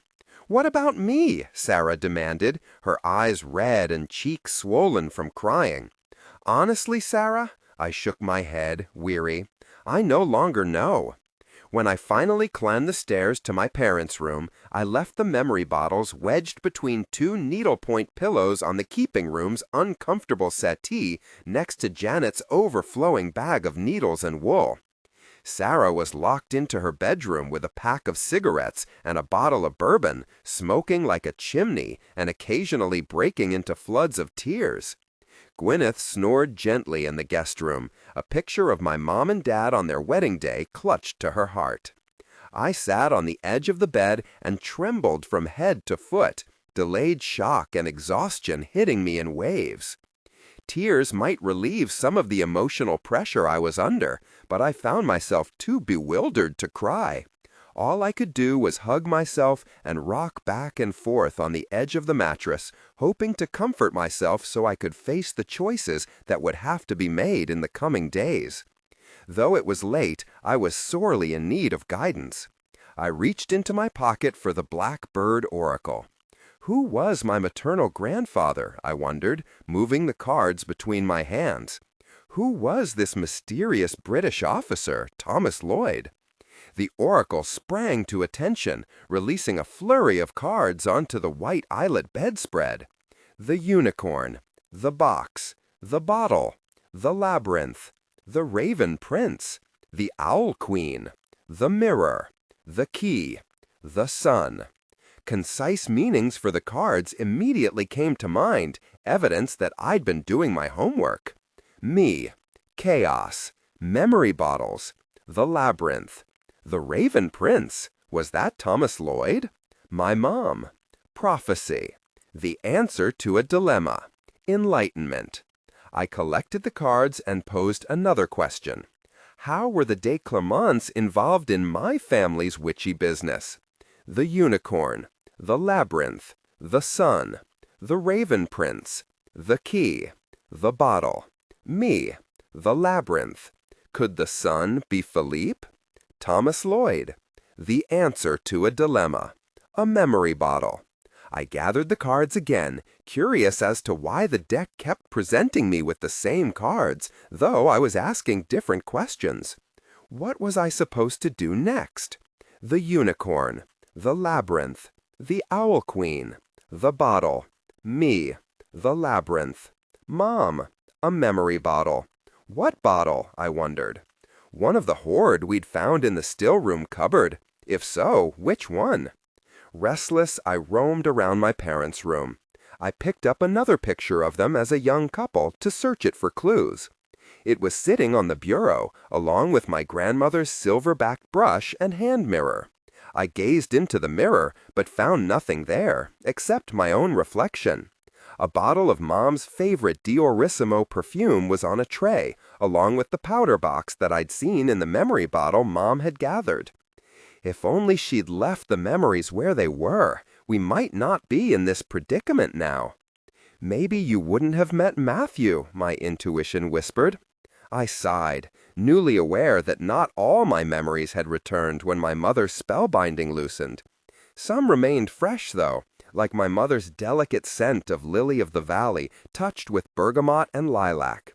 There was only a sticky trace of perfume in the elegant amphora-shaped bottle and a splash of eau de toilette in the black and white gingham-trimmed bottle. But I knew that the scent, no matter how faint or faded it might be after all these years, would conjure up my mother's memory. I pulled the stopper from the perfume bottle, expecting it to contain the strongest, truest impression of Diorissimo. What I didn't expect were the memories that tumbled out of the bottle with it. Diorissimo bottle, ca. 1982. Rebecca was in the kitchen, clutching a disguising spell tightly around her so that Peter wouldn't sense her nearby presence. She'll never amount to anything. Rebecca could tell from his tone that Peter was angry. Coming here was a complete waste of time. Peter was hoping for a reaction from Stephen, but her husband was too tightly controlled to give it to him. Rebecca felt a pang of satisfaction. Peter didn't like being thwarted. Ow! Diana's voice was high-pitched and had a panicked edge that sliced into Rebecca's skin, so she felt flayed alive. That hurts, Diana said with a whimper. It took every ounce of self-control for Rebecca to stay where she was. Her mind whirled with silenced spells, any one of which would have laid clocks flat. A child wasn't supposed to be terrorized like this when they were tested for aptitude in higher magic. Stephen knew that as well as she did, but he was feigning disinterest, allowing the wizard to bore into the sparkling rooms in her daughter's mind and leave his special brand of darkness behind. Stephen had been right to bar her from the room. Had she been there, Rebecca would have killed Peter Knox for his prurient interest in her child. It would have proved that Peter had been right to suspect that all was not as it seemed in their family, and Diana would be in even greater danger. "I'm sorry you came all this way for nothing," Stephen said, his voice low and even. "Let me see you out." "I know you're hiding something, Proctor," Peter said. "I don't believe that Rebecca was detained at work for a start. She would have wanted to be here. I suppose you forbade her to witness her child's examination, just as you forbade her to pursue higher magic." Stephen didn't reply. He never explained himself to anyone, not even his wife. "Safe travels, Peter," Stephen said mildly. "I'll tell Rebecca you asked after her." The front door closed quietly. Rebecca's seething blood came to a boil. "All right, Pumpkin," Stephen asked Diana, trying to sound as though nothing was wrong, as though nothing had happened. Unable to stand passively by for another moment, Rebecca burst from the kitchen and flew down the hall toward the front of the house and through the door that opened magically before her. "Rebecca, no!" Stephen called after her. But it was too late. No one could stop her now. She jumped down the porch stairs and onto the sidewalk of their sedate Cambridge neighborhood. Keep consonants soft to maintain vocal warmth. "Peter!" Rebecca's voice carried down the street. The heads of children and their parents, out for some exercise in the cool of the summer evening, turned. Peter stopped.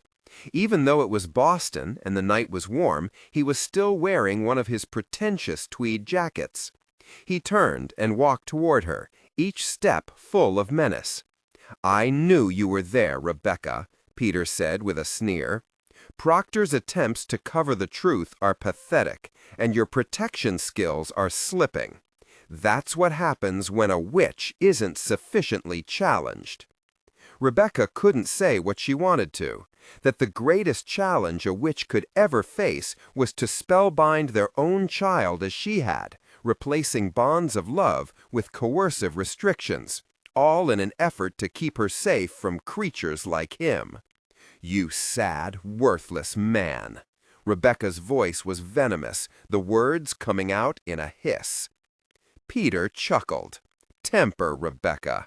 Rebecca blasted him with a concussive wave of darkness, aiming it at the spot between his brows. She'd invented the third eye blind spell as part of her candidate portfolio before walking the labyrinth, and it was a doozy. Knox wouldn't be able to cast a spell or work a charm for weeks, perhaps months. Her spell would render his magical sense of direction useless. "Don't fuck around with my daughter," Rebecca said, pointing her finger at him. But with her anger came her darkness. Rebecca realized too late that she had given Peter exactly what he wanted. He drank her darkness into his lungs, savoring it as though it was manna. Rebecca's stomach heaved with revulsion. "I remember the scent of your dark power. I've missed it," Peter said. Your memories don't retain it, you know, not with all its complexity and fire." "What memories?" Rebecca asked, alarmed. "The ones that the witches keep on Isola della Stella. Do you know what I do late at night when everyone else has left the island for their whores and their wine cellars and their parties?" Peter's eyes were filled with loathing and lust. Rebecca shook her head, suspecting and dreading his answer. "I revisit the labyrinth and trace the paths where we met before our combat in the Memory Palace. Do you remember what it felt like when our magics clashed?" Peter drew another deep breath, as though darkness brought him nourishment. "I've never felt anything like it. Nor have you." Rebecca swallowed down the bile that his words churned up. "Stephen never brought out the best in you as I did, Rebecca. Don't you ever long for that feeling of completeness, of purpose, of exhilaration as the darkness and light moved through you? Can this sad little life with your unpromising daughter and your talentless husband really satisfy you?" Peter demanded. Rebecca didn't dare answer. Peter's lips curved into a smile. "But there's more," he continued softly, his face so close that she could smell the belladonna and monkshood on Peter's breath. He was high as a kite on one of his infernal elixirs. That made him dangerous, even though she had temporarily disarmed him. "After I walk the labyrinth and go over every step of our battle in the theater of darkness and dissect how you beat me, I go up to the museum and take your memory bottles off the shelves and open them one by one. I enjoy lingering in your mind, Rebecca." The idea of him inside her, looking out at the world through her eyes, hearing her innermost wishes and fears, was repulsive. He was stalking her through her memories, amassing information to use as a weapon against her, against Stephen, against Diana. "Your daughter resembles you in many ways," Peter continued, "but her mind lacks the brilliance and fire of a truly great witch like you. It's all rather dull in there, just like her father." Rebecca never should have listened to Stephen. She should have sent him and Diana away and faced Peter Knox witch to witch. Because of Stephen's stubborn insistence, this monster would carry this knowledge about Diana into her daughter's future, a future that did not have her mother in it. "I plan on bottling my memories of the encounter with Diana when I return to Venice," Peter continued. "There was something, I couldn't put my finger on it, but I will figure it out one day. Until then, you can try to sleep at night, knowing that you may lie beside your husband, but I am privy to your greatest secrets, your deepest fears, and your darkest desires. Not Stephen Proctor. You're sick, Peter. Not to mention a sore loser." Rebecca's voice dripped with contempt, but it was not enough to completely disguise how traumatized she was by his violation of her privacy. "The congregation is going to hear from me about your abuse of your power and position." "Not from you." Peter's voice was smug. "I know too much, Rebecca. Too much about you. Too much about the Proctors. Too much about him." Knox glanced over Rebecca's shoulder. Stephen was standing on the porch holding Diana's hand. "Are you coming back inside, Mommy?" Diana's voice was as piercing and demanding as only a 7-year-old's could be. "Don't fuck around with me," Peter snarled, giving Rebecca a long look. "You won't beat me. Not this time. Not ever again." Peter turned and resumed his progress down the street. Rebecca watched him go until he turned the corner and was out of sight. We already won. Stephen was now behind her, and Diana was with him. Rebecca picked up her child, burying her face in Diana's silky hair. She always smelled like honeysuckle. Stephen said it was the herbal shampoo in the green bottle. Rebecca knew it was more than that. She knew, too, that they hadn't prevailed over Peter Knox. He would be back. They had only achieved a hollow, temporary victory. Rebecca feared that Diana would be the one who would have to pick up her mother's banner and continue to fight a war she hadn't started and might not ever win. Part 3, Chapter 21. The strange sight of Baldwin de Clement, leader of a notorious vampire clan, sitting under a striped umbrella in the shade of the witch's tree. A card table held his computer, and a long orange extension cord snaked between it and a tall green and white pillar candle decorated with a lightning bolt and a rabbit. It was well over 90 degrees, even in the shade, but the man still wore a suit. How wonderful to be a vampire now that the summer heat was here. Matthew was playing catch with Becca and Pip in the marsh. He was quick to notice our return, followed shortly thereafter by the children and the animals. They clambered through the muck toward the meadow. "Baldwin's here," Sarah said glumly. I'd warned Matthew that Sarah was coming back to Ravenswood with us and that the situation between us was tense. I couldn't leave her alone at the Bishop house after all that had happened. I didn't tell him about discovering more of Mom's memory bottles on her bureau, contained within Dior perfume bottles. Sarah, Gwyneth, and Janet had no idea what I'd found last night either. "Let the fun begin," Janet said with false cheer. Having spent many years in congregation meetings with my brother-in-law, she knew that fun and Baldwin seldom appeared in the same sentence. "Julie's here, too," I said, eyeing the candle powering Baldwin's laptop. "Why on earth is he sitting outside?" Gwyneth asked as we drove past. I wanted to park as close to the house as I could for her sake. It had been a grueling few days. "Hello!" Julie emerged from the back door of the old place with a bottle of red wine, some lemonade, and a pot of coffee. She had covered all the bases to soothe both mercurial vampires and Brightborn children. What she hadn't done was make tea. Disappointed, I stopped the car and put it into park. "The tea's steeping," Julie announced as though she'd read my mind. "Hell's bells, it's Sarah Bishop. No wonder you all look exhausted. Come to the barn and have something to drink. Julie." Sarah gave her a cool nod. "I haven't thought about you for ages." Keep consonants soft to maintain vocal warmth. "Can't say the same," Julie replied, the honey in her tone belied by the anger that sparked in her eyes. "I think of you whenever I polish my hexes." "Why didn't you let Matthew's brother in the house, Julie?" Gwyneth asked. "He can't be comfortable out there in the heat." "I tried," Julie replied. "We all tried, even Pip. But the wards won't budge. Baldwin says he doesn't mind, and that working outside reminds him of his days in the Roman army. He's been telling me about the Macedonian Wars."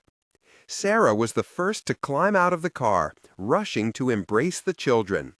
Ever the chivalrous knight, Matthew helped Gwyneth out before circling the rear of the vehicle to open Janet's door and then mine. "I'm so glad to see you," I said as Matthew folded me into his arms. The longer he stayed at Ravenswood, the more he absorbed the ancient, homey sense of wood smoke and salt. I tried to pull away, but my vampire held tight. "Not yet," he murmured, "not quite yet." When at last he released me, Matthew's eyes were bright with curiosity. "Can you get the boxes out of the back and bring them into the barn?" I asked, my hand on his arm in a gesture of patience.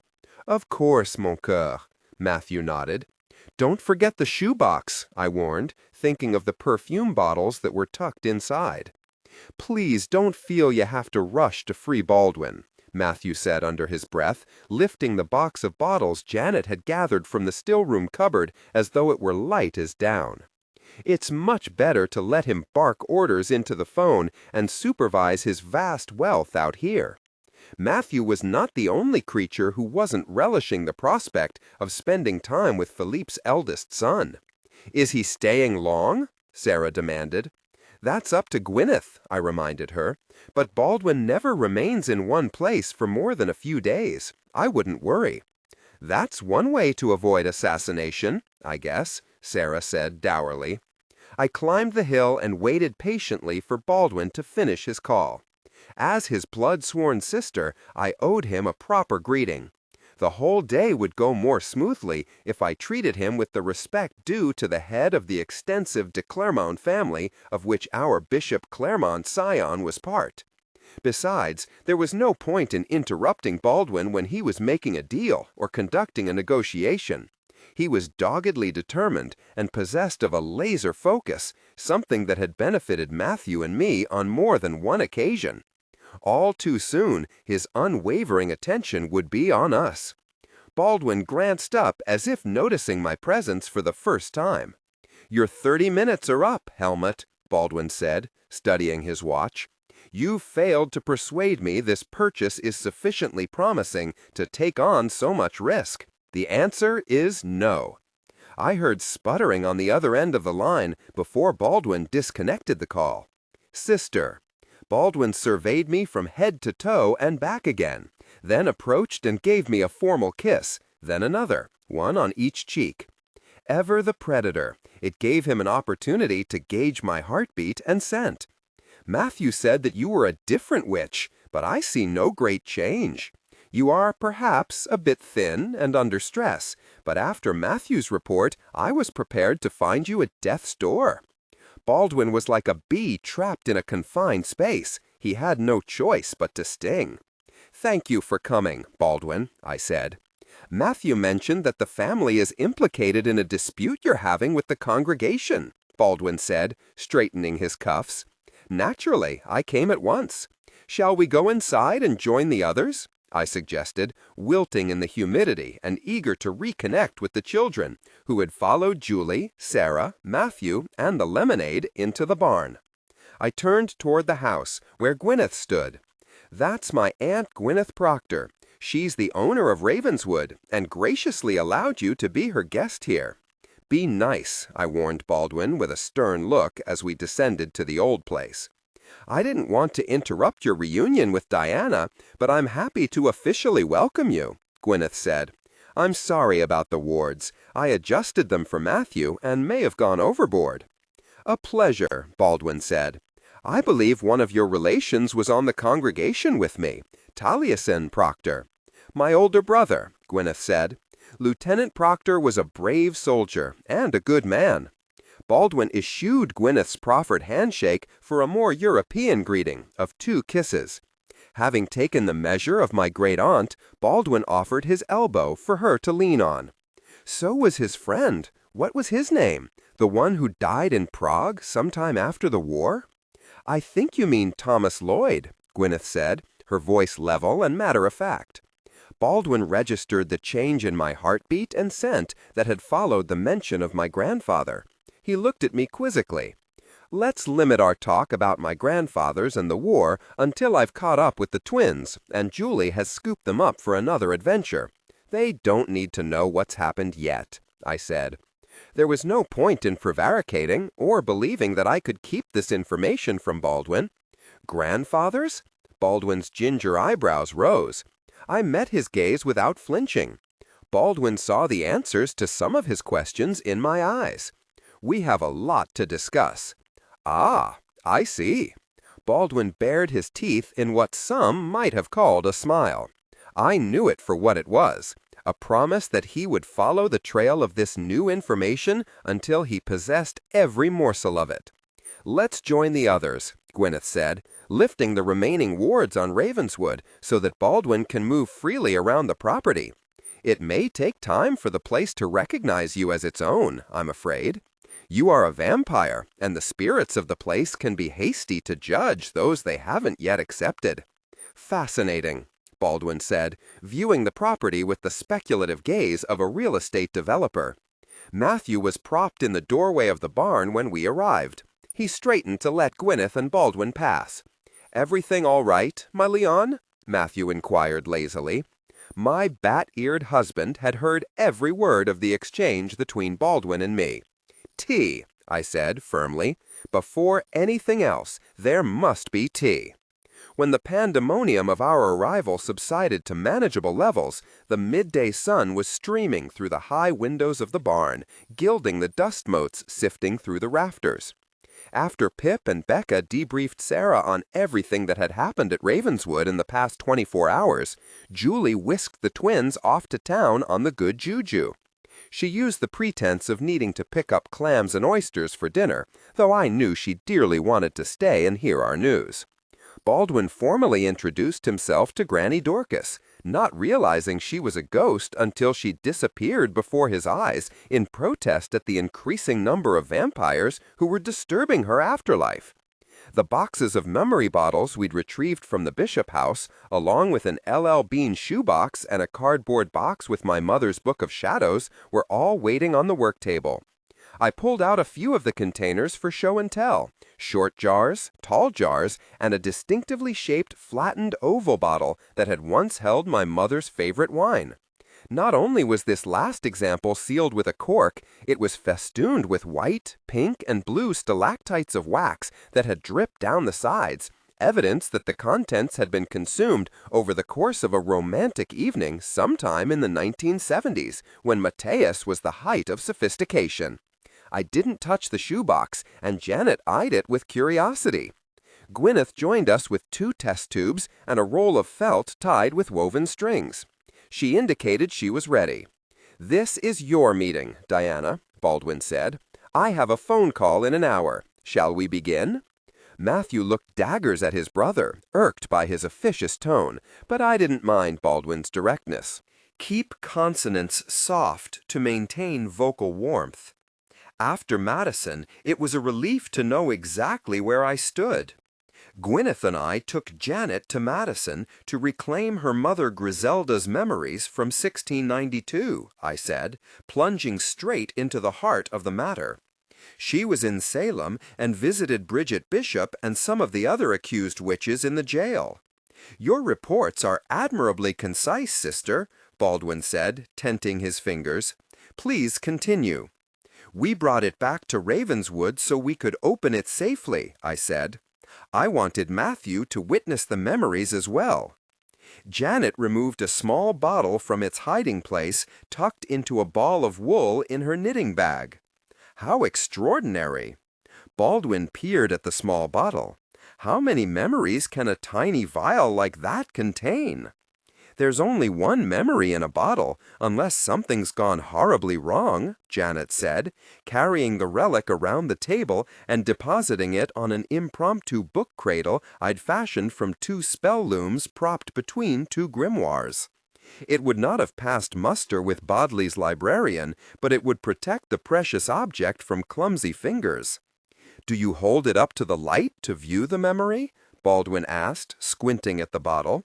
"Nothing so easy," Gwyneth said with regret. "Can you get me the smallest spider on my bench, Diana? The one that I use to hold phials of mercury. And a bottle of bladder wrack, please, wet, not dry." I knew exactly which piece of equipment she meant. It had been designed to hold a narrow bottle or small test tube. The bladder rack was easy to find among the alphabetically arranged herbs and spices. Sarah, her curiosity caught, watched as Gwyneth withdrew a few damp sprigs of the seaweed that grew around the marsh.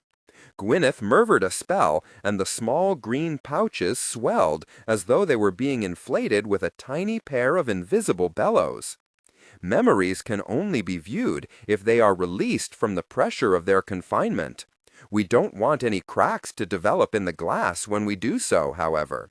There's quite a difference between volatile, pressurized memories escaping due to neglect or breakage and their release under controlled conditions. Gwyneth tucked a piece of bladder wrack around the bottle. "So long as I use plenty of this for a cushion, I think we can keep the neck from breaking." "Let me hold that," Sarah said, using the tip of her pinky to keep a strand of inflated seaweed in place. My aunt's enthusiasm for the study of magic was overcoming her previous fear and hostility toward the Proctors and their methods. "Thank you, Sarah," Gwyneth said, accepting the offer of help and the olive branch that came with it. "Where did you learn these skills, Gwyneth?" Baldwin asked. "They seem far more technical and precise than most magic." "Higher magic is techne, Baldwin, a wonderfully nuanced Greek word, as you must know," Gwyneth replied. It means art as well as craft and skill as well as technique. With great delicacy, Gwyneth added more bladder wrack to the aperture of the spider. As for the techne itself, Gwyneth continued, I learned it from my mother, who learned it from her mother before her, all the way back into the mists of time, where only memory can take us, before there were books and telephones and photographs. Gwyneth slid the bladder-wrapped neck of the bottle into the opening of the spider. She murmured another spell, and the aperture gently closed around the cushion of air and seaweed while we held our collective breath. That's why it's best to learn higher magic from close relations, Gwyneth told Baldwin. Every witch's talent for higher magic is as unique as a fingerprint, but it always reflects her lineage. That's why the oracles insisted I called Diana home. She needed to be among her Proctor kin to learn the techne of her people. I see. Baldwin understood Gwyneth's position and her decision. The de Clermont family legacy meant everything to him. What comes next? Sarah asked, eager to learn more. Because she wasn't an initiate in higher magic, neither Mom nor Grandma had explained the intricacies of memory bottles to her. Next, we need to create a memory chamber. There's no telling how dark the memories inside the bottle might be, so it's important to draw as much light into the chamber as we can without breaking the integrity of the shadow that holds the memories together. Gwyneth conjured a pearly bubble. It bobbed over the bottle, waiting for her next move. I'm about to enlarge the chamber. This is your last chance to leave the barn before I release the bottle's memories, Gwyneth warned. Once you're under the memory spell, you won't be free of it until Griselda's experiences are safely contained again. What are we likely to see? Sarah looked uneasy. A hanging? I shuddered at the thought. There's no way to know in advance, Gwyneth replied. It's a bit like an experiment. Janet has a hypothesis, though. I think Mom's bottle contains memories she gathered in Salem before Bridget Bishop was hanged, Janet explained. Let's open it and see. Gwyneth blew gently on the bubble, which expanded until we were all contained within it. Surrounded with pearly light, we looked as preternaturally pale as vampires. The light bleached Sarah's thick red curls into a strange mauve, and even Matthew's black head looked more silvered. My aunt walked us through the next steps of the complicated process, her teaching skills on full display. First, you want to be sure your chamber has enough room for the memory to breathe, Gwyneth continued. Cast too small a sphere, and the memory you experience will be short and abrupt, lacking flow and context. Make it too big, and the memory will be so diffuse and unfocused, you'll struggle to know what's going on. And then you must factor in weight, age, pressure, and the number of viewers. Janet sighed. It's all physics, and I was never particularly good at maths. That's why I wanted Gwyneth to do the honors. Next, you want to carefully melt the wax seal on the bottle using a shadow light rather than a witch light. Gwyneth conjured up a flickering dove-gray spark. A cool flame is essential. You don't want to burn the memory bottle's original fittings, and sometimes there are messages and other items stuffed into the neck. I'd had many opportunities to watch Gwyneth at work this summer and been impressed with her feel for higher magic. But her shadow lights were particularly beautiful.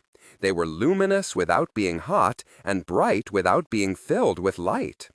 My aunt wrapped a blue-gray wisp of shadow light around the wax closure that still clung to the cork. With a skill any sommelier would have envied, Gwyneth used the wisp of power to neatly separate the wax and cork from the glass. With a delicate touch, Gwyneth lifted the cork. I braced myself for impact. Nothing happened. Where's the memory? Matthew whispered, looking around the room as though it might be hiding in the corner. Gwyneth peered into the neck of the bottle. Ah, Janet's mother put a secondary closure in the bottle for safety, Gwyneth said. It looks like a braided lock of hair tied with a bit of red string. A wise precaution. Ma'am was nothing if not thorough. Some witches, like Meg, believe that hair locks are a second line of defense to keep especially volatile and vulnerable memories from exploding when the wax seal is broken, Gwyneth said. Others think they form tamper-proof seals. If the hair had fallen from the neck of the bottle into the bulb, you would know someone had meddled with the contents. Like putting a thread or a line of salt across a threshold, Matthew said. Exactly, Gwyneth said. If you could reach into that roll of tools and get my lorgnette and the extra fine crochet hook, Matthew, I would be grateful. Inside, in addition to the opera glasses and crochet hooks, were knitting needles, several pairs of tweezers, a long-handled mirror like a dentist might use, and a tiny scalpel. Those look like they belong to Sweeney Todd, Sarah shuddered. Keep consonants soft to maintain vocal warmth. She would rather have been stung by hornets than have her teeth examined. Not quite so gruesome, Sarah, but an extraction is needed before we proceed, Gwyneth said, taking the implements from Matthew. Is everyone ready? We looked at one another, dubious. The closer I got to witnessing moments from Salem's darkest days, the less sure I was that this was a good idea. Once I remove the hairlock, the memories are going to come out, Gwyneth reminded us, the crochet hook poised over the opening. They'll fill this memory chamber, then slowly sink under the weight of the past. I will direct them back into their bottle, or a test tube if the bottle is no longer viable, and reseal them. Proceed, Baldwin said with the crisp tone of a commanding officer. Gwyneth gave me a silent nod, then cocked her head to indicate she was about to remove the hairlock. The next thing I knew, I had tumbled into the body of Griselda Gowdy. Memory bottle of Griselda Gowdy, 30 April 1692. Late 17th century apothecary vial of English manufacture. The stench emanating from the foul dungeon below the jail was breathtaking. Gristle covered her nose and mouth, her sense of smell more acute than those of the prisoners or their human jailers. Ye did come back. The man-at-arms whom the Salem officials posted at the entrance leered at her and wiped his mouth with the back of his filthy hand. I never break a promise, Gristle said, flipping her skirts to reveal her ankle and the earthenware bottle with the devil's face near the handle that was strapped to her calf. Give us a kiss and the ale, then, the man said, beckoning Gristle forward. Gristle swallowed down her bile and did as he asked, settling like goose down on his knee and pecking him on the cheek before handing over his tipple and removing to a safe distance. This, Gristle knew, was a small price to pay for a woman alone during a war. Others would be forced to surrender their bodies to survive, losing their souls to darkness in the process. Gristle had been the plaything of English soldiers in Scotland, and Scottish soldiers in England, and Irish sailors on a boat somewhere off the Isle of Man, where she'd taken refuge in a storm. In the war that had been raging for more than a century against the old ways and the creatures who still followed them, women were paying the ultimate price, their lives. No matter the war, the devil often seemed to take the shape of a woman. The potion Gristle put in the jailer's ale-pot would ensure that he would slumber as she took his keys and stole downstairs to offer what she could to the sisters and brothers held there. In daylight, she had taken food, drink, and blankets for the poor prisoners, as well as money for bribes, but they had denied her entry. She was not family, the minister said. Officials from Boston said it was too dangerous for a Christian woman like herself to be among the devil's kin. But if the poor souls held in Salem, Ipswich, and Boston were Satan's minions, then Gristle was too. It didn't take long for her sleeping draught to work. Gristle made the potion using herbs she'd gathered deep in the woods where locals whispered that the witch Tituba had danced star-clad under the moon. They were potent and full of magic. When the jailer's snores drowned out all other sounds, Gristle lifted the keys from the man's belt. The daughter of one of the women held below had told her what key to look for, and warned her that it stuck at the first turning. Grisel locked the door behind her, aware that a casual passerby would notice the open door, even if they ignored the sleeping guard. She conjured a witchlight and crept down the stairs. The half-light shone on the faces below, old and young, tired and gaunt with worry, bloodied and blue with cold. Though the April air was warming into May, here it was forever February, the only light and air coming from grilled openings close to the ceiling. "I knew you'd come back," said a woman in a tattered bodice. It had once been red, but was now a rusted brown from vomit, filth, and blood-stains. The woman had been pricked by some man who had repeatedly thrust a long brass pin into her body, into the private places of her sex, and the soft flesh of her nostrils, and the tender cavern of her mouth, to locate the insensitive places where he believed the devil had suckled. Grisel knew the signs, for she had been pricked at 14. She rubbed at the scars on her forearms where the pricker had thrust his brass bodkin before he thrust between her legs and took her maidenhead. "See, Dorcas," the woman told her friend who was shackled to the wall, "my bones did not lie. The raven's daughter has come. Have you seen my tabby?" Dorcas struggled to sit up. Her hair had been shorn, as had Bridget's, to ensure that there were no imps or fairies hiding within it. "Do you have my charm bag?" "I do." Grisel pulled the small pouch from the pocket hidden in her skirts. This had been Tabby's price when she'd asked the girl for help breaking into the jail. A man lay in the corner, his back to the wall and long legs stretched before him. His breeches were torn and his wrists raw from the irons that bound him. "You're as silent as a vulture tonight, John Proctor," Dorcas Hoare said.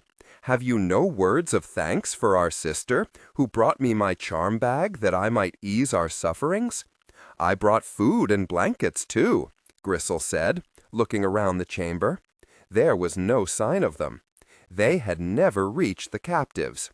"She's not our sister, Goody Hoare."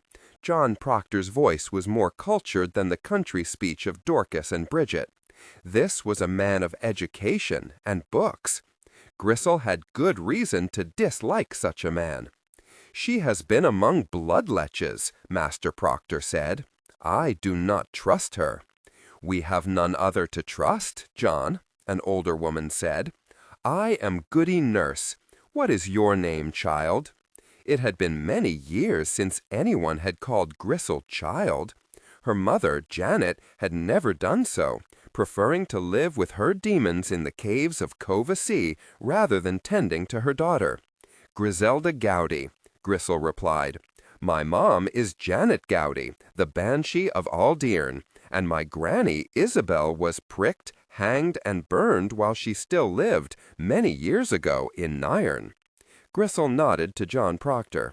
"And you are right, sir," she continued. "Granny Isabel had congress with a bloodlech, and my mother was the result." Gasps of horror and whispers of dread filled the dank cell. "'Tis unnatural," one woman muttered. Bridget Bishop hummed and swayed, and a tiny slip of a girl joined in with an unearthly keening. "Hush." The woman who comforted her from the shadows was visible only in a flash of dark eyes. "Hush, child, Mamma's here. Dorothy," said a skeleton wearing blood-soaked skirts. "She doesn't understand, Tituba. None of us understand," John Proctor said, bitter. "Who can fathom it, neighbor turning on neighbor?" "'Tis the darkening time," Bridget crooned. "The darkening time. From death, new beginnings. From old spells, new rhymes. 'Tis the darkening, darkening, darkening time." It was a blood song, and Grisel's third eye opened wide in the presence of Bridget's prophecy. Her mom had told her of nights long gone when women came together to sing blood songs to the goddess so that she might help their families survive with new wind knots and weaves. Grisel had never witnessed one of those gatherings, though.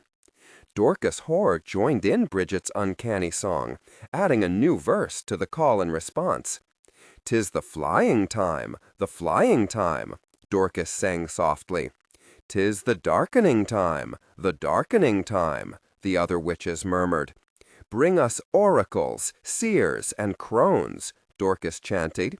What's carried in the blood will cut in the bone. 'Tis the hanging time, Tituba sang, rocking little Dorothy. The children in peril, their kinfolk in stone. The flying time, sang some. The darkening time, sang others. The hanging time, John Proctor hummed. When we'll meet our end, with vultures and herons, ravens and owls. Keep consonants soft to maintain vocal warmth. Dorcas dared to raise her voice, hoping that the goddess would hear their cry. Call forth your power, let your wolves howl. Tituba thrummed her foot on the floor, and Rebecca Nurse joined in. Guide us through darkness and on toward light, John Proctor sang softly. Protect us, Shadow, so we can do right. Without warning or forethought, a verse of blood song bubbled up from her veins to her lips, and Gristle added it to the others. What will befall us? What future is nigh? Gristle asked the goddess. Which of us lives, and which will die?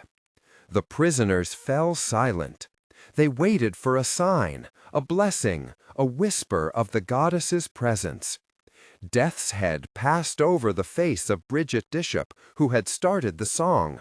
It traveled over Dorothy's emaciated mother and Rebecca Nurse and John Proctor, touching others in its path. Tituba, Dorcas Hoare, and the child Dorothy were spared its grinning leer, though the child tried to grab on to its jaw and howled when she failed. I will be the first, then. So must it be, Bridget said, her voice a thin ribbon of acceptance. And what will become of us? Dorcas demanded, shaking her fist at death. After you've taken our kin and kind, who will teach your maidens the ways of the ancestors? Which mothers will croon your blood song in the years to come? Who will know to watch for signs in the flights of birds when we are gone? The goddess has spoken, Dorcas said, resigned to her fate. So must it be. Haven't we lost enough babes, husbands, farms? Dorcas cried.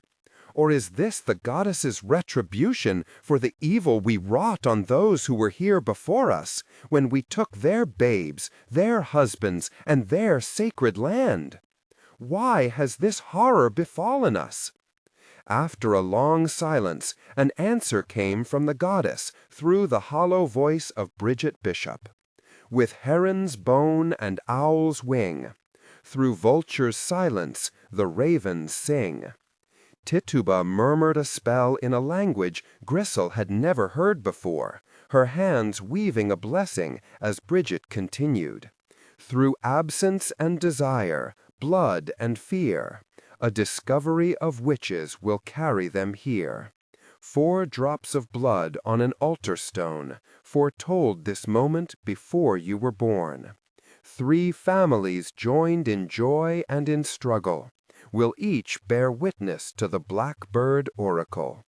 2 children bright as moon and sun will darkness, light, and shadow make one. So must it be, Tituba murmured. So must it be. Boots clattered down the stairs. Dorcas Hoare, make yourself known. The man's voice was gruff and Scots, but not from the familiar lochs and mountains of Gristle home. It was as wild as the moors and forbidding as the seaside cliffs.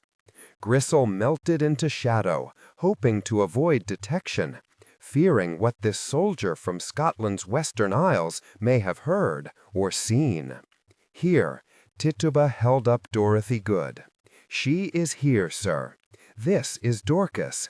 Take her from this foul place before she perishes.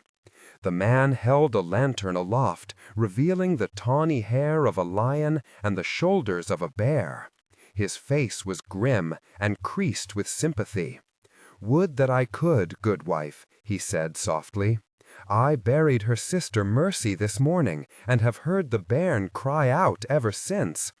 'Tis Dorcas whore that I am here for now. No, you are wrong. You have come for me, Bridget said, struggling to rise from the filthy ground. You have come for Bridget Bishop. I am the first to die, not Goody whore. The man's face whitened to the paleness of an owl. No one is to die tonight, the Scot said, regaining his composure. Reverend Mather only wants to examine Mistress Whore, nothing more. Nothing more, Tituba muttered curses at the man of God, not caring who might hear. Gristle knew the devastation that a pricker wrought in their examinations, with their bodkins and pins. She stepped from the safety of shadow into the dangerous light. "Are you the pricker they've paid to torture these creatures?" she asked, her Highland burr strong and fierce. "Will you help him poke holes into a defenseless woman, you great brute?" Eyes of ice and sea bore into her, so that Gristle could feel them touch her soul. This was no man. The Scot was a bloodlech. "Do I know you, mistress?" he asked. "Not unless the goddess moved your isle to Inverness." Gristle forked her fingers at him to ward off his evil gaze. Bloodlech. Fear swept through the dungeon, sour and strong. "Is this how we will die then, Martha?" a man asked his wife. "Will it be the bite of the bloodlech or the bite of the noose?" "Da?" a young man asked John Proctor, his eyes wide. "Has he come for us?"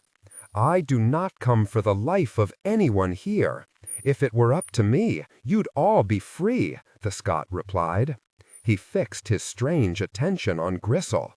"But since it's not, you'd best give me those keys and away with you before the man upstairs dries off from his dunk in the trough.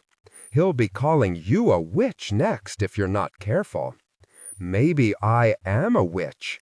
Gristle's chin rose in challenge. "What say you to that?"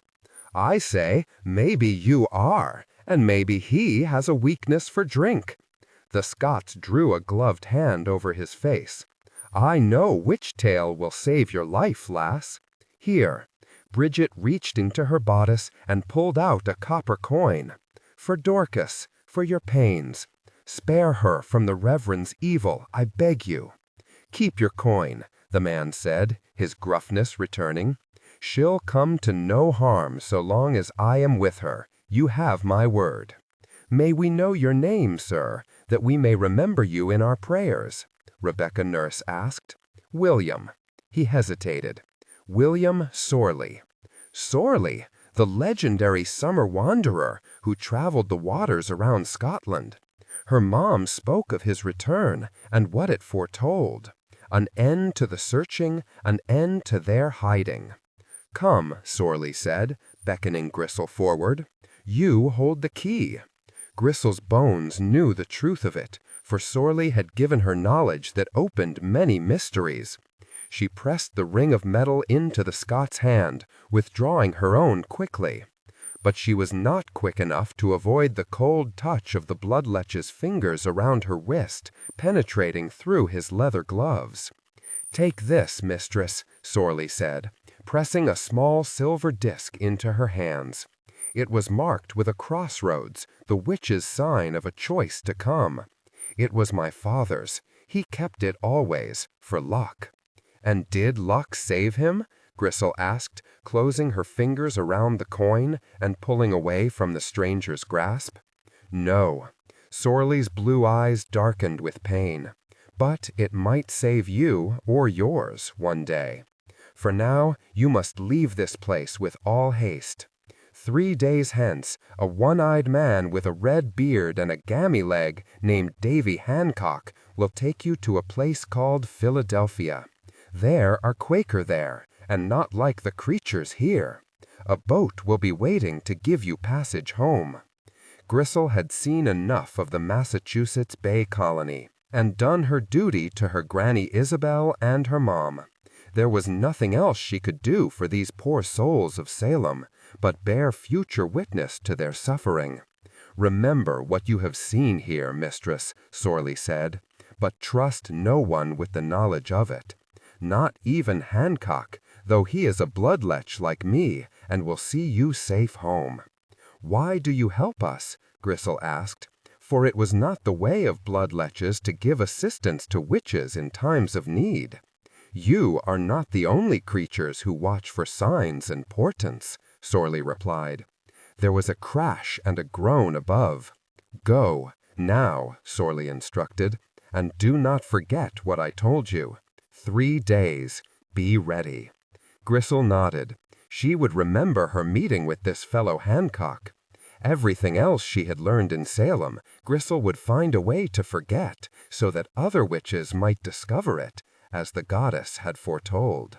"So must it be," Grisel murmured, in farewell, before disappearing like a wraith into the night. Chapter 22. When the memory faded, Griselda Gowdy's bottle was still intact in the spider, supported with a wreath of bladderwrack, neatly corked, and resealed with silver and gold wax. Keep consonants soft to maintain vocal warmth. The tiny braid from the bottle's neck was the only thing that Gwyneth had not been able to return to the bottle. It was in one of the test tubes, sealed with a sturdy, modern closure. "You did it, Gwyneth," Janet said, awestruck. The rest of us remained silent. No matter how spacious Gwyneth's memory chamber, it was impossible to draw a full breath after what we'd witnessed. We had seen the events of those terrible days through Grisel's eyes and were forever changed by them. Even so, we each had a singular reaction to Grisel's memories and what they revealed, for no two people perceived the same truths in preserved memories. Reunited with a lost part of her mother, Janet was caught up in grief and wept quietly. Sarah had witnessed the rehabilitation of her ancestor Bridget Bishop. "See," she said triumphantly, "Bridget wasn't as selfish as everyone makes her out to be." "Gallowglass?" Matthew gasped. "Here?" I shared in his surprise that the summer traveler in Grisel's letter to Agnes Grey was his nephew. It was one of the few mysteries Grisel's memory solved, though it revealed even more complicated riddles.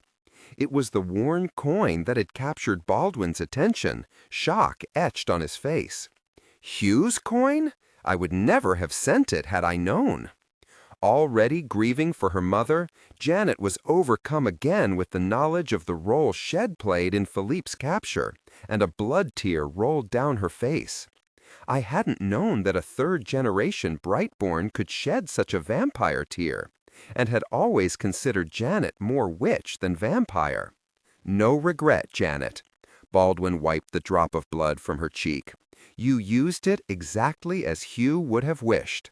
Granny Dorcas, who was outside the pearly bubble, pressed her anguished face into the wall of the memory chamber so that the bumps of her nose and chin warped its smooth surface, wanting to be nearer her kin. Whatever Gwyneth had seen and felt was tucked safely behind an expression that was schooled to give nothing away. Bridget Bishop's prophecy was uppermost in my mind, for I knew in blood and bone it was the real reason Griselda Gowdy had left her memories in Salem. My lips moved as I repeated the words of her blood song and prophecy silently, trying to memorize them before they vanished. "Quiet, everyone," Matthew commanded, noticing my intense concentration. He grabbed his laboratory notebook and thrust it in my direction, along with his favorite fountain pen. "Write it down, mon coeur," Matthew murmured, "now, before you forget." I did, first recording Bridget's words before turning to the rest of Grisel's memory. The pressure I put on the pen's nib was so heavy that I created a ghostly palimpsest on the underlying sheets, the ink blotting and splotching until it stained my fingers blue.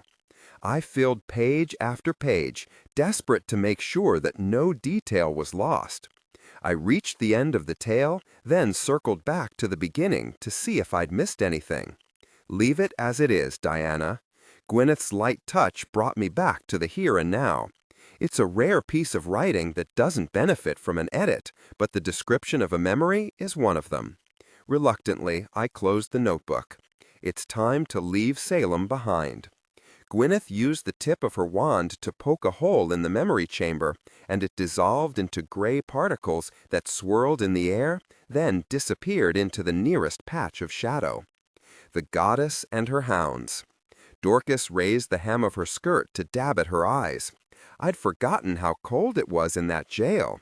Put another log on the fire, young man. Baldwin did so, immediately. Red stains, brighter than those I'd witnessed on Bridget Bishop's bodice in the jail, bloomed through Granny Dorcas's sleeve. I drew the diaphanous linen and wool up toward her elbow, revealing red holes dotted along her forearms. She had not been saved from the pricker's bodkin after all. "Granny Dorcas, you're bleeding," I said, the tips of my fingers red. Grizzle's memories had opened the ghost's old wounds. "They haven't done that since Tabby had the twins," Granny Dorcas replied, pulling away from me. "They'll stop soon. Perhaps they might even heal, now that Granny Dorcas knew the memories of that dark night would never be forgotten by those who had borne witness to them." Baldwin returned from the woodpile, not a hair or button out of place. "Are there other bottles like this one, Gwyneth?" "Some. In the attic of the old place," Gwyneth replied, her words few. "I brought all the bottles I found at the Bishop house to Ravenswood." I carefully avoided looking at Sarah. "There are more memory bottles in Venice, too." There were expressions of disbelief around the table. "What makes you think that?" Matthew asked. I opened the shoebox and removed a seemingly empty bottle of Diorissimo. What I saw here. "Mom kept some of her memories in her bedroom," I explained. "I accidentally opened this one last night, not realizing what it contained. There was no sealing wax or hairlock to give its true purpose away, so I can't show you what it held. The memories are gone." "Clever Rebecca," Gwyneth murmured, coming up with a new memory bottle closure. She was such a talented mnemonist. "What was it?" Sarah asked. "Mom's memories of the day when Peter Knox examined me," I replied, "and the altercation between them afterward." I would never forget what I'd seen in the bottle. The tone of my voice alerted both Matthew and Baldwin that there was more to come. Matthew rested his hand on my shoulder in support. "That bastard boasted that he viewed Mom's memories on Isola della Stella over and over again.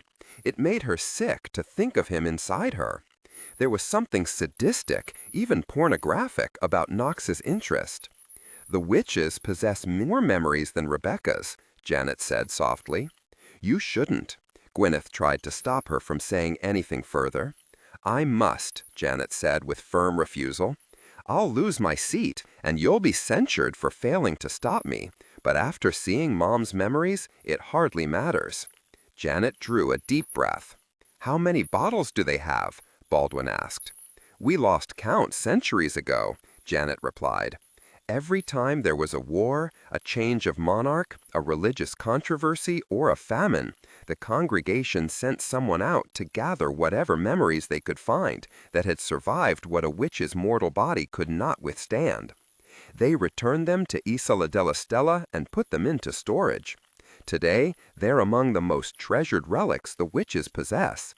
"What did they intend to do with them?" Matthew wondered. "I'm not sure anyone had a plan for them at first. We had been persecuted for centuries. Whole villages were destroyed and communities lost. Memories were all we had left, and we were determined to keep them," Janet replied. "Initially, the witches' efforts were focused solely on preservation. Now, the witches open them when they are seeking to appoint a new member to the congregation. We did so recently when we replaced Satu Jarvinen with Tina Matusant. Peter Knox had opened my mother's bottles repeatedly. Had he violated other witches' privacy as well? The memory palace at Isola della Stella contains a bottle for every witch who walked the labyrinth and advanced to the rank of adept since the 1890s, Gwyneth explained. Part of becoming an adept requires you leave your unique experiences behind so that they remain sacred and secret. Whatever happens to a witch in the labyrinth, there's one thing I know for sure," Janet remarked. "It lays bare her soul." I've seen the adepts emerge from their trials, blasted with power, and eyes filled with a terrible wonder. It's only after their memories are taken away that they return to some semblance of normality. And the witches use the collection as a talent pool from which to draw only the best and brightest to sit in the congregation chamber, Baldwin mused. You have no recollection of what happened to you there? None of us do, Janet said. Keep consonants soft to maintain vocal warmth. Sometimes a shred of tattered memory rises to the surface of an adept's mind, but it's never enough to fully understand what the labyrinth ceremony meant to us. My grandfathers, my grandmother, Mom, Dad's sister, Naomi. I ticked off the litany of names. All of their experiences, whatever they were, whatever magic they stirred up, are on a shelf in Venice. Matthew's lips parted in horror. There's a gap during World War I when it was impossible for the congregation to receive any new bottles, Gwyneth explained, hoping to lower Matthew's level of concern. But after the armistice, the witches renewed their commitment to developing the talents of the most gifted witches. It was seen as a way to prevent further damage to our culture and traditions. Why are the witches so interested in the memories from the labyrinth? Matthew finally asked, ominously quiet. To succeed in the labyrinth and become an adept, a witch must face not only her deepest fears, as she does at the crossroads, but her greatest desires, too, Gwyneth explained. Dark, shadow, or light, what a witch experiences at the heart of the maze reveals her strengths and weaknesses as well as the contours of her power. Her power. Matthew was thoughtful. Then his lips turned gray as the blood drained from his face. They've been practicing eugenics. The witches are picking through the memory bottles looking not just for signs of talent, but for specific, rare forms of magic. Eugenics was bloodcraft by another name, one that masked the darkest side of scientific endeavor. Proponents of eugenics, like Francis Galton, believed that they could engineer a better human by banishing what they considered undesirable or uncivilized characteristics, including racial difference, sexual diversity, and disability. You say this emphasis on memory bottles started in the 1890s and then revived in the 1920s? Matthew asked Gwyneth. She nodded. The timing is perfect, Matthew murmured. Wait, Matthew, Baldwin held up his hand. Creatures have bred and been bred to improve their lineage since time immemorial, whether by marrying the daughters of tall men because height was an advantage in battle, or putting your neighbor's horse to stud with your mare because it was faster and better looking than yours. It doesn't necessarily mean this was about achieving some ideal level of magical purity in a witch's blood. They're not vampires, Baldwin. Matthew's expression was grim. The witch's goal wasn't greater purity, it was greater power, Janet agreed. The congregation's witches were terribly concerned with our waning power in general, and the decline of higher magic in particular. It's not a huge leap from higher magic to higher races, Baldwin continued to look skeptical. Witches always preserve family records, grimoires, spellbooks, oracle cards. But Granny Alice thought we could do better, Gwyneth said. When she was congregation librarian, she put out a worldwide call for witches to gather their family memories too, so they could be preserved in Venice for future generations. When was this? Matthew opened his notebook and uncapped his pen.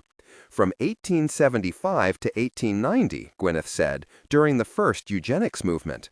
I never foresaw they would put my work to evil purposes, Granny Alice shouted as she sailed by on the library ladder. Were the witches hoping to learn something particular from these family memories, Gwyneth? Matthew's hand raced across a page in his notebook as he recorded his thoughts. From what Granny Alice said, and mind you, I was a child and it was a long time ago, they were particularly interested in the rites. It's what led to the Rites Revision Covenant of 1919. What rites? Baldwin frowned. The bell, book, and candle ceremony at age 13, choosing a path at the crossroads before age 21, walking the labyrinth for those witches who showed promise in higher magic, Gwyneth said. It was Granny Alice who advocated for adding a new exam at age 7 for children with a family history of higher magic to see if there were early clues that it would later manifest. A test the congregation's witches will administer to Rebecca and Philip in a few weeks. Matthew swore. The witches may rely on the labyrinth bottles to select their representatives, but testing children must be connected to a desire to groom that next generation of higher magic adepts. No one is grooming my children, I said, filled with rage at the prospect. What about Gallowglass? Sarah asked. Maybe he could help, if we could find him. What about Bridget's prophecy? Gwyneth suggested. If we focus on that and decipher what it means, it might illuminate the path forward. What about the memory bottles on Isola della Stella? Janet cried. There's no telling what they might reveal. Baldwin held up his hand for silence. The clash of conversation died down. What will be done is up to Matthew, Baldwin said, and Diana, of course. It's their responsibility to clean up this mess before the de Clermont family is publicly implicated in it. When Baldwin had recognized Matthew's kin as a scion of the de Clermont clan, he had made it clear that any problems stemming from our branch of the family were ours to solve. Diana, Matthew turned to me. I considered the evidence of Peter Knox's malfeasance and the mention of 3 families in Bridget Bishop's prophecy. We need to recover all of the family memory bottles from Isola della Stella, I said. 3 families, joined in joy and in struggle, will each bear witness to the Blackbird Oracle. The Bishops, the Proctors, the de Clermonts.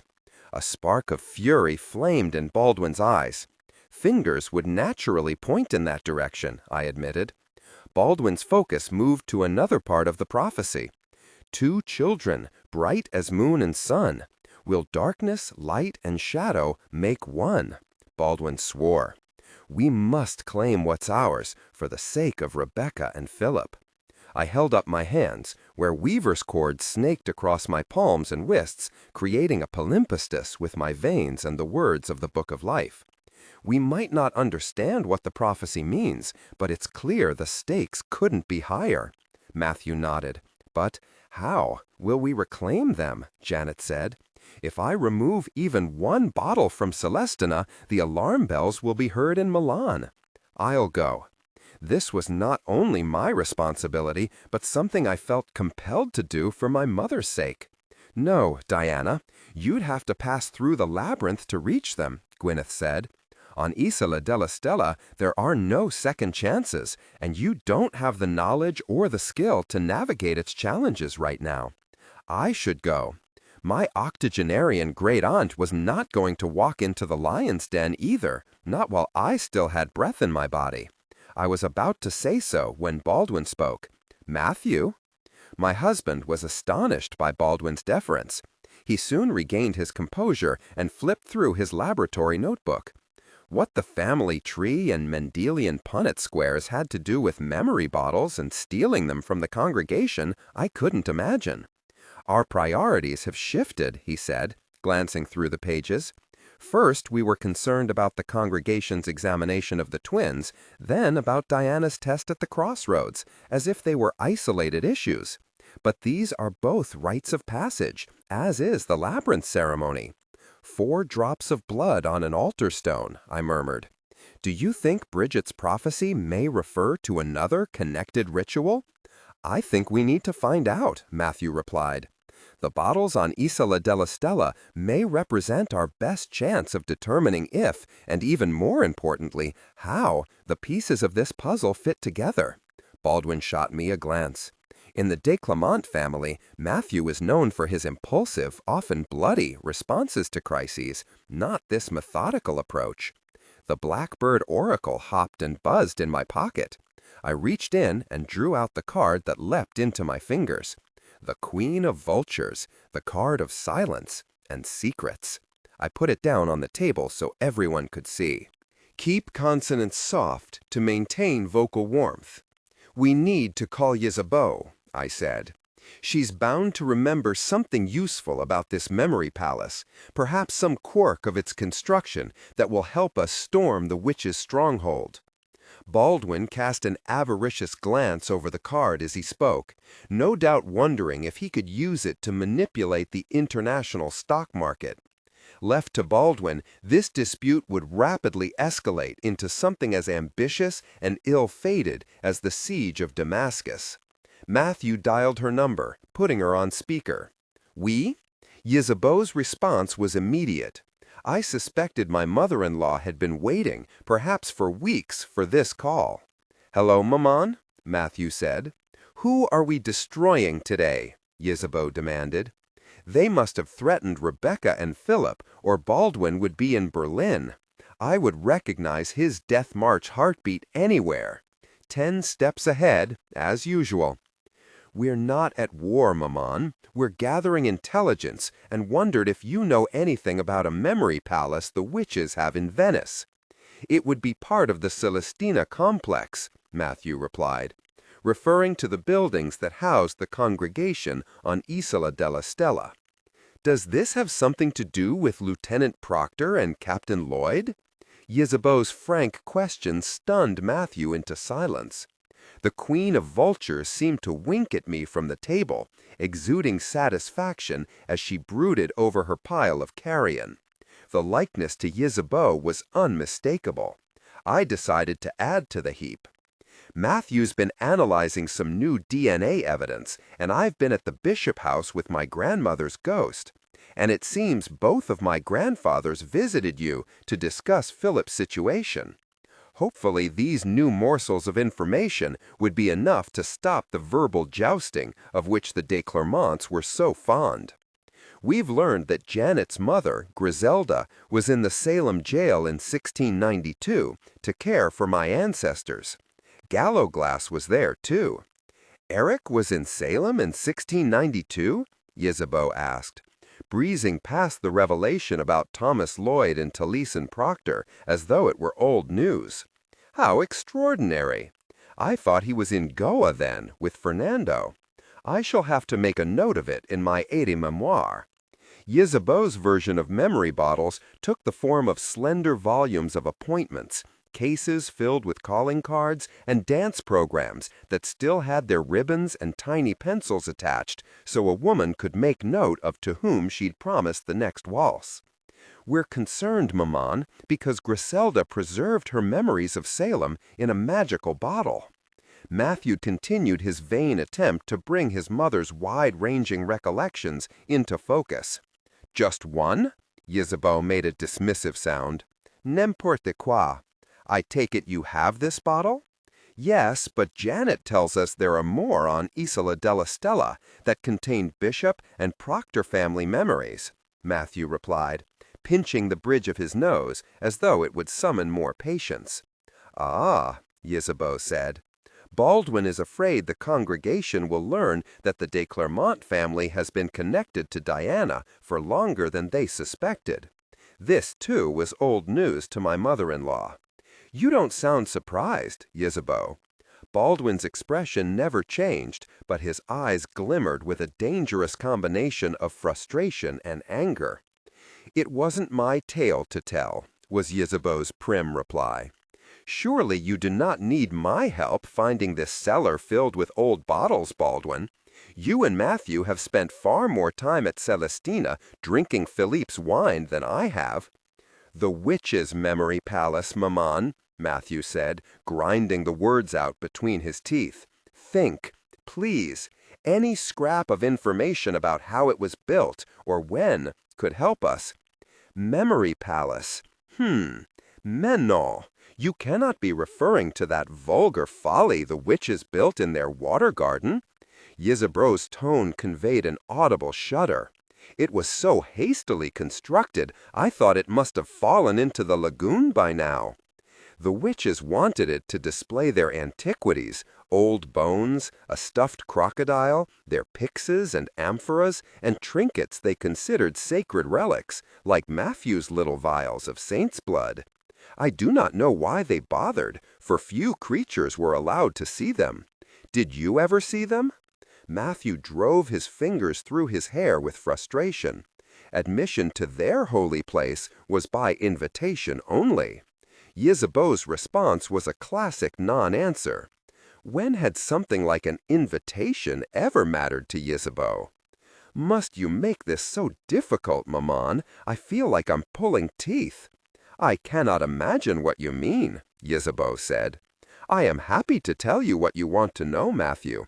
As it happens, I went there several times with Roberto Rio, the daemon who drew up the plans. Construction was underway during the witches' troubles, and the place was often unguarded. There were so few witches left, you see." I winced, unable to meet the eyes of Sarah and Gwyneth.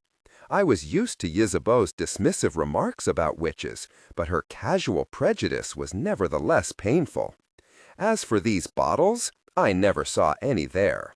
I did look to see if they might have a few flacons de souvenirs oubliés hidden away that would please Gerbert. Leave it to vampires to come up with a more elegant name than memory bottles. He locked his collection in a casket, like the one he kept the head of Mariana in. Ysabeau continued to drop breadcrumbs before us, this one relating to the powerful witch who had been an oracle of great repute. Philippe possessed 3 flacons too, all very old. He considered them great treasures, but threw them into the Aegean in a fit of temper over something Gallowglass said. If Gerbert and Philippe both showed an interest in memory bottles, then we were on the right track. "I'm going to Venice," I said, my stool scraping the floor as I pushed back from the table. "I'm going with you," Matthew said. "I'll drive you," Sarah offered. "No one is going anywhere," Baldwin scowled. "What?" I was furious. "You saw the memories in Griselda's bottle and heard what Peter Knox did with my mother's memories. We don't have time to waste." "Diana's right," Janet agreed. "Sidoni and Tanima find a great deal to do in the congregation archives these days. Rima told me they've been tracing early references to illicit vampire-witch unions and noting down every strange power and odd occurrence that accompanied them. I did not know the Haitian Tanima Toussaint, the newest member of the congregation. She brought a fresh perspective to congregation deliberations and highlighted the issues threatening indigenous magical practices and its practitioners. The priestess's spellcasting skills were legendary, and her knowledge of African magic profound. It's only a matter of time before the two of them find something," Janet predicted. "Whether the clue lies in Crusader chronicles from Jerusalem or in my Granny Isabel's confessions about her love child with the devil, or in the accounts of the ghastly deaths of vampires in New Orleans, there is bound to be something that will pique their interest. Sidoni will ransack the memory palace if she thinks it will give her the whip hand over Diana and the de Clermonts." Baldwin said, "Nor tomorrow." "Surely speed's an advantage. Why would we wait until they catch up to us?" I demanded. Baldwin's hand met the table, palm flat, in a savage blow. "Because you are my general, Diana, and I will not win this war by putting you on the front lines," Baldwin exclaimed. It was a pointed reminder that Matthew and I may have formed our own scion, but were still subject to the sire of the larger clan. "General?" I said, numb. "I thought this was an intelligence-gathering operation, not a war," Sarah said. "In this family, Sarah, they are often indistinguishable," Ysabeau said. Matthew, who seldom took a side when Baldwin and I were embroiled in an argument, did so now. "Baldwin is right, my Lyon," Matthew said. "We must tread carefully. Keep consonants soft to maintain vocal warmth." Whatever the nature and duration of the connection between our 3 families, my father's fingerprints are all over it. Philippe loved intricate toys and complicated games that depended on strategy, memory, and risk. What could be more intricate and complicated than a family? Agreed, brother. Philippe set something in motion, though the gods know when, why, or how, that has yet to play itself out, Baldwin said. Some mechanism to bring about a desired end that will remain mysterious until the final trumpet sounds. Deus ex machina, I murmured. God from a machine. It was as good a description of Philippe as I'd ever heard. I touched the golden arrowhead and felt the goddess's hand. 4 drops of blood on an altar stone. It was then I realized that Philippe couldn't have acted alone. He had to have had the goddess's help. I wondered if he'd had my mother's assistance as well. We have been caught in Philippe's spider webs before, Isabeau said. This is nothing new. Plus ça change, plus c'est la même chose. Isabeau had put a new twist on one of her mate's favorite sayings.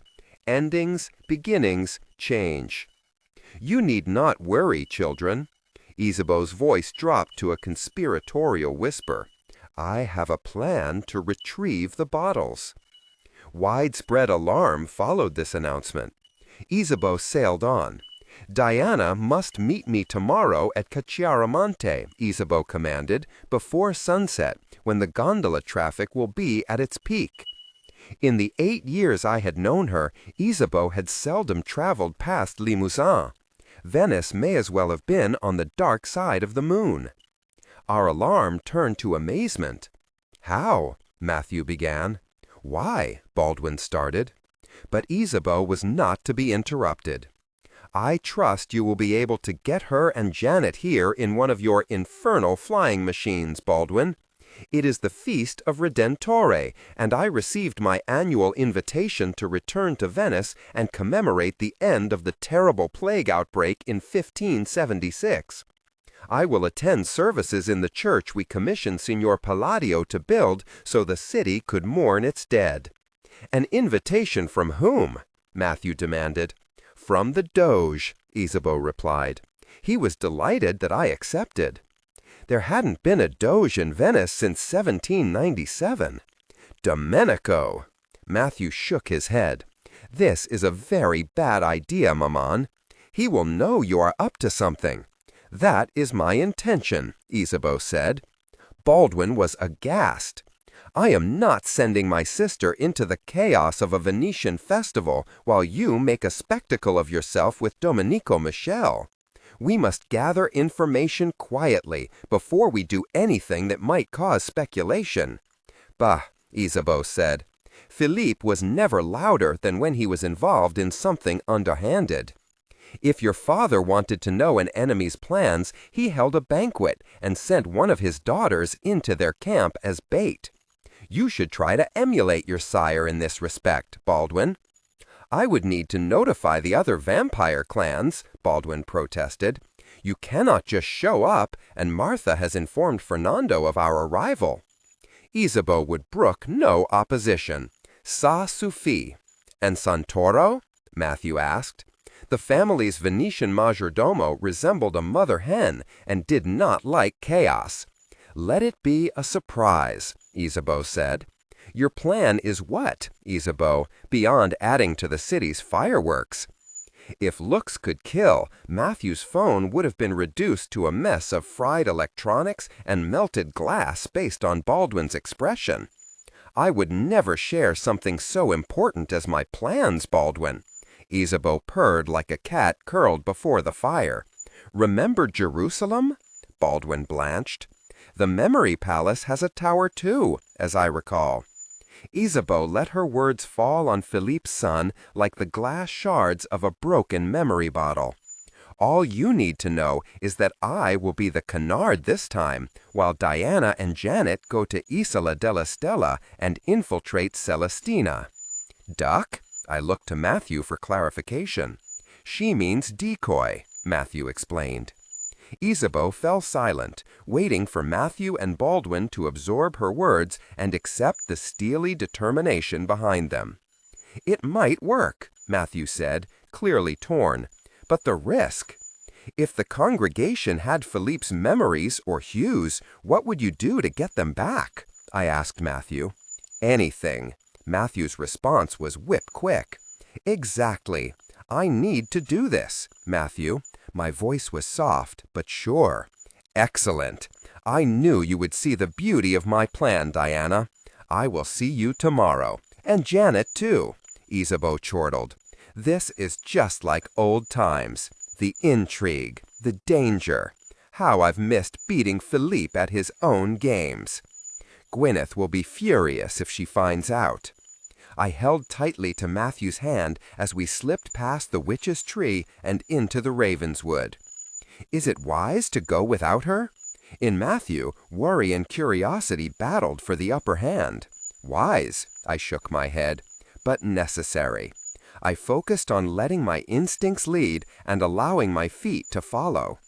The Black Bird Oracle was in my pocket, another precaution against disaster. The cards would tell me if I strayed too far into darkness. The moss-covered bumps and lumps that remained of the Proctor family labyrinth gleamed with an evergreen magic in the dark of the forest.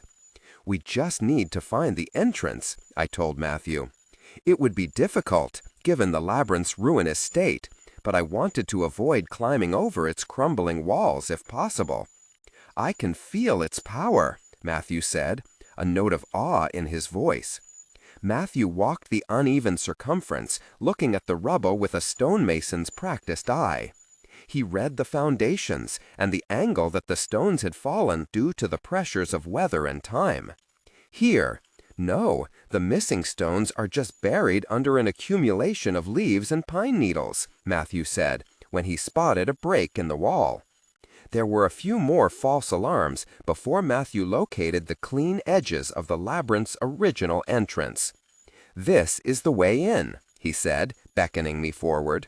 And the way out, too. I didn't like the thought of having to retrace my steps. Matthew shook his head. Not in a labyrinth. The object of walking it is to proceed inward and gain enlightenment before returning to the world the same way you came. It's a spiritual exercise, mon coeur, and one that I've undertaken many times. I'm glad you're coming with me, then. I would ask Matthew for further details about his inward journeys later. Time was passing, and with it this opportunity to better prepare myself for Venice. This labyrinth was built by witches. It might reject you, Matthew warned. Not if they're anything like me, I said, giving him a soft kiss for luck. Let's do this before we change our minds. Matthew had reluctantly agreed that the best way to ensure success on Isola della Stella was to rehearse what might happen once I arrived. I wanted to make a practice run of the labyrinth here in the Ravenswood. It would give me some sense of what the ritual space of the labyrinth on Isola della Stella might demand of me if I was forced to go through it to find the memory bottles. I squeezed Matthew's hand, and he grasped it tighter in return. I feel like we're about to time walk, Matthew murmured, and not in a good way. We had stood just like this in the Bishop House, hand in hand, facing an uncertain future, before we had taken our fated leap into the past. I'm not the witch I was then, I said. That's what I'm afraid of. Matthew looked down at me. All right, my Leon, lead the way. Our first few steps into the labyrinth were incident-free. This just feels like an ordinary walk in the woods, I whispered. I don't feel anything magical at all. Matthew's finger pressed to my lip in silent warning. Philippe always told me the gods wait for a mere mortal to overestimate their power.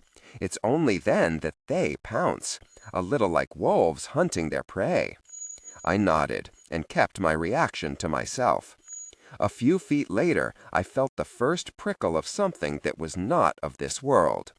3 more feet, and the walls of the labyrinth seemed to be growing. Keep consonants soft to maintain vocal warmth. Matthew, are they, I began, my attention glued to the sprouting walls. They were still covered with lichen and moss, but no longer at knee and hip level. Erupting from the ground? Matthew's sense of the change was far less organic and gentle than mine. He looked grim. Yes, soon we wouldn't be able to see the trees on the other side of the walls. Maybe I should call Kaliak, I said, uneasy. Your guide to higher magic?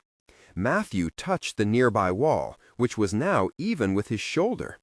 Won't that attract the goddess's attention? I think we already have it. I wish we'd gone with our other option, I said, my anxiety increasing as the walls closed in, and opened one of Mom's other memory bottles instead. A glass perfume bottle, heavy with compressed memories, appeared in my free hand. I gasped. "Be careful what you wish for," the trees whispered. I held it up before Matthew. He swore. "You shouldn't have brought that with you, Diana." "I didn't," I protested. "I was just thinking that it might have been better to have stayed home and opened Mom's bottles like you suggested." And I trailed off. Gwyneth had mentioned something about the labyrinth and a witch's deepest desires. "I wish the moon was brighter," I said. The clouds parted, revealing the silver orb. "I wish my mother was here," I whispered. Mom peeked around the next turn in the labyrinth. "I wish to keep my children safe from harm," I shouted to the sky. And a theme embedded itself at my feet, point down. "I want to cast a proper hex," I cried. A shimmering 6-crossed knot floated through my mind's eye, and the gramarye that would secure it tickled my tongue. After facing Meg at the crossroads and meeting the shades, I had imagined the labyrinth on Isola della Stella as a terrifying place of unimaginable horrors. I was wrong. A labyrinth is a place of dreams, not nightmares. I turned to Matthew, elated with power and possibility. "Try it. Make a wish." Matthew hesitated. He shook his head. "What about Lucas or Hugh? Don't you wish they were alive?" Matthew paled. "Don't say such things, Diana." But my words had already done their damage. For what choice did Matthew have but to hear what I said, take it to heart, and feel the longing in his soul? "Papa?" Matthew wheeled around.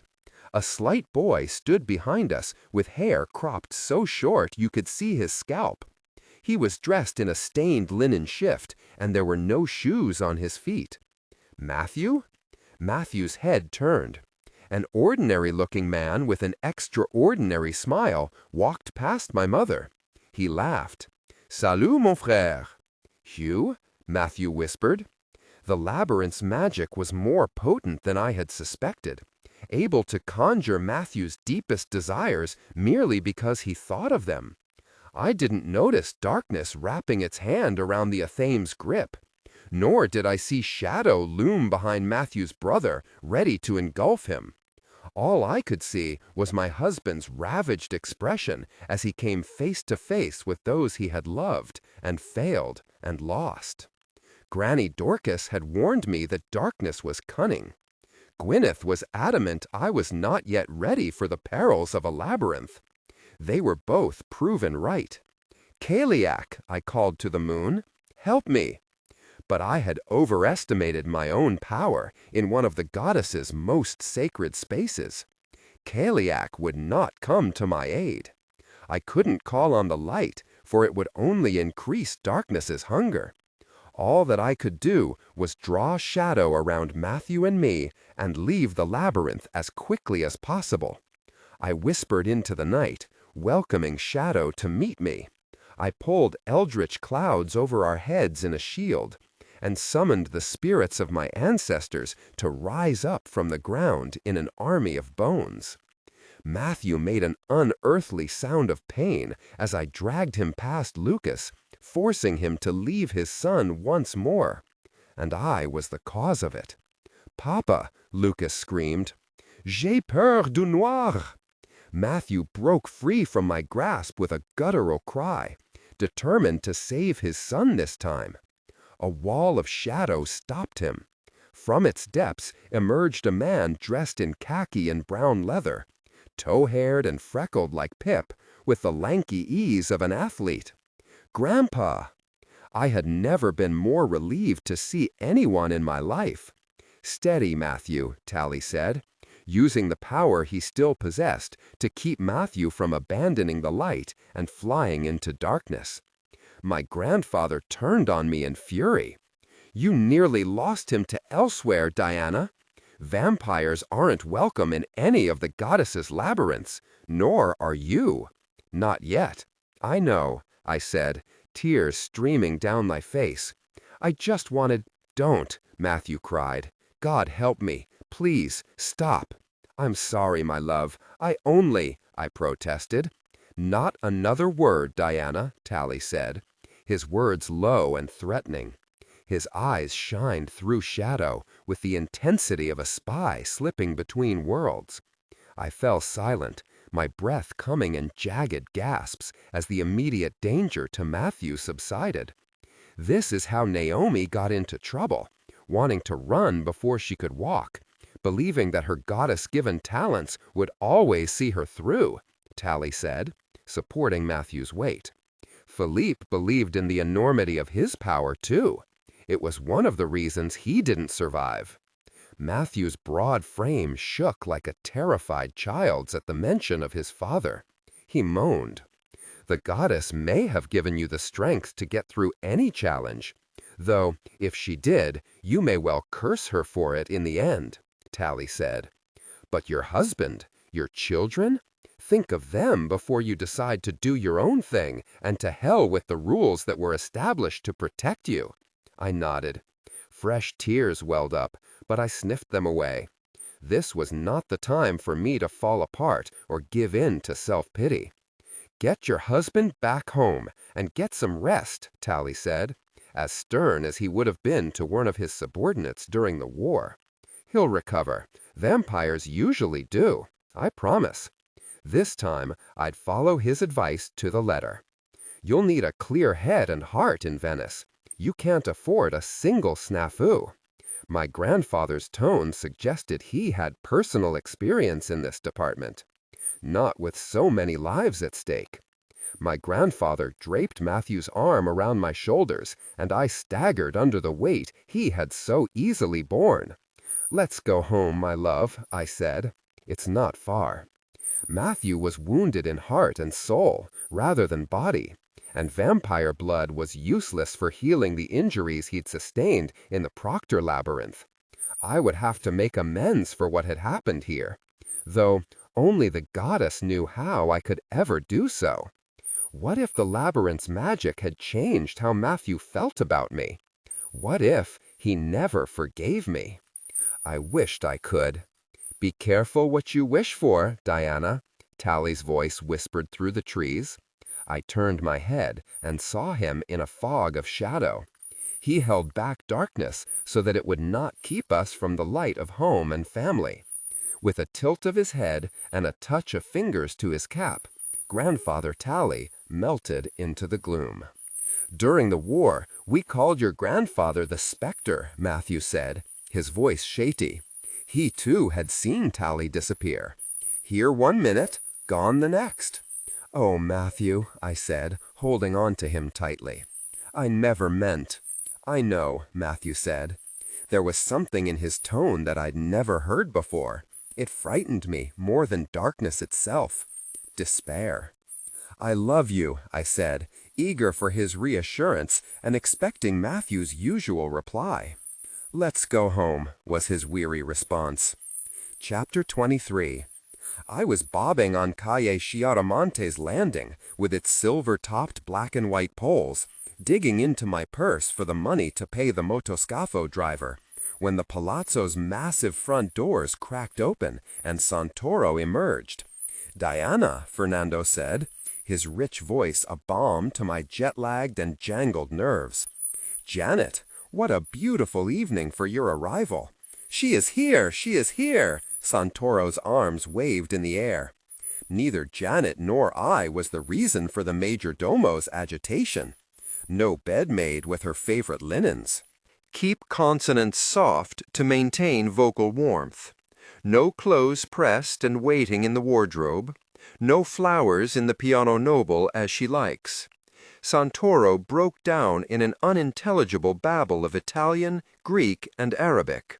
Vampires were famous for their composure, especially the vampires who served the de Clermont household. The cause of his distress emerged into the bright Venetian sunshine. My unexpected arrival may have been too much for poor Santoro, Isabeau admitted, an épée in one hand. She paused to adjust her Dior sunglasses, providing the passing tourists with an opportunity to admire her quilted fencing vest embroidered with black bees and slim black trousers tucked into thigh-high boots. Alain Lemerle, Philippe's former squire and still a venerated de Clermont retainer, slipped around her to help Santoro with our luggage. "Janet," Isabeau said, bestowing a kiss on each of her granddaughters' cheeks. "How was the flight?" "Flawless and a bit cold. What you'd expect, really, flying on Baldwin's jet." Janet eyed Isabeau's outfit and accessories. "You look well, Grandmère. The French musketeer look suits you." "If I look well, it is because of Venice's bittersweet beauty," Isabeau said, dismissing the suggestion that clothes maketh the vampire. "Permit me, Serena Diana," Santoro said, taking the Bodleian tote bag from my grasp. "You and Donna Gianetta must go inside now with Sir Fernando and Donna Isabeau." "The tourists, I believe your work is done," Fernando said, dimples flashing. "She's caught the eye of the curious and set every vampire tongue wagging." Too bad we wasted Santoro's time running a message to Domenico. We could have just waited for the gossip to reach him. Fernando's responsibilities on the congregation had changed him. There were fewer ghosts flitting through his eyes, and he carried himself with a renewed sense of purpose. "There is no better place to be noticed than Ca Chiaramonte," Isabeau said, brandishing her sword. "And so news of Diana's arrival will be all over the Veneto by dawn," Fernando replied. He offered his arm to Janet. "A drink?" "Whiskey would be heavenly," Janet said, accepting his offer. "And do call me Gianetta from now on. I rather like it." Isabeau and I followed, leaving Santoro and Alain to argue over which suitcase would be next to enter the palazzo. "You're very quiet," Isabeau murmured, steering me around the prow of the de Clermont gondola, which was in the entrance hall and covered in piles of stained rags and tubs of polish. It would gleam and catch light like the waters of the lagoon by the time Santoro and Alain were finished with it. "Bad night," I said, not wanting my mother-in-law to worry. Matthew had been subdued and distant when Ike picked us up to go to the airport, and the children had noticed. There were tears and pleas for me to stay. I was exhausted, anxious, and filled with guilt. Marthe and Victor, Isabeau's trusted companions, waited for us at the bottom of the grand staircase, ready to lead us to the piano noble. I greeted them both, and they too knew something was out of joint. In the light-filled chamber overlooking the canal, with its sweeping views of the busy Venetian waterways and the grand houses that lined them, I traced the inscription chiseled into the decorative band under the mantel: "What nourishes me, destroys me." It had been Matthew's motto long before it was Kit Marlowe's. Today it made me think of Naomi and my mother and the higher magic that even now rose in my veins. Would it destroy me too? "Do sit, Diana. Have some Prosecco. Or tea, if you insist." Isabeau held a silver goblet grand enough to have once graced the Doge's table. "You will not bring your destiny closer by standing up to greet it." Victor disappeared to fetch a fresh bottle of wine, and I rammed my hands into the pockets of my linen trousers to keep them from visibly shaking. The cards hopped to attention, shifting underneath the gauzy fabric. Marthe and Isabeau pitched forward, fascinated by the movement. "The Blackbird Oracle," I apologized. "It peeps when it wants my attention." It was my attempt at a joke, and I smiled. "No one else did," Isabeau murmured. I drew out the silk bag and sat in the Savonarola chair by the fire. I hesitated before opening it, unsure how the cards would behave in a strange place surrounded by so many vampires. But the Blackbird Oracle was as eager to see and be seen as Isabeau. One tug on the silk cord, and it took flight. "Birds," Marthe said, wonderstruck at the sight of the flapping cards. Marthe was right, as usual. How had I not seen the similarity before? Isabeau extended a regal, clenched fist as though she were on a hunt with Emperor Rudolph. 2 cards settled on the back of her hand. The Queen of Vultures. The Key. Another card perched on Marth's head. Breath. She chuckled at the card's tickle in her hair, and another card came to rest on her knee. Earth. A murmuration of cards surrounded Fernando. They dove toward his heart, then flew out to a slight distance, then dove again like hummingbirds seeking nectar from a flower. Fernando gasped. Then he laughed. I was used to Fernando's chuckles, his warm smiles, and his indulgent grins whenever Jack or the twins were around. His laughter was new to me, light and rich, full-throated and full-hearted, too. The cards of the Blackbird Oracle winged their way back to me, except for 2 that continued to buzz and hum around Fernando, the Phoenix and Spirit. When they'd taken their fill of Fernando's mirth and returned to my outstretched palm, I replaced the oracle cards in the bag for safekeeping. Do they always do that? Isabeau wondered. Fly? Yes, I answered, but not like they did just now. I think they were identifying you, so that I could recognize you if the Phoenix, or Earth, or the Queen of Vultures appeared. Though, to be honest, Isabeau, I had you pegged as the Queen of Vultures all along. I am delighted, Isabeau remarked, glowing at the dubious compliment. Vultures feed on what others leave behind, in the mistaken belief that it is of no value. Marth rose, responding to an unspoken cue from her mistress, and dumped a basket filled with paper onto the gleaming table set in the window recess where the light was strongest. Goddess above, Janet murmured, are those floor plans? Some, Isabeau replied, gliding toward the table. I removed them from the rubbish on Isola della Stella. Most creatures do not appreciate the importance of such things, but I love a good map. There are always forgotten things to be found there, for those who wish to remember. Shouldn't they be in the congregation archives? Fernando said, as we followed Isabeau toward the light. Perhaps. Isabeau waved a hand in the air, unconcerned with something so insignificant as legal custody.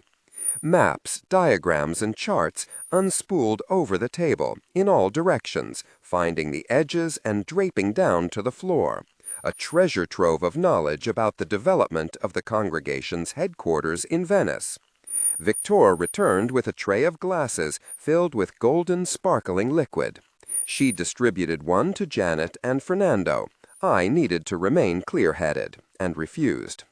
It seems you know where all the bodies are buried on Isola della Stella, Granny Isabeau, Janet said, looking over the table in amazement. Corpses?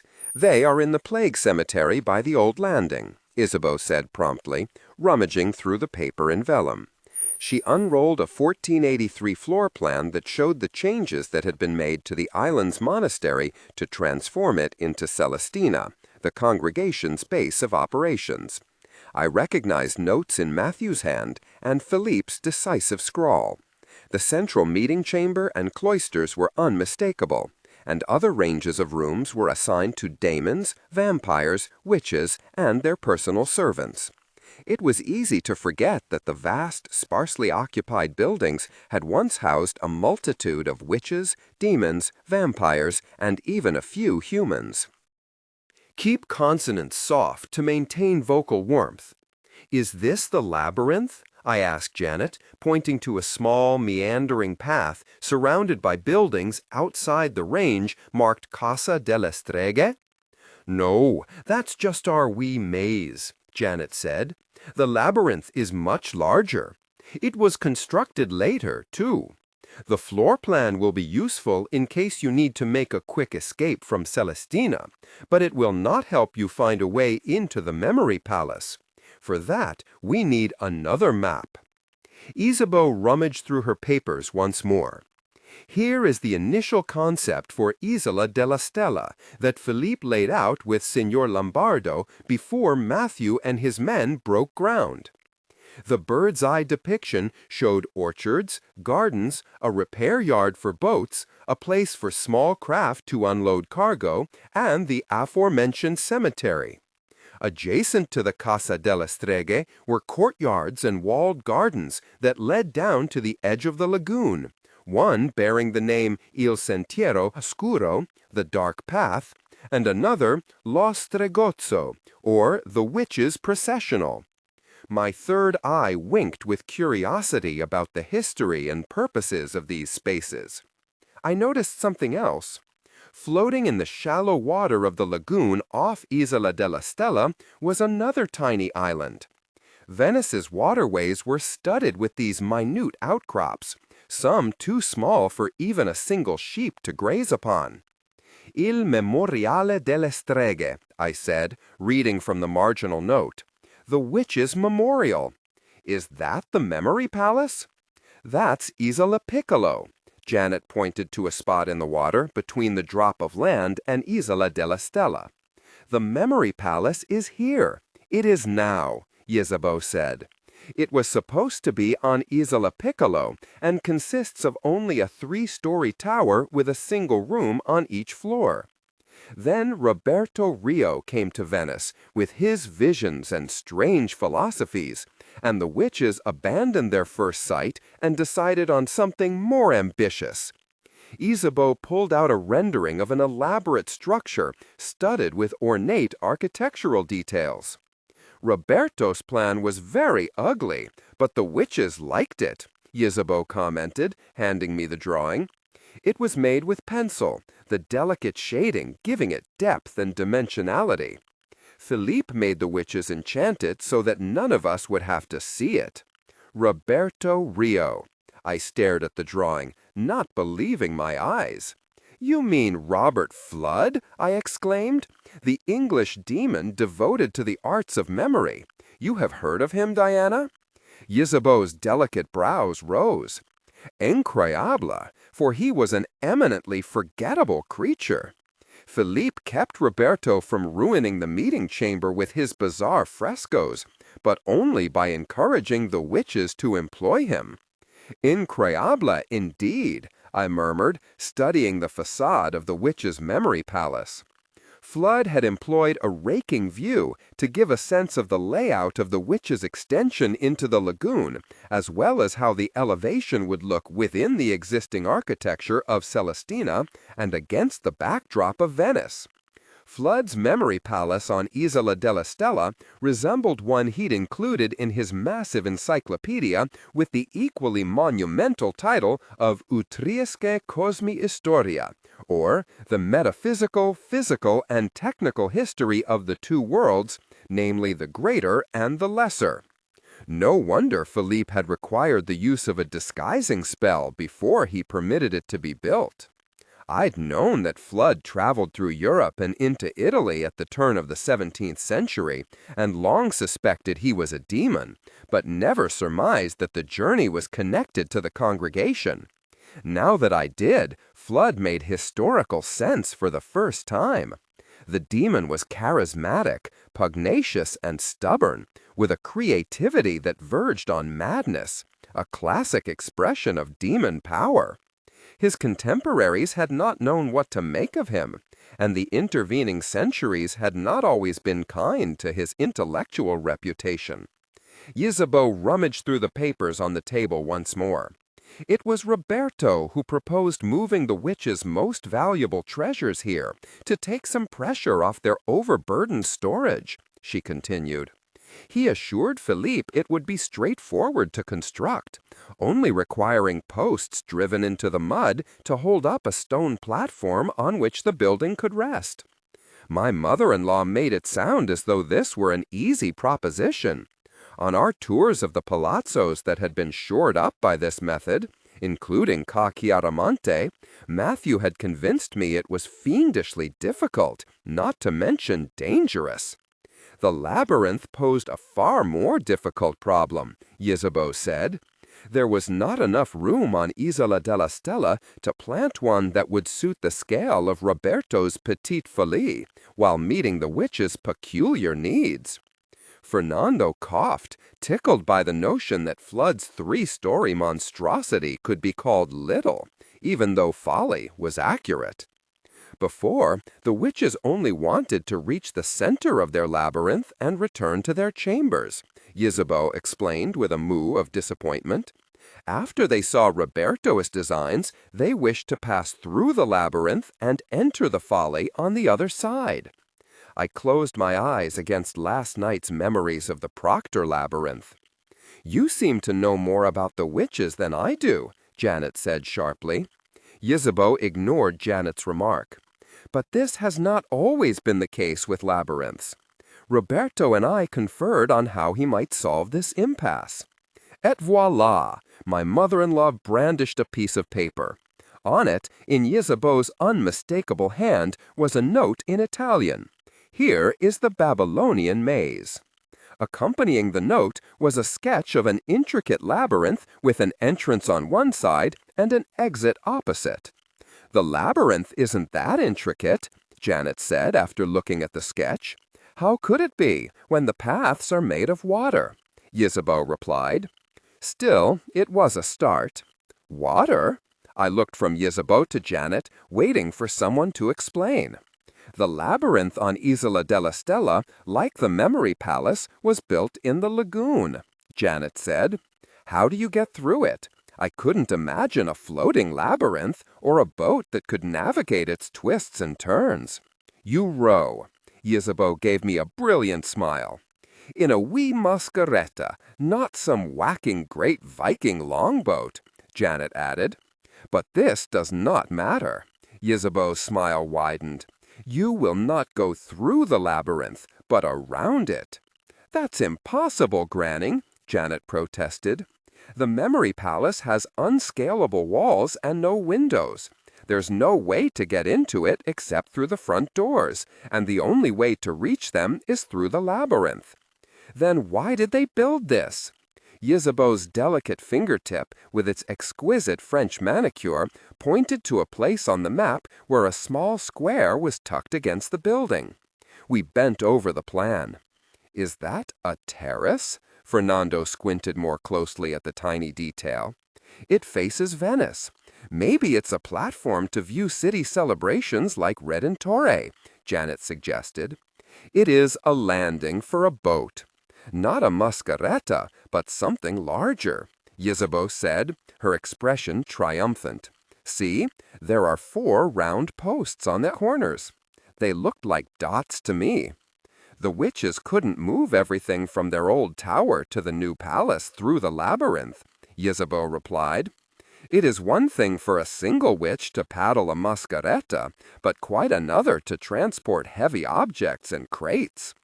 Wouldn't we need to remove the disguising spell on the Memory Palace in order to locate the landing from the outside? I asked. Someone's bound to capture it in a selfie, and then Baldwin will have an even bigger crisis on his hands. After the fireworks start, there's utter darkness beyond St. Mark's and Giudecca, Fernando said. I doubt anything would appear in a photo at such a distance. To reach Isola della Stella before night falls, you would need to be beyond the festival traffic in St. Mark's Basin by late afternoon, and past the pontoons by 9 o'clock, Ysabeau added. Keep consonants soft to maintain vocal warmth. It might work, Fernando said, cautious. But we'll still have to get onto the terrace, climb the stairs, and wander inside, Janet pointed out. No one in their right mind would build a mooring where there wasn't an easy way to unload cargo, I said, not even Robert Flood. Exactement. At last, you see. Ysabeau threw up her hands in relief. Tomorrow morning, all eyes will be on Ca Chiaramonte, which will be decorated with flowers from the rooftop to the landing, just as it was when Philippe was alive. We shall string garlands on the gondola, too, and I will visit friends along the Grand Canal. Later, I will meet Domenicos's barge, and together we will process to the floating bridge for our passeggiata to Giudecca. You can make your getaway the day after, when I will lay flowers for poor Maestro Titian and drink to the memory of Donna Veronica. Perhaps I will be able to persuade Domenico to dry his tears long enough to read something from her verses. With Ysabeau's cache of maps, Janet's first-hand knowledge of the Isola della Stella, and Fernando's Venetian connections, we soon had a plan for how to land on Isola della Stella and enter Celestina without detection. From there, we would commandeer a mascareta from the boatyard to take us around the outer walls of the labyrinth to where we hoped the disused cargo dock was still in place. Honestly, it may no longer exist, Janet confessed. I've certainly never noticed it. Then again, I wasn't looking for it. Fernando's right. Even if the landing is long gone, there must be some back or side way into Flood's palace, I assured her. The only thing we haven't discussed is what to do about Domenico. Fernando poured a healthy glug of Amarone into his glass. He had switched from fizz to something more fortifying. He's as slippery as a fish and as two-faced as Janus. Leave Domenico to me. He may suspect my motives and wonder about the reason for Diana's presence here, but he will not discover why we came to Venice until after we burgle the Memory Palace. Ysabeau's eyes gleamed with excitement. Our supposed intelligence operation had turned into a heist. We picked up the delivery boat we would use in our criminal enterprise on the Santa Chiara Canal, at the far end of Dorsoduro by the train stations. Santoro piloted the craft through the traffic with the nimbleness of a salmon swimming upstream, darting in and out of the vessels, taking passengers toward the festivities in St. Mark's Basin. We rounded the western end of Giudecca, skirting the southern shore until we passed by the domed white marble church known as Il Redentore. The gondolas had not yet lined up to form the temporary floating bridge that would extend from the main island to Giudecca, though Ysabeau would be on her way there any moment. We'd left Ysabeau in the salon on the Piano Nobile, draped in Dior from head to toe. There had been loose talk that she might please the locals in Dolce & Gabbana or some other Italian designer, but Ysabeau wanted to be visible against the sea of black and red favored by the Venetian elite. She had decided on an elegant beige crocheted dress for her afternoon boating. An ankle-length tulle confection with a satin underslip waited in a bag near her chair. The skirt was embroidered with emblems from the Tarot-san, an homage to the Black Bird Oracle, Victor explained, and Ysabeau planned on donning the ensemble in the church before the fireworks began. Santoro steered from Giudecca to the neighboring island of San Giorgio Maggiore, where another Palladian domed building, this one a Benedictine abbey, marked the boundary between the basin, the Grand Canal, and the larger Venetian lagoon. It was just 4 o'clock, but the traffic was already making Santoro's job impossible. We made slow progress as every conceivable style of boat, from gondolas to puparinis, entered the area to drop anchor for their evening picnics and the fireworks that would follow. When we had last entered the farther reaches of the lagoon, I heaved a sigh of relief. I don't think we were spotted. Janet had been keeping a steady watch for members of the congregation, while I scanned the waterways for a nudge, tingle, or icy touch that would indicate that a demon, witch, or vampire was tracking our route. You should not worry so much, Donna Gianetta, Santoro chided. Donna Ysabeau is a very fine distraction, and she has not been seen in Venice for some time. Every creature in the city will be transfixed by the miraculous vision of La Serenissima come home at last. Whether the lack of traffic outside the city was caused by Ysabeau's magnetic presence or the natural ebb and flow of a festive Friday evening, we soon reached Isola della Stella. Santoro shut off the motor and dropped anchor just outside the island's protective wards. It would be hours before the sun set. Only then could we set our plan in motion. Now we wait, Janet said, tugging her hat lower over her eyes to shield them from the bright light playing on the water. Chapter 24. It was 9 o'clock before the twilight was deep enough to allow Santoro to restart the engine and slowly creep toward Isola della Stella. I'd taken this journey many times and knew from experience that there was no sight of Flood's Memory Palace or a floating labyrinth from the lagoon. The witches must maintain robust concealment spells, in addition to the other wards that protected the island from curious passers-by and unwelcome visitors. It was those complicated wards that would present our first real challenge. Janet and I hoped their magic would recognize Santoro as a regular visitor, even though he was driving a far less luxurious craft than was his habit, and release their hold for 2 visitors, one a former congregation member who was also a de Clermont, and the other a current representative. We would know for sure until we crossed into the shallower waters surrounding Isola della Stella. The wards flexed and shifted as the prow of the delivery boat crossed one of the island's invisible channel markers. The wards were caught between a sense of familiarity and a suspicion that something was not quite right. Hold tight. Janet closed her eyes and murmured a spell in Gaelic. Nobody panic. Any hint of panic will trigger the alarm. Janet repeated her spell, and the wards whooshed open. "We're in," Janet said, relieved. "Nice work," I said, admiring her skill. Santoro pulled into a covered bay marked with a hexafoil. It was not where I was used to arriving, for the de Clermonts used the vampire entrance nearby. He pulled the delivery boat level with the floating platform, and I hopped onto its undulating surface. I checked my watch.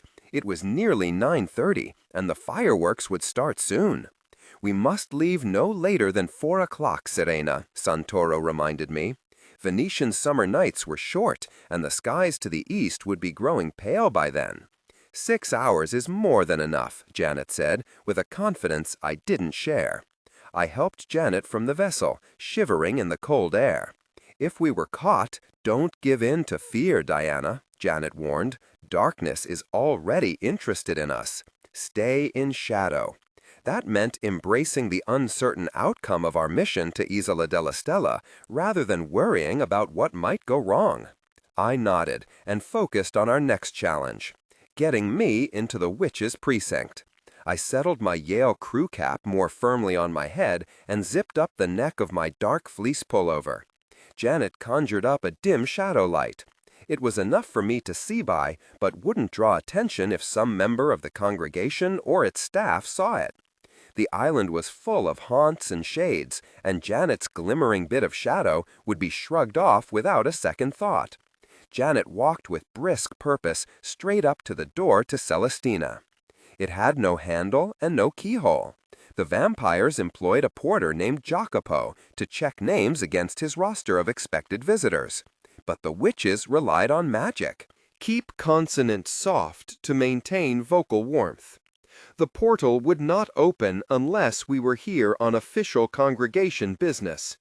Mere familiarity would not be sufficient to let Janet or me pass through this security checkpoint. Janet Gowdy and Diana Bishop, Yale University. Janet said crisply, putting her hand on the door's carved frame. Here to visit the archives and consult the Codex Incantamenti to determine if Professor Bishop can understand its contents. The door cracked open an inch and light spilled onto the landing from the torches on the other side. "Put your hand on that moon just there," Janet said, nodding her head toward a carved crescent. I did as she commanded. Electric tingles pulsed through my palm as the door's spells performed an entry scan that Miriam, whose laboratory security system was forever breaking down, would have envied. The wards tugged and pulled, considering our request. Finally, they opened the door. "Welcome, sisters," a ghostly voice murmured. "The archives are expecting you." Before tonight, I had only been in the formal rooms where the witches held occasional receptions for congregation members. Never in this part of the Casa delle Streghe. The dark corridors Janet and I walked were covered with vivid wall paintings of mythical and magical subjects, and the carved beams were thickly inscribed with spells, curses, and sigils. Shadow clung to Janet and me, fanning away from us as we proceeded deeper into the heart of the complex, avoiding the main thoroughfares in favor of old passageways once used by servants and rooms filled with moldering furniture and bric-a-brac. "Mind your thoughts," Janet said, drawing a wand out of her knitting bag and swatting at a tendril of darkness. "These bloody wards are better than an antidepressant in forcing you to adopt a positive outlook." The doors of the witches' archives swished open to welcome us. Inside, the shelves bulged with curious objects and manuscripts, and apothecary cabinets stood where card catalogues would be in an ordinary library. "We must at least open the Codex Incontinenti," Janet said, leading me inside. "If we don't, we'll rouse the ward's curiosity, and that is the last thing we need. Thankfully, the thing is so enormous it's always out on a stand." Janet directed me to a carved oak table that looked as though it had been specially built to accommodate the gigantic bound volume. The Codex's heavy cover was studded with bosses, and I reached to touch them. Janet grabbed my hand. "There will be no touching of books," Janet said. "Not after what happened with the Book of Life. Let me do it." She lifted the cover, gave the Codex a perfunctory riffle of the pages, and closed the volume with a bang. "There, we've met the ward's conditions. How about a cup of tea?" Janet said, ushering me into an adjacent room. The witches' common room looked like every Oxford University senior common room I'd ever been in. The walls steeped in tradition, as well as the sense of tea, wine, old books, and tobacco. Janet glanced at a bakelite clock next to a kettle. "Fancy some fresh air instead?" Janet was announcing every step of our journey through the witches' chambers. "Hopefully, the wards will get bored with all the innocuous chatter and go back to sleep," Janet murmured, taking me through a passageway that wound through the personal rooms that had been assigned to the 3 congregation members. I spotted kitchens, laboratories, still rooms, and storerooms, all of them jammed with personal items left by generations of witches. Once, there would have been staff to keep things tidy and neat, and some rooms still bore traces of their presence in narrow iron bed frames with lumpy mattresses, rickety clothing stands, plain ceramic wash bowls and pitchers, and threadbare wool blankets.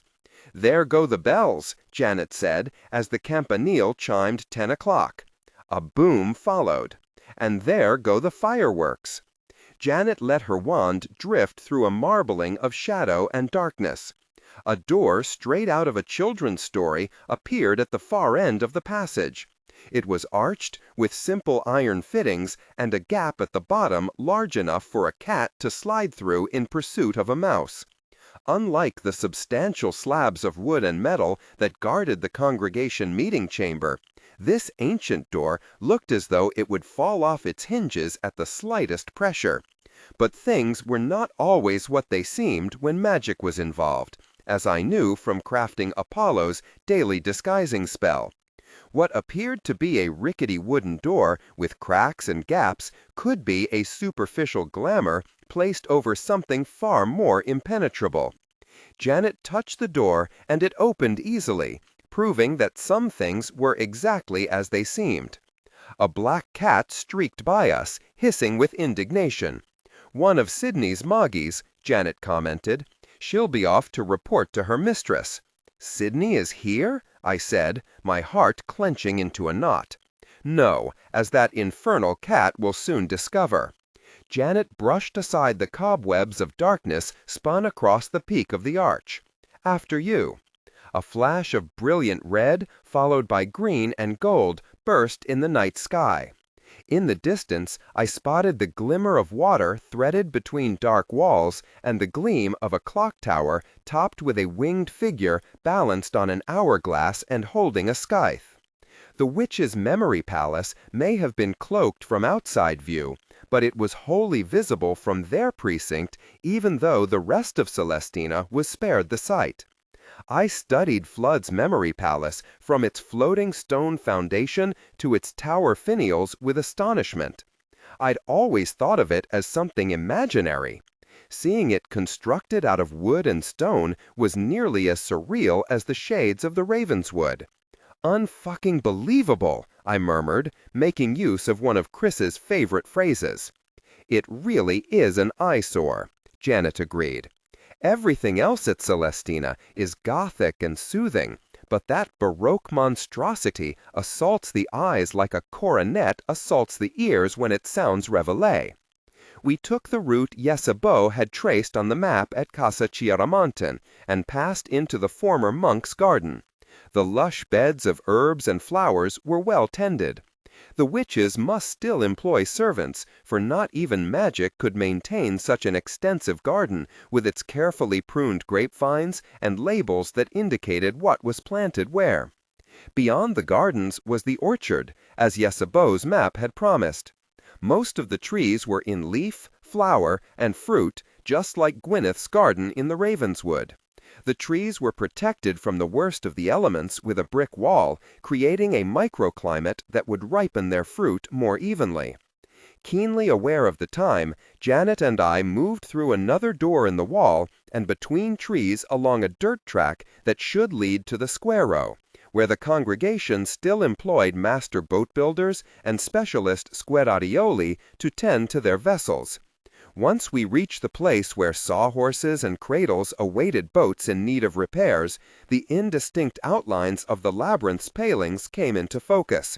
I saw the arched bridge that spanned the short distance from the witches' formal gardens to the sloping bank where a witch would climb into a waiting mascareta to pilot her way through the labyrinth's narrow, twisting waterways. "There's a boat there," Janet said, pointing to the short, round mascareta that was lying upside down like an empty walnut shell. "Hopefully it's lagoon-worthy." We carried it to the water and flipped it over. "Do you want me to row?" I said, making sure that my baseball cap was securely in place and my ponytail pulled through the gap in the back as though I was about to enter a race. "Have you ever rowed standing up, with one oar?" Janet blinked at me. "Good point," I said, picking up the nearby oar and handing it to Matthew's granddaughter, who climbed aboard the vessel. Once Janet was settled inside, I pushed the mascareta into the water, jumping from the bank into the broad-bottomed craft as I did so. Keep consonants soft to maintain vocal warmth. It tipped under my weight, but Janet used her oar to keep level before pushing off the muddy bed. "I'm getting too old for this kind of lark," Janet complained. "It's time for me to retire." Circumnavigating the outer walls of the labyrinth required that Janet leave the shoreline and enter the lagoon.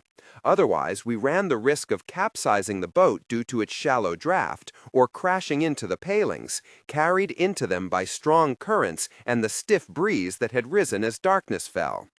That meant passing through the wards a second time. They shuddered in surprise, unused to boat traffic here. I held my breath, hoping the wards would relax of their own accord. Janet let out a stream of colorful Gaelic while she continued to steer the mascareta in a wide arc that headed back toward the Memory Palace. It was only then that I realized the Memory Palace was no longer visible. It had disappeared behind the wards along with the labyrinth. All we could see from our vantage point was the abandoned square and the vine-encrusted wall of the witch's garden. "How are you at dead reckoning?" I asked Janet, wondering how else we would find our way back to the palace without landmarks to guide us. "I was born in Inverness," Janet said under her breath. "I'm used to poor visibility." The wards were more than low-lying fog, however. They were a mirage of shadow and reflected light that would have disoriented even the most experienced sailor. Janet was as good as her word and steered unerringly toward a decapitated statue that was half buried in the soft earth by the shoreline. We passed through the wards again. They were wide awake now and tracking our strange movements with curiosity. Puzzled but obedient, the wards parted and the Memory Palace shimmered before us once more. "We're through," Janet heaved a sigh of relief. I peered at the pale walls of Flood's building, looking for Isabel's landing. There, a listing, rickety dock was attached to a single rotting post. No one had landed on it for decades, and it was by no means clear we could safely do so now. "That looks like a death trap," Janet commented, as the festival's final burst of fireworks filled the sky with light. Soon it would be completely dark, except for the lamps on the bows of the vessels taking home those few prudent souls who didn't wish to stay in Venice and drink themselves into a stupor. I spied the outline of a bricked-up doorway where the dock remained tenuously affixed to its mooring. The cargo entrance was sealed. Had we come all this way for nothing? Janet used her oar to snag a loose corner and pulled the Masquerita into position between what remained of the dock and the foundations of the palace. "What now?" I said, thinking of Gwyneth's finished TNT spell. "Perhaps we could blow a hole in the wall." Hopefully, anyone within earshot would think it was just more fireworks. Janet murmured a few words and poked the bricks with her wand, shredding the illusion cast over the door. "Impressive," I murmured. "Ugh, that glamour had seen better days," Janet said modestly, resting on the narrow bench that spanned the Masquerita's gunwales. "You could see the latch right through the bricks." The time had come for me to enter the Memory Palace. We had agreed at Cachiaramante that Janet could not enter for fear that its magic would recognize her and inquire after her purpose. She wouldn't be able to tell the truth, nor would she be able to lie.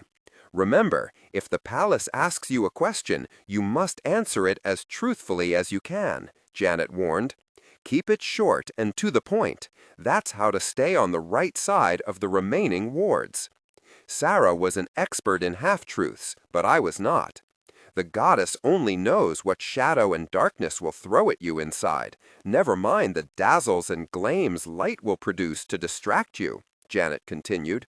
When you find your memory bottles, don't wander or dawdle. If you do, you might be lost forever.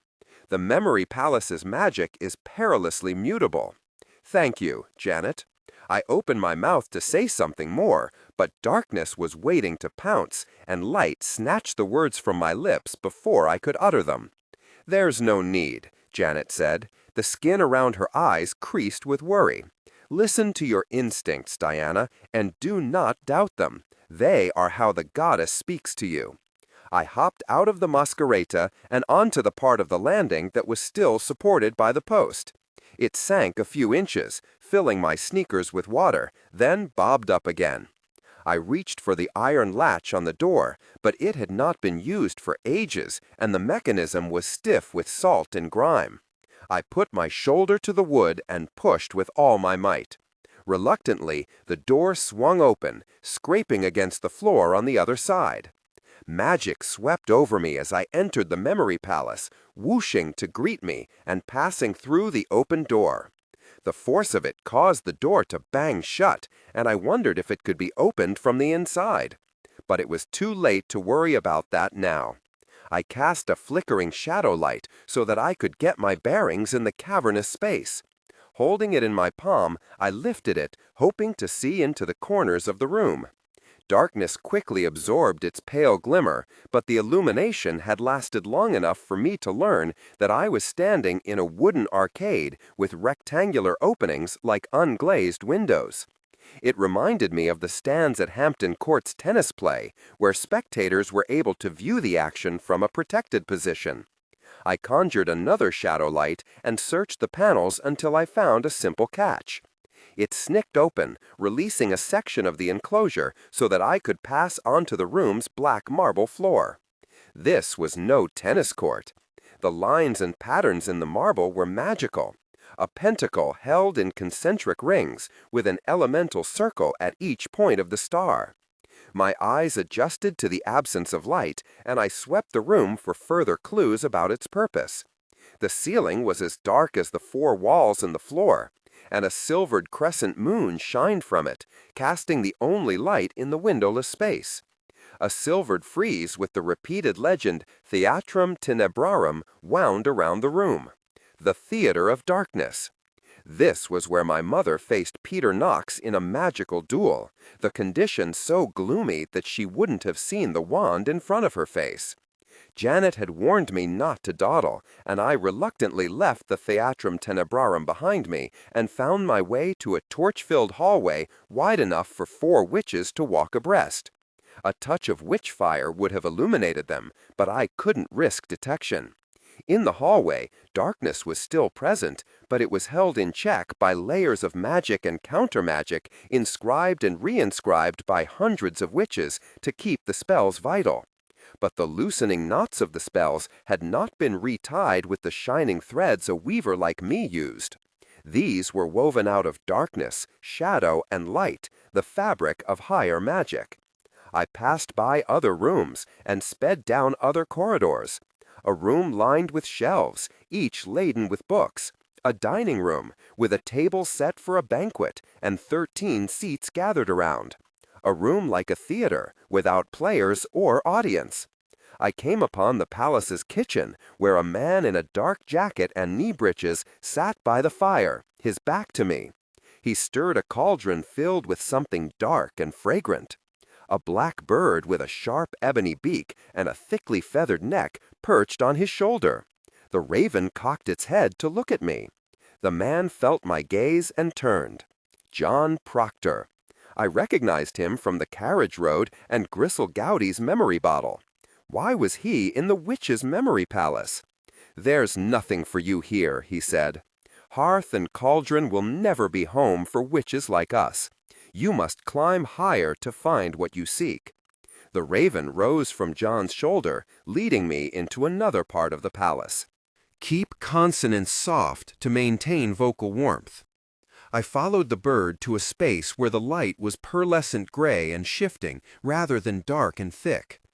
I searched high on the walls and wasn't surprised to see Theatrum Umbrarum, the theater of shadows, spelled out there. A carved chair stood in the center of the room.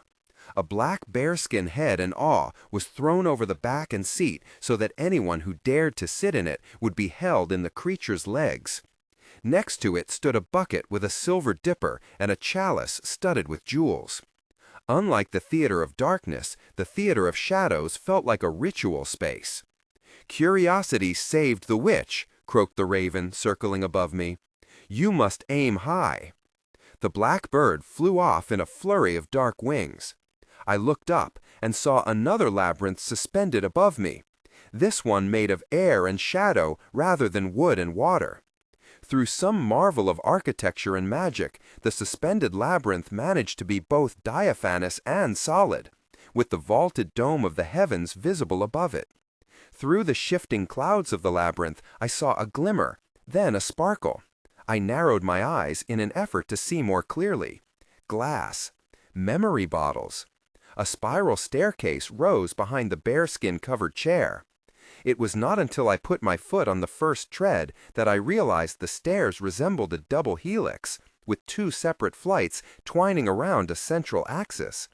As I climbed, the labyrinth grew more substantial. When I reached the top of the stairs, the landing was solid under my feet, and I stood at the central point of the palace where the witch's memories were kept. Signs pointed to Oriens, Occidens, Septentrio, and Meridian, the 4 cardinal directions. I stepped through the eastern arch and into a demented library of curved shelves and twisting aisles. Hundreds of bottles crowded the shelves, along with boxes of brittle call slips for indicating when a bottle had been removed, and a few odds and ends of unknown origin and purpose. A bird's skull, a crossbow with a wand for a bolt, a crumbling silk cap with a gold tassel. A thick layer of dust covered everything. I scanned the labels on the nearest bottles. Ima Hawat, Anna Novak, Maja Kreinz. These were Eastern European names, possibly from Venice's near neighbors Slovenia and Croatia. A few bottles suggested they belonged to witches closer to Venice, like the one labeled with the name Zorgi Vascato. Curiously, each label not only had a name, but a 6-digit code: 197402, 196813, 195101, 195904. Could the first 4 digits be a date? If so, what did the last 2 numbers signify? "Oh, Granny Alice," I murmured. "She would be horrified by the jumbo." If the numbers were dates, they should have been arranged in ascending or descending order. If they weren't dates, then the bottles should have been shelved alphabetically. There was no time to bring order to the chaos, for I was in the wrong part of the memory palace. The bottles containing Proctor and Bishop memories would be in the Occident section, reserved for witches who lived somewhere west of Venice. I crossed the landing again. In the western part of the palace, the shelves extended as far as the eye could see in one direction, then twisted off into shadow. There was no dust, and the slips that marked the places to reshelve bottles were fresh and crisp. I pulled one free. Sidonie von Bork, 24 June 2017. My nemesis had been here only a few weeks before, pawing through memories that didn't belong to her. The bottles on the shelves closest to the entrance were labeled 2017-01, 2017-05, 2017-13. The next were marked 2016-03, 2016-07, 2016-08, 2016-11. My hunch was confirmed. The first 4 digits designated a year, probably the year the memories were collected from that particular class of potential adepts. The last 2 digits must be a secondary sorting system. Matthew's mention of eugenics echoed in my thoughts, reminding me that the congregation was not only interested in storing witches' memories, but evaluating them too. Rankings. My mouth twisted in distaste. After the witches removed the memories from the newly certified adepts, they were reviewed and assigned a rank according to their skills and power. Matthew's fears were justified. These memories had been recently called, so my mother's would not be among them. I tore myself away and went deeper into the library of bottles in search of hers. I sped along the millennial shelves and reached the 90s. There were twice as many bottles here, but I had no time to wonder why. I ran down the next aisle, searching for the 1960s. I overshot the mark and found myself among the memories of witches who had been here before World War II. 1932, 1933, 1934, 1935. I breathed deeply, trying to quiet my racing heart. Thomas Lloyd, 1936-01. Joanna Bishop, 1936-02.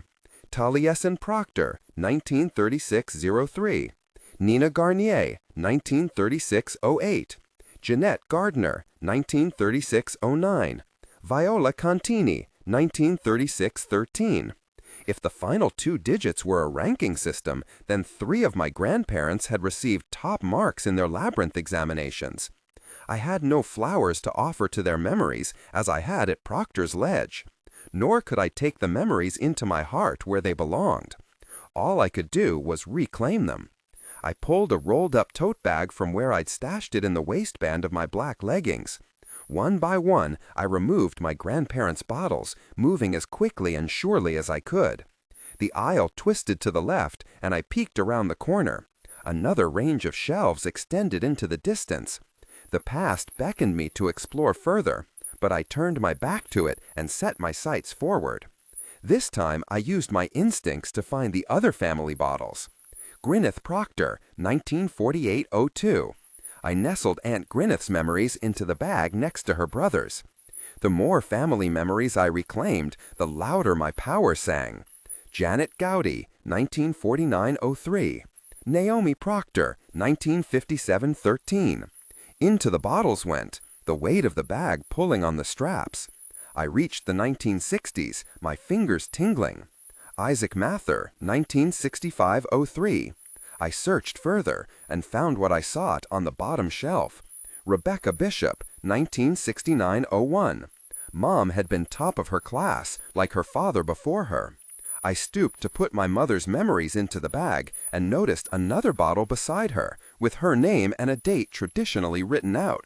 It was 5 August 1976, only 8 days before I was born. I took that bottle too, freeing a retrieval slip from the shelf. I grabbed it before it could pass through the clouds and fall into the room below. There was a name, date, and description of the item taken, just like on a request slip at the Bodleian. Bishop, Rebecca, Memory Bottle 3, 28 August 1983. Fire and ice filled my veins. Some ghoul had taken my mother's memories on the day she had died. Peter Knox, I said, voicing my worst fear. It was even more horrifying that someone else had custody of them now. I looked for the name of the witch who had my mother's memories, expecting to see Sidonie's initials. Tinema Toussaint, 26 May 2017. It was not Sidonie who had taken the bottle, but the congregation's new recruit. She had done so on the day the Ravens came to New Haven to give their message to Becca. My eyes strayed to the shelves on the left, where I found other bottles that belonged to me and mine. Emily Mather, 1974-05. Julie Easty, 1976-06. Had some other witch been spying on Em or Julie? Furious at the possibility, I put them in my bag too. The Bodleian tote couldn't hold any more items. The taste of unfinished business and unmet desire soured my tongue. It would remain there until I had reclaimed every shred of family from this place. I was leaving the Occident section of the Memory Palace when one final bottle caught my eye. Margaret Skelling, 2008-04. I hesitated. My intention had been to recover only what belonged to my kith and kin. Take it, darkness whispered. It serves her right after turning you and Gwyneth into the congregation. It doesn't belong to you, light murmured. I made a Faustidian bargain and slipped the bottle into my pocket. I'm sorry, Mom. I wish it had been yours, I said. Keep consonants soft to maintain vocal warmth. The floor underneath me went from solid to vapor, and I fell up, up, up. I was flung into the inky sky. Instead of constellations, the darkness was filled with a swirling galaxy of leaves, dragonflies, toads, and feathers. A ladder whirled around the center of the vortex, followed by a broom, a golden ring, even a doll's house, as though I had been transported to Kansas and would soon find myself in Oz. I held the bag of memory bottles close, not wanting them to be sucked into this strange universe. Looking for this? A tall, slender witch sat cross-legged in the middle of the dark galaxy, holding up a memory bottle. She was dressed in white, her head wrapped in a scarf. "I've been expecting you, Diana Bishop. That belongs to me." The air was thick with power, and I struggled to swim through it. Not according to the label. Tinema's high cheekbones cast her fine features into shadow until her face resembled Death's head. You must be one of those witches who thinks all the magic in the world is theirs for the taking. And you must be, Tinema. I hovered nearby, careful to keep my mind blank and not to wish or want for anything. Not information, not this witch's sudden painful demise, not even the return of my mother's remaining memories. But I was not careful enough. This is not your first time exploring a labyrinth, I see. Tinema's eyes narrowed. Someone's been walking where they hadn't ought. Only a true child of shadow could have come so far, unchallenged. A little knowledge can be a dangerous thing, Diana. You knew I was coming to Isola della Stella, I said, just as you knew when the Ravens came to New Haven. The spirits have been restive, Tinema replied, and the candle flames full of whispers. I'd left the Blackbird Oracle at Ca Chiaramonte, thank the goddess. Hopefully Madame Toussaint was not yet aware that I, too, had a way of divining the future. Fireworks have never been my favorite poison, Tinema said, so I remained on Isola della Stella to see you myself. Here I am, I said with a shrug that I'd learned from Yesabo. Tinema watched me closely, gauging my reactions. Sidonie is obsessed with you, which tells me you have power. Janet barely mentions your name, which confirms you are a witch of great ability. She doesn't trust me, and I don't trust her, you see, so we keep our secrets close. Wise decision, I thought. And neither of them knows who or what they're dealing with, Tinema murmured, her eyes boring into me with a tingle that verged on painful. probing my strengths and making note of my weaknesses. It's glad I had the opportunity to judge you myself. You don't disappoint, Diana, even though you are in over your head. I couldn't argue with that, but I was a quick study, and soon I would be swimming with the best of them. The bottle. I held out my hand. Tinima laughed. If you want it, you'll have to come closer. I didn't want to be anywhere near Tinima Trussant. I wished to be back on terra firma. I blinked and found myself in the chair I'd seen earlier, the bearskin's head looking over my shoulder. Tinima now watched me from the shadow of the staircase, her white lace dress blending into its stone traceries. Her expression had changed, and wariness darkened her features. I rose to my feet. If Tinima was intent on a magical duel, I needed to be ready. More importantly, I needed to protect the memory bottles I'd taken from damage.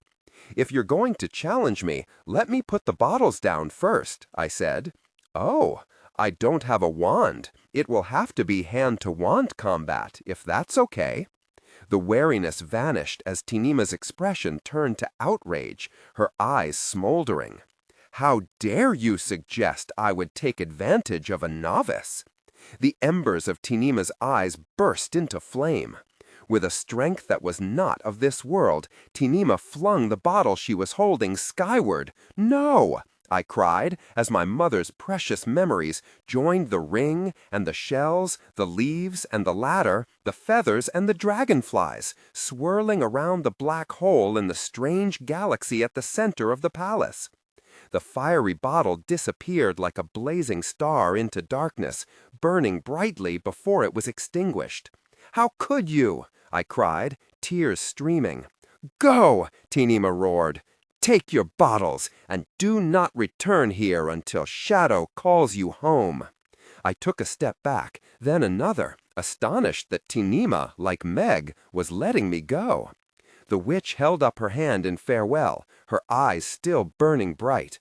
We will meet again, Diana Bishop, she promised, sooner than you think. We will settle the score then. Chapter 25. The fallout from our intelligence operation/heist was as serious as I'd feared it would be. I was formally reprimanded for arriving at Isola della Stella without warning and entering the witch's precinct without permission.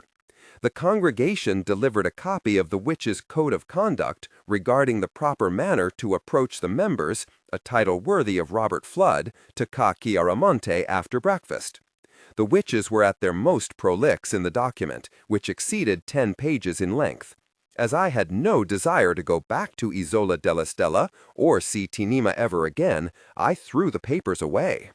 Then, in an emergency meeting immediately after the Festival of Redentore concluded, the congregation's witches compelled Baldwin and Fernando to make assurances regarding my current whereabouts and promises that I would make myself available for questioning if asked.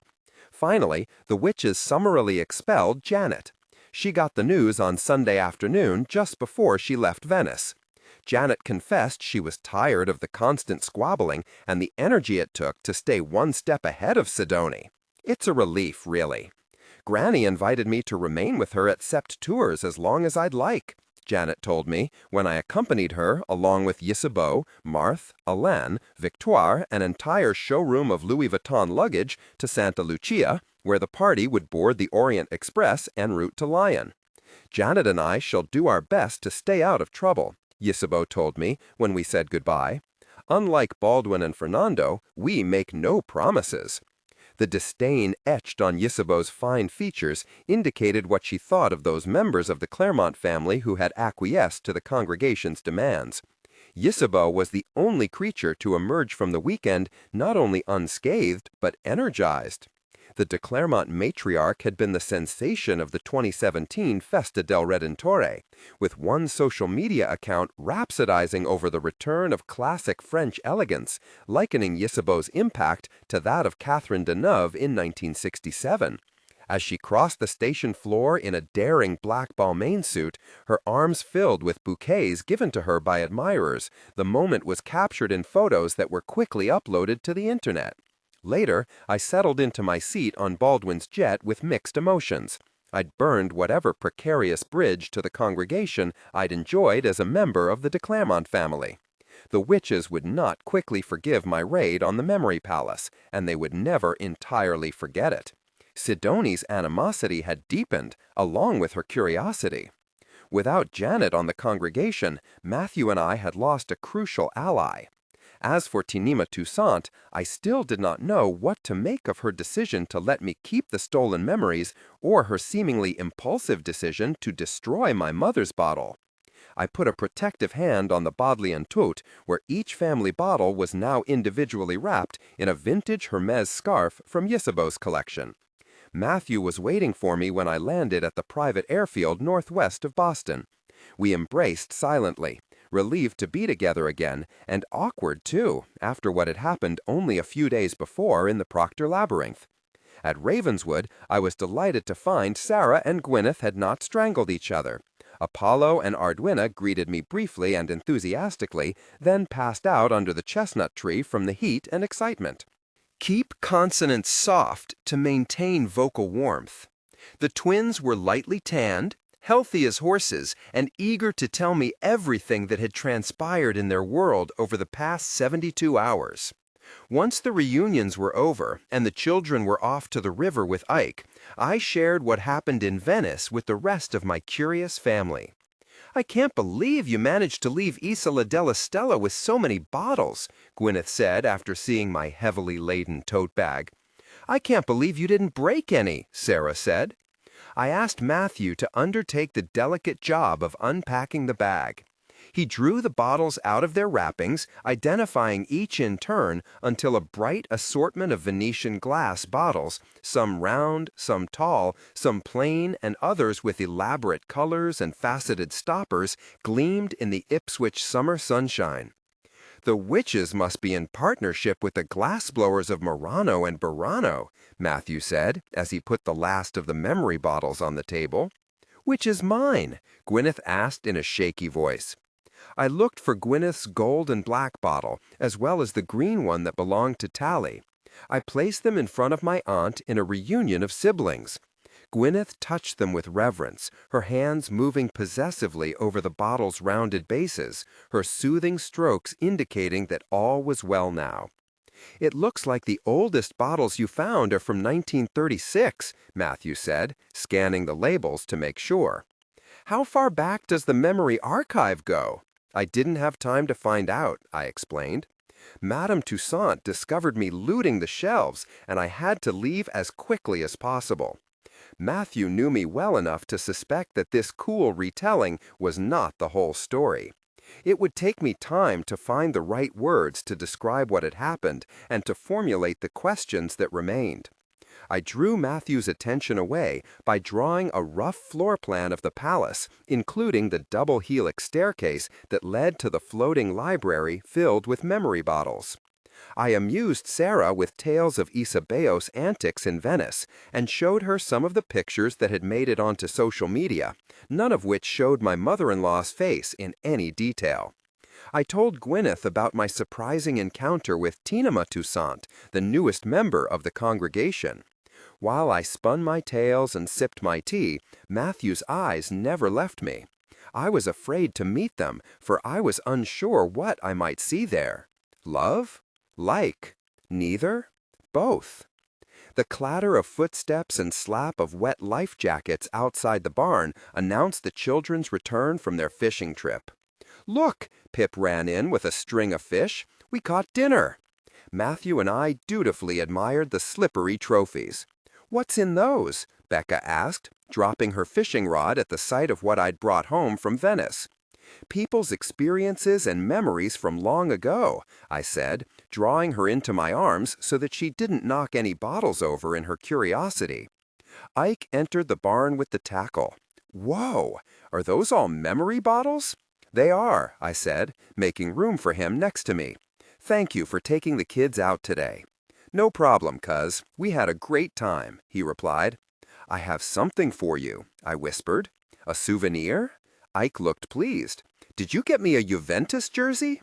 I laughed. No wonder he and Chris were such good friends. They were cut from the same piece of athletic cloth. I'm afraid I was on the wrong side of the boot. I located the tall, clear bottle with an amber double helix swirled through the glass. I twisted it so the label faced Ike. This belongs to you and your mom. Ike took the bottle as gently as though it were a tiny bird. These are Dad's memories? Ike asked, wide-eyed. I'd learned at the midsummer potluck that Ike had never known his father except through photos and the tales that Lucy and the rest of the Proctor family told to keep the fallen soldier alive. I could only imagine what the memories might mean to a child who had never heard their father's voice or felt their father's arms around them. "Do you need a hug, Uncle Ike?" Pip was watching my cousin with vampiric intensity. "I sure do, buddy." Ike gave Pip the kind of all-enfolding embrace that fathers give to their sons, the memory bottle still clutched in his fingers. "I didn't know your father was an adept," Matthew said softly. "We don't talk about it much," Ike said. "Putt-Putt told me Dad had been examined on Isola della Stella in the summer of '65, but it was a wild time, and Dad chose the Marines over the congregation." 1965! Too many digits for a zip code, too few for a service number. What does it mean? "The year, followed by your dad's class rank," I explained. The congregation's invitation list was selective. No more than 13 witches were invited to Isola della Stella to be tested. 3rd out of 13? Ike shook his head. "That's my dad, always the overachiever." "And neither he nor any of his classmates came back knowing what happened to them there?" "Not unless they became members of the congregation," I said. "With a seat comes access to the memory palace and all the secrets there. You can recall anyone's memories you wish, enemies, friends, families." "No wonder ambitious witches compete to be selected," Gwyneth said. "Imagine wielding so much power over your fellow creatures. Who's looking out for the welfare of the other adepts and the candidates who washed out of the program like Naomi?" Ike asked, his expression somber. "No one," I said. "Their bottles were consigned to a shelf and forgotten, unless one of the congregation's witches thought they might be useful." "Are there tiny people in the bottles?" Becca asked during the lull in the conversation that followed. "No, Moonbeam, only memories," Matthew replied. "These are like the bottles Maman brought back from Granny Sarah's house. Remember how heavy they were?" Becca and Pip nodded. "They were warm," Pip added, "and there were sparkles inside." Becca's tone turned schoolmarmish.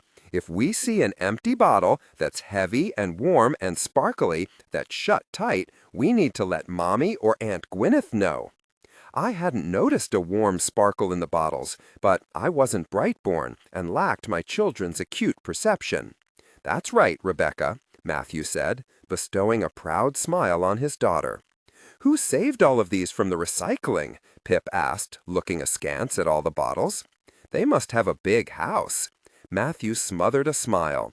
The children, like many of their generation, were fervent eco-warriors who knew more about landfills and green energy than I had known about plastic and oil wells at their age.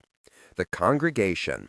I wanted to be honest with the children, given their impending examination. Pip scowled. The children were not fans of the congregation. It had occupied far too much of my time, and now it deprived them of seeing Fernando as often as they would like. "They put people's thoughts in jars like Marthy's pickles and then kept them." Becca's nose wrinkled in distaste. "I wouldn't like that, and I wouldn't want Uncle Baldwin's memories kept in a jar either. He tells the best stories, and they always start with 'I remember when.'" "What are you going to do with them?" Ike asked me quietly. "That's my question too," Sarah said, surprised to be aligned with a member of the Proctor family. "Are you going to pull all the corks out? Or are you just going to stuff them in a different cupboard to be forgotten?" "We're certainly not opening them now. As a historian, I was worried that releasing the memories might damage them in ways we couldn't anticipate. They were better off where they were." "Can we open them tomorrow?" Pip asked. "Not today and not tomorrow," I said firmly. "Not until I had an opportunity to talk to Matthew privately." I waited for a few days before broaching the subject of Venice with Matthew. I'd expected him to be bursting with questions about what I'd seen and what Tinema had been like, but the distance that had widened between us since I took him to the Proctor labyrinth remained. Keep consonants soft to maintain vocal warmth. My thoughts kept returning to that night in the wood and the hurt that it caused. One day, when the run to camp went smoothly, the children were happy, the weather was fine, and Gwyneth had a meeting of the local garden club, I decided that it was time to mend fences with my husband. Not even Sarah remained at Ravenswood, as the guest speaker at Gwyneth's club was a visiting hedge witch from Vermont who ran a seed catalog business and was addressing the topic seed swaps, preserving historical plants and vegetables while growing stronger communities, a subject near and dear to her heart. By late morning, only Matthew and I were left on the property. I was in the kitchen making perfunctory notes on Gwyneth's latest alchemical project in my Book of Shadows. Matthew was in Tally's office, calling Grace to reserve some lobster for dinner. He'd already called Ike to review the best way to lay seaweed in a lobster pot and received his daily lab update from Miriam. Matthew couldn't avoid me forever. Sooner or later, he was going to have to return to the kitchen. When he did, I pounced. "I wonder if you'd like to witness one of Mom's memory bottles with me," I said, keeping my tone casual and my nose buried in my Book of Shadows. Matthew's shoulders stiffened. He turned from the coffee siphon. "Do you think it's wise to do that without Gwyneth being here? It's not Mom's congregation memories, but a bottle I found at the Bishop House. Gwyneth examined it and said it's in good shape and shouldn't be a problem," I assured him. Gwyneth's lessons had focused on how to care for and maintain memory bottles since I returned from Venice. "Don't you want to wait for Sarah?" Matthew asked. "Rebecca was her sister. There could be a family memory in the bottle." I slid the wax-covered Mateus bottle toward him. "I'm pretty sure this is from one of my parents' date nights." Matthew opened his mouth. "I doubt we'll be seeing anything X-rated," I said, deflecting his next argument. I bit back a sigh of frustration. "If you don't want to join me, just say no. I'll go to the barn and do it myself." Matthew sat opposite me at the old kitchen table that had no doubt witnessed dozens of difficult conversations between husbands and wives. "I don't want to be part of your attempts to work higher magic," Matthew said. "I wasn't attempting higher magic. I was mastering it, albeit haltingly and incrementally." I bit back my sharp response. Defensiveness wasn't going to improve matters between us. "I understand," I said, and meant it. "It's your choice. I hope you can understand that I'm going to keep offering, though." Matthew shrugged. "Taking you to the labyrinth in the wood was wrong," I said. "I won't make a mistake like that again. I'm still learning, and I'll make other mistakes, but not that one." "You think going there alone would have made it all right?" Matthew's temper flared. "Christ, Diana! Neither of us had any business being there." "I disagree." Matthew threw his hands up in frustration and sat back in his chair. "I learned important lessons in the labyrinth that night, life-saving lessons," I told him, my own anger coming to a simmer. I was trying to hear Matthew's concerns. Was he listening to mine? "I underestimated how vulnerable you would be, I admit that. But after what I experienced in Venice, I would do it again, without you. Now that you have a toehold in higher magic, your vulnerability is no longer sufficient reason to turn away from something you don't understand?" Matthew leaned toward me. "This is the problem with higher magic, Diana. It gives you the false impression that you're godlike and invincible." "I know my limitations better than you do," I replied. "My strengths and weaknesses, too. Every day I walk on the dark path, I discover more about myself, and it's changing me, Matthew." Matthew took his own deep, shuddering breath. I was voicing his deepest fears, and they were difficult for him to hear. "I do my best to share what I learn so that you don't feel you're losing me," I continued. "But sometimes words just aren't enough. Sometimes I need you to experience it with me rather than through me as though I were already a memory bottle on a shelf." The raw emotion in Matthew's eyes told me he was hearing me now. Mom and Dad's relationship is a mystery to me, I confessed. I don't understand how they made it work without Mom being able to practice higher magic. I thought maybe looking in on one of their date nights might help. There must have been some reason Mom went to the trouble of saving this particular evening. Matthew weighed the alternatives, and his face registered fear, longing, anger, even annoyance. I had no idea what his final decision would be until he made it. "All right, mon cœur," Matthew said. "Where do you want to do it?" "Here, in the kitchen," I said evenly, though inside I was jumping for joy that he had agreed. "Is there enough room?" Matthew looked around the crowded space.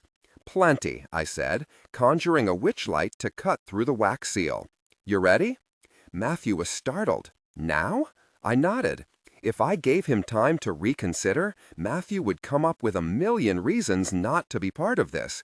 I could give him only one reason he should. "I love you, Matthew," I said. "Thank you for doing this. We're going to figure this out, I promise." Before Matthew could warn me not to make a promise I might not be able to keep, I conjured the protective chamber that would keep my mother's memories from evaporating. The seal was already opened, and the edges of the stopper were above the lip of the bottle. I didn't need to tug it to dislodge the bit of cork. The force of my mother's memories sent it rocketing toward the ceiling. It returned to the table with a thud. That was the last thing I noticed before the past met the present, and the unmistakable scent of my mother's Diorissimo filled the air. Rebecca Bishop Memory Bottle, December 1975. Rebecca put the last of the witch balls on the Yule tree. They sparkled in the colored lights draped around the pine branches, brightening the room and shining through the falling snow to help guide Stephen home. She put a hand on her abdomen and smothered a burp while surveying the room to make sure everything was perfect. The final exam Stephen was proctoring finished at 5 o'clock. He would be home any moment, having taken the T and then a bus. It was a long commute, far lengthier than her 15-minute walk, and on wintry days like this one, Rebecca liked to make date night extra special. The fire was lit, and with a little magical help, the chimney was drawing properly so there was no smoke. Soon enough, it would be filled with tobacco, though Rebecca was going to have to put her foot down about that. The bottle of Mateus was waiting, along with 2 glasses and a bowl of salted peanuts. Rebecca couldn't stomach the thought of their usual potato chips. The sound of booted feet stamping on the front steps let Rebecca know that Stephen was home. Her heart lifted as it always did when they were reunited, even after only a brief time apart. It was ridiculous, of course, that the sight of a man could affect her so strongly. She had learned to school her features around her female colleagues and friends, all of whom were marching for women's rights. Rebecca was too, only she was head over heels in love with the man she had married. Wow! Stephen stepped inside, closing the door to keep the snow from blowing through the house. "Somebody's been busy. Just in the holiday mood, that's all," Rebecca said, going to Stephen for a kiss. "How did the final go?"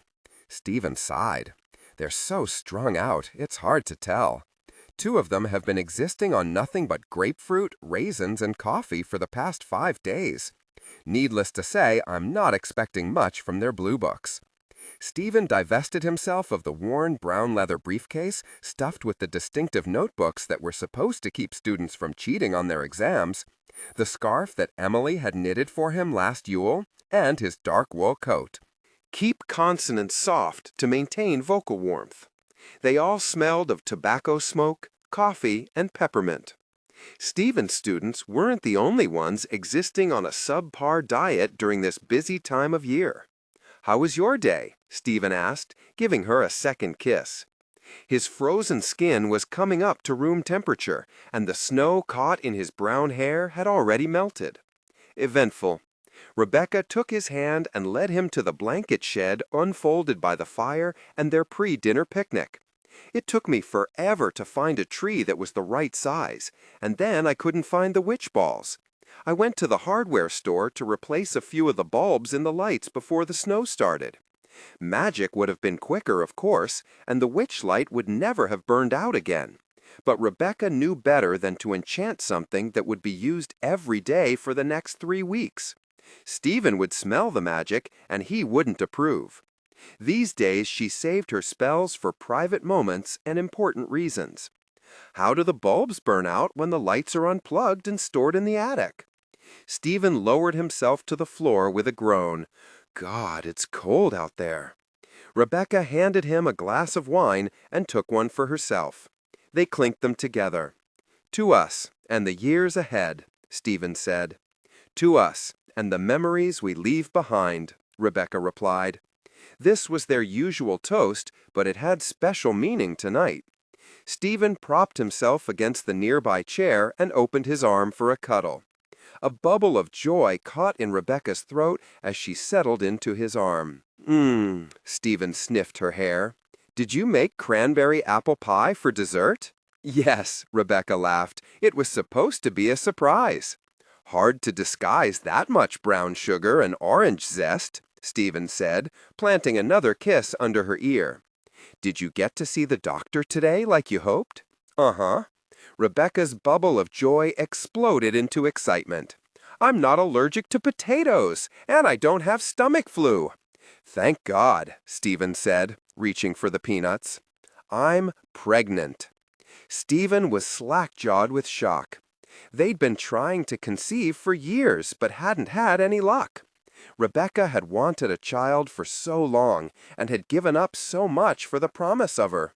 For the child growing inside her would be a girl, Rebecca knew. I hope you don't mind getting your Yule gift early, she said. Mind? Stephen whooped with delight. When are you due? The middle of August. Rebecca laughed again, her excitement mixed with a touch of trepidation. Not the best timing. I'll be the size of Mount Monadnock by the end of the semester and sitting in a bucket of ice cubes when the July heat hits. We'll get an air conditioner. Stephen had resisted the purchase for years as he considered the machines ugly and wasteful. Now there was a baby on the way. He felt differently. He rested his hands on Rebecca's abdomen, his expression awestruck. We're having a baby. Yup. Rebecca put her hands over his. One with blue eyes and blonde hair. Like the sex of her baby, Rebecca could already see the child she would become. I never want to forget tonight, Stephen said, after kissing her again and again. It's perfect, safe and warm by the fire, snowy and cold outside, and just the 2 of us. 3 of us, Rebecca corrected him. 3 of us. Stephen stopped again, struggling to come to terms with the fact that they were now more than a couple. They were a family. As for tonight's memories, Rebecca already had plans for them. She would put hers in the Matthias bottle, once Stephen had emptied it, and share them with their daughter one day, so that she would always know how much she was wanted and loved. The thump of Stephen's heart under her cheek was steady and calming. They told me the baby's heart is already beating. Rebecca nestled closer, feeling wistful that she couldn't yet hear it. The next 9 months couldn't go by fast enough. After that, Rebecca wanted time to move so slowly that she didn't miss a moment as her daughter's life unspooled in a shimmering path like the yellow brick road in The Wizard of Oz. Rebecca would see her take her first steps and cry over her first boo-boo, and take her to school and watch her cross the stage to graduate from college. Her daughter's imaginary path grew shadowed after that, and a dark silhouette of a man appeared, tall and broad-shouldered, obscuring the road ahead. But shadow had never frightened her. Rebecca would find out why. Darkness surrounded this man who waited in her daughter's future. She would make sure, too, that he was worthy of her. I'd like to call her Diana, Rebecca said, twisting a bit of Stephen's scratchy wool sweater in her fingers. I'm surprised you don't want to use a family name, like Joanna, Stephen replied.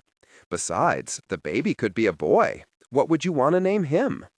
The child would be female. Of this, Rebecca had no doubt. To appease Stephen, she said the first boy's name that came to mind. Gabriel. Gabe for short, Rebecca said. Far ahead, on Diana's shining path, the man's head turned. An archangel? That's a strange name for a witch to give her son, Stephen said, with another of his deep chuckles. Have you been listening to too much Christmas radio? It's a strong name, Rebecca replied. Diana and her dark angel would need that strength. Rebecca's hand rested protectively on her belly. For now, all Diana needed was Rebecca. For the first time in her life, Rebecca felt like she was enough. I love you, little one, Rebecca murmured, through all the years ahead and all the memories I leave behind. Chapter 26. Matthew dripped water across the bedroom floor as he left the shower in pursuit of his clothes, toweling off his hair and swiping at the moisture that clung to his skin. I made no secret of my enjoyment as I watched him get dressed. I sighed happily as his muscles flexed and his torso twisted. I like this new alarm clock way more than the one with the bells. Matthew caught my eye and laughed. Flatterer. All part of a wife's job, I said. What are your plans for the day? Matthew asked, pulling a gray t-shirt over his dark head. I am not going to do anything, I said, wiggling my toes in anticipation. It had been a busy, stressful summer. Gwyneth was still putting me through my magical paces, and back-to-school messages were popping up on my computer screen with alarming banners of obligations to come. Rest, eat, play with the children, if they ever come home again, that is. Pip was at a stargazing sleepover. Becca spent the night with her cousin Abigail, who had a historical doll from the same series as Tamsy and an equally impressive array of period-appropriate accessories. The children were already experiencing nostalgia for their best summer ever, even though there were weeks of enjoyment still to come.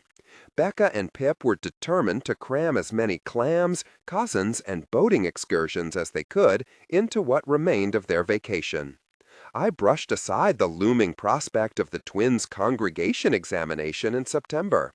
I, too, wanted to enjoy the weeks between now and then as fully as possible. How about you? I asked, propping myself up to get a better view of Matthew's backside. Miriam sent some new reports. One of Matthew's long legs went into his jeans, then the other. He pulled them up around his trim hips. And new information on the Proctor DNA was coming in regularly now that Matthew had sampled half of Essex County and interviewed everyone who would let a vampire into their house. And I haven't looked at them yet, Matthew teased.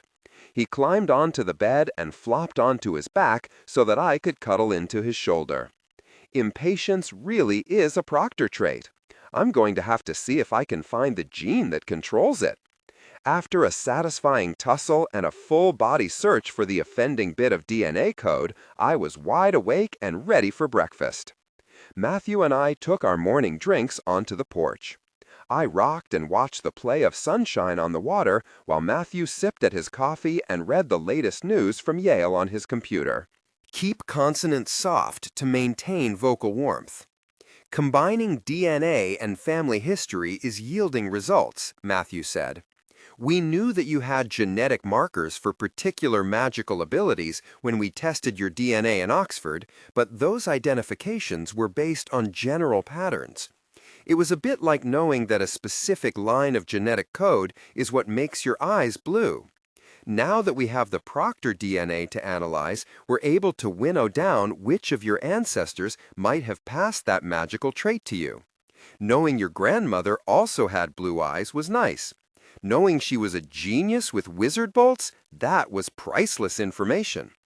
Any luck figuring out the identity of the first family time walker? I asked, happy that my tea was beginning to wash the cobwebs of sleep from my brain. Without it, I wasn't sure I'd be able to follow the arabesques Matthew's mind made when he was engaged with his research. Not yet, Matthew said, but it's early days. There are a lot of proctors who are prone to what's described in the records as wandering. That might be an indication of time walkers, members of the family known for disappearing for a few hours and then returning without explaining where they'd been. Granny Dorcas said John Proctor was a wanderer. I laughed. I just thought that meant he liked to take walks. Matthew grinned. I was delighted by his current happiness. Since we'd opened Mom's memory bottle and he'd heard her speak his name, Matthew was enjoying being at Ravenswood as much as the children and me, from its bird-filled mornings to the quiet whisper of the water through the marsh at night.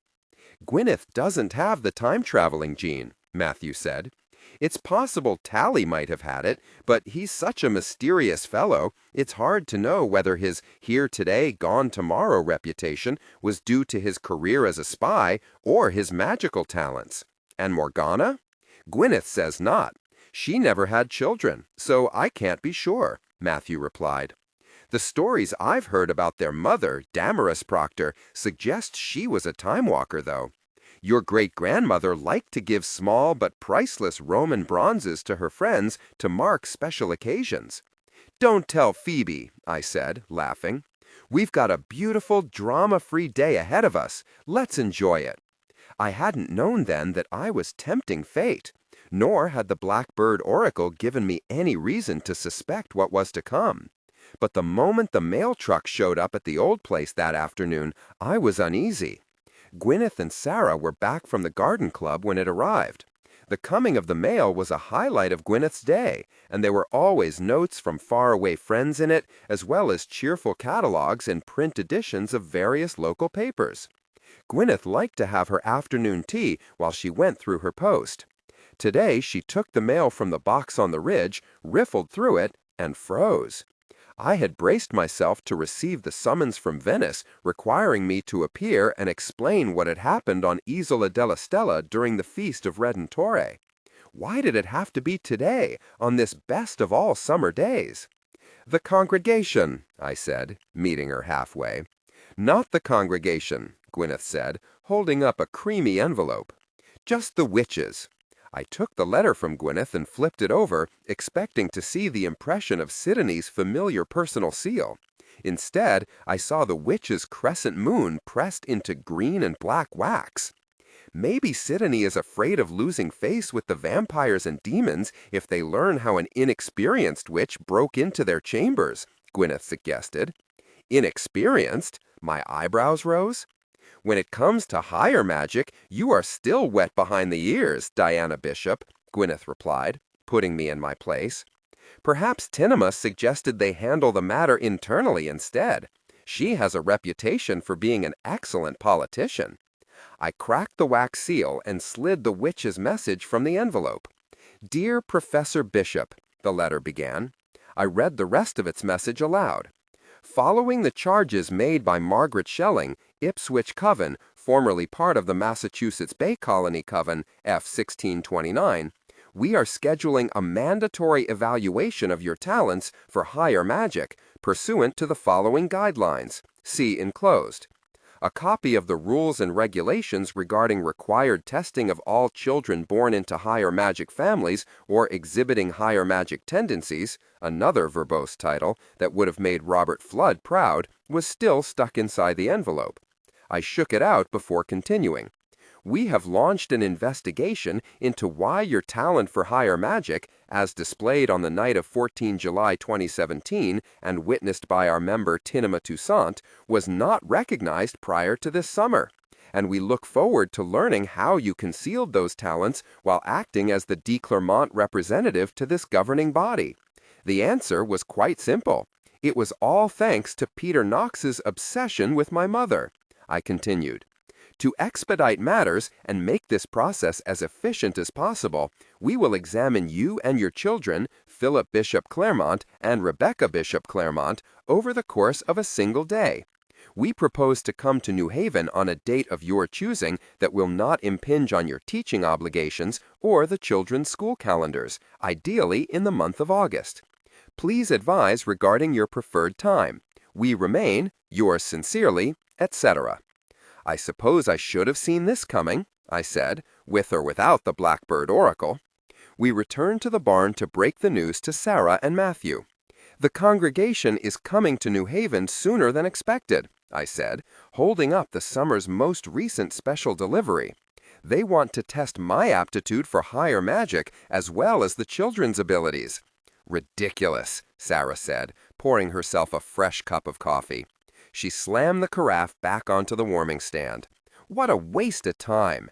You broke into their damned headquarters and walked out with a bag of their memory bottles. Of course you have a talent for higher magic."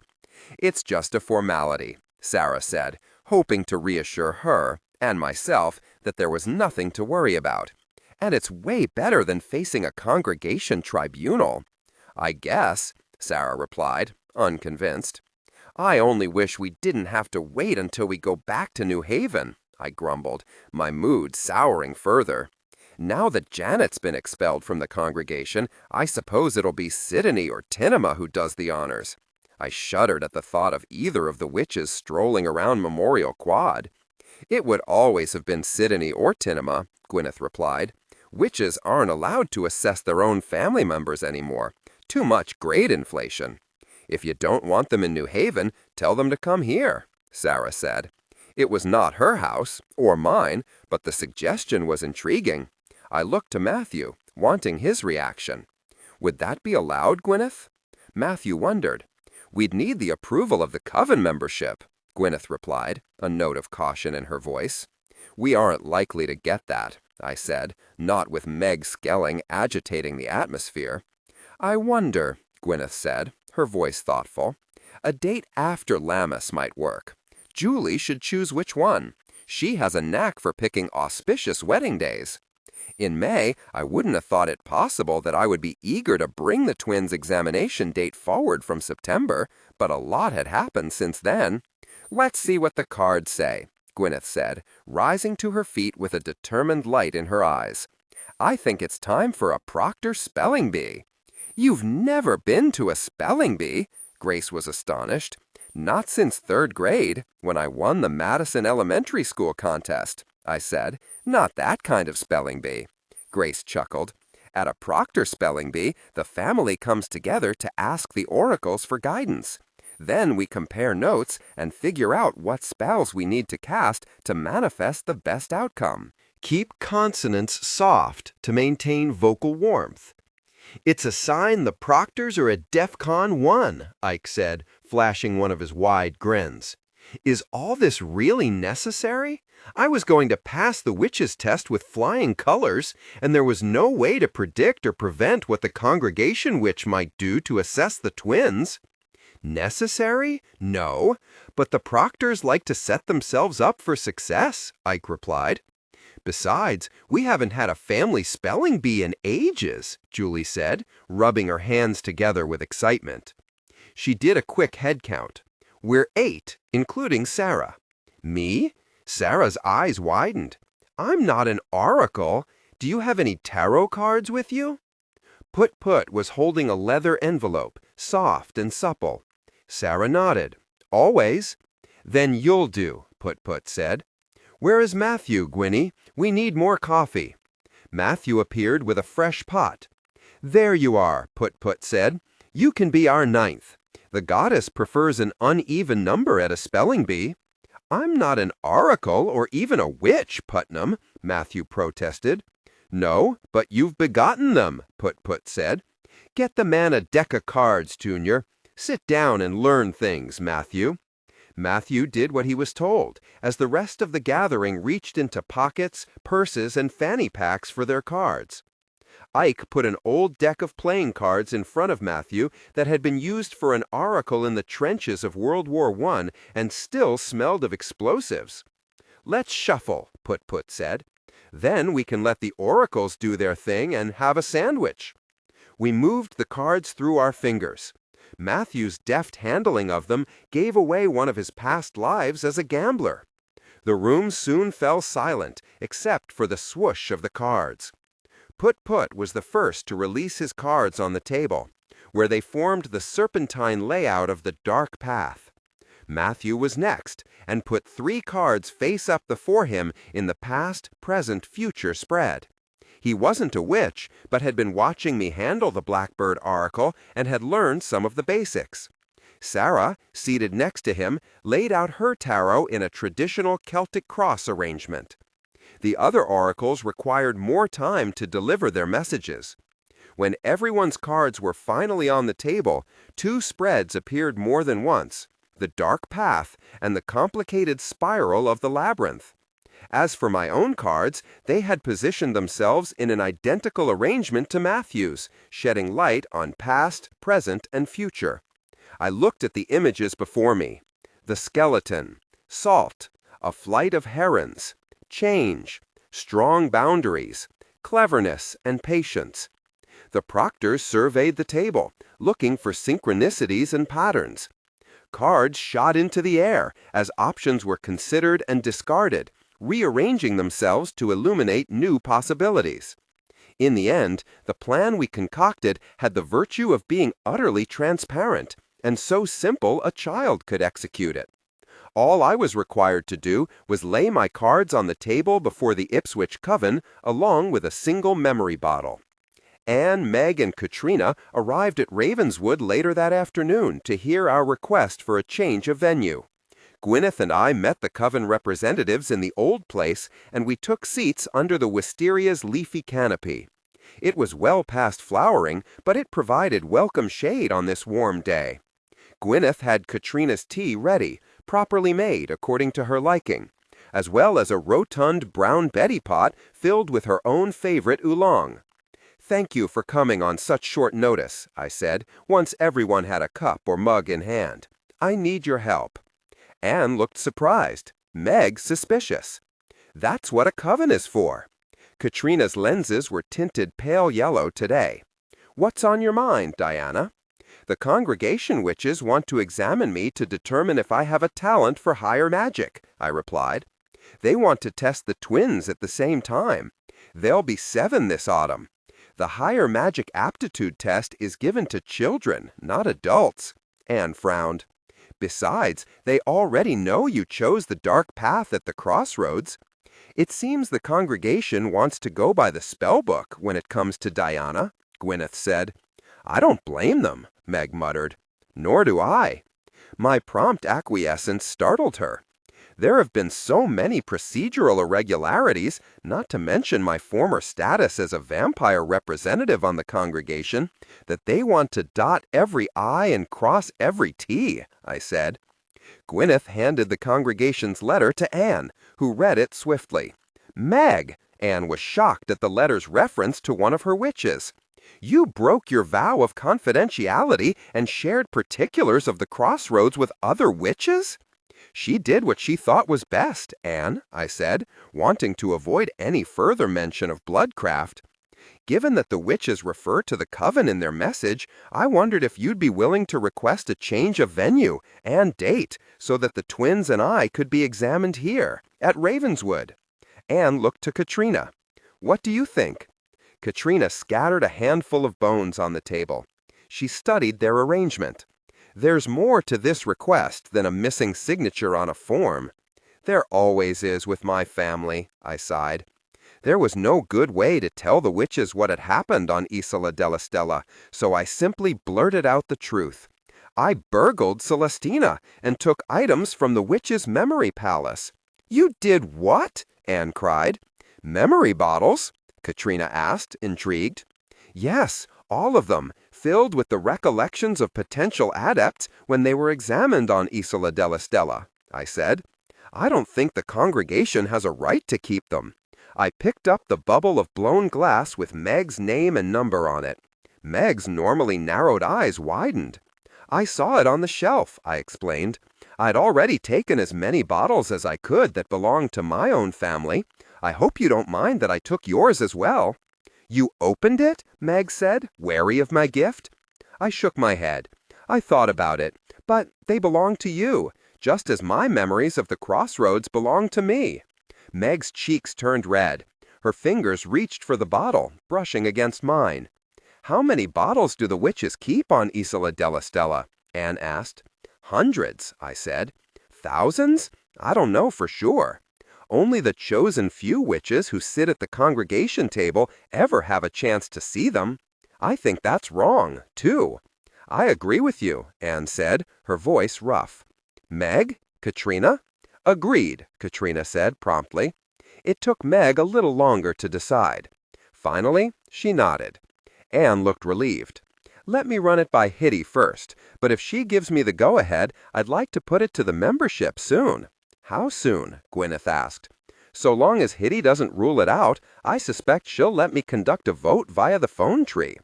Once they've heard the specifics of the situation, I have no doubt that the membership will decide that it's in our collective interest for the examination to take place here, in Ipswich, where Diana's home coven can be available for support.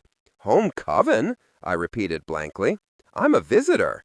Are you? Gwyneth asked. This was another decision that I needed to make myself, without asking Matthew to weigh in on the matter. No, I said softly, I'm not a visitor. But I'm not a member of the Ipswich coven either. You will be if you want me to write this letter to the congregation, Anne said sharply. Chapter 27. Julie selected August 13th as the best day for the examination. It was later than I'd hoped, and my birthday. I still don't think I should have to take a test on my birthday, I said, opening the card she'd given me to mark the occasion. It was Naomi's birthday, too, and I couldn't help but think of her experience on the dark path. What could be better? Julie replied, pleased with this obvious sign from the goddess. Everybody needs a cake and sparklers after they finish their mat. The magical aptitude test, I learned, was a far more exciting milestone for witch children than a visit from the tooth fairy. Not everyone shared this view, however. Keep consonants soft to maintain vocal warmth. Matthew had been a bear all morning, growling at every perceived slight or hint of rudeness. My toe aches, and I dreamed of a vulture last night, Sarah said, clumping into the kitchen in search of coffee. It circled over Ravenswood, hissing. I think it's a bad omen. I had already consulted the Blackbird Oracle this morning and held up the quintessence card so Sarah could see it. The fifth element. Not a vulture in sight. Pip was toying with his oatmeal spoon, just as unhappy as Sarah with our plans for the day. It's not fair. Why do I have to take a test? Why can't we be like other kids? Why do you two have to be such professors? It won't take much time, I assured him, even though I had no idea how long the twins' ordeal would be. My mother's memories of my examination pressed on my heart, and my anxiety rose. Tamsy said the same thing, Pip, Becca told her brother, doling out some of her blueberries for the doll. How does she know? Pip demanded, glowering at his sister's companion.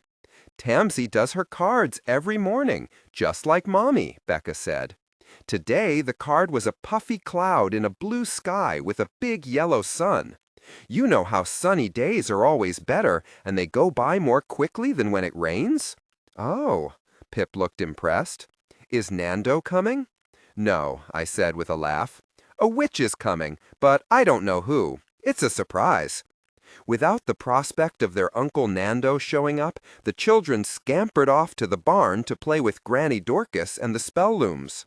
I went back to my own worries over whether Tinema or Sidoni would be proctoring the exam. Matthew brought me a pot of tea and my oatmeal. He searched my face for clues about how I was doing. I laid my palm against his cheek. I just want this over with, I said. Soon, mon cœur, Matthew replied. There was one last thing I wanted to do before the witch's representative arrived. I asked Gwyneth if she would join me in the Ravenswood. My aunt agreed without question. Sarah would have peppered me for more details, but Gwyneth was content to put her arm around my elbow and let me help her into the wood's green coolness. We reached the crossroads. It seemed a lifetime since Meg had issued her challenge. Can you teach me how to cast a circle to summon a spirit? I asked Gwyneth. Yes, Gwyneth replied. That doesn't mean I'm going to. What are you up to, Diana? I pulled a memory bottle out of my pocket. I want to give these back to Naomi. I know I'm not supposed to tell you what happened at the crossroads in any detail, but I met her shade here when I faced Meg, and she had a hole in the center of her chest. I pressed my hand against my sternum, where my aunt's wound had been. I intended to patch it, I continued, but Naomi wanted an end to her suffering. I wove the 10th knot, the knot of creation and destruction, and released her from elsewhere. I'd hoped she would return as a ghost, but I didn't see her at midsummer. Naomi materialized from the trees, apparating from the dark hollow in an old oak without any help from me or Gwyneth. She was no longer the eerie wraith she had been as a shade, but she was not as clearly delineated as most Proctor ghosts. Naomi's hands were crossed, protectively over a dark depression near her heart that was not fully healed. "Naomi?" Gwyneth whispered. "Hi, Aunt Gwyneth," Naomi waved. "Long time no see." For a moment, Gwyneth's joy was strong enough to push back the darkness that still lingered around her niece. "I brought your memories from Venice," I told my father's sister. "Where should I put them?" "Where they belong," Naomi replied, opening her hands so that we could see the place behind her ribs that was still waiting to be filled. With Gwyneth's help, I released Naomi's memories. For a moment, darkness threatened to engulf the fragile ghost, and we lost sight of her. Shadow tipped the balance in the end, and Naomi emerged more substantial than ever. "Thank you for making me whole," Naomi said, her voice breaking on the last word. "I'd lost hope and couldn't imagine a witch who could work such magic. It would take months, perhaps years, for Naomi to fully integrate with her memories. They were visible beneath her skin, swirling and shimmering, just like the words of the Book of Life moved within me. "We should go," I told Gwyneth, mindful of the time.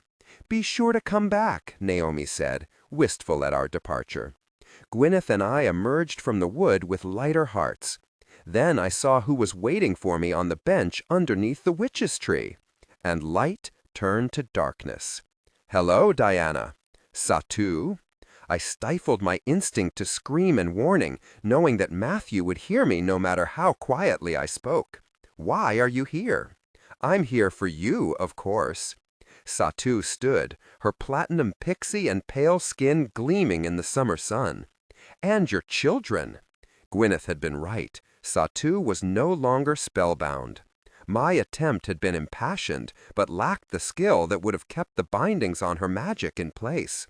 And my efforts to curb her powers had backfired spectacularly.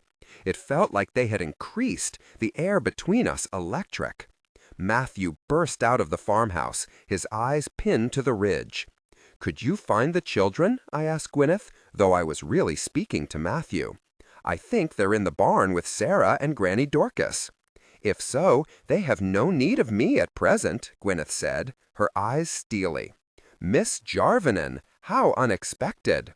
"Really, Miss Proctor," Satu replied. "Has the gift of prophecy been taken from you?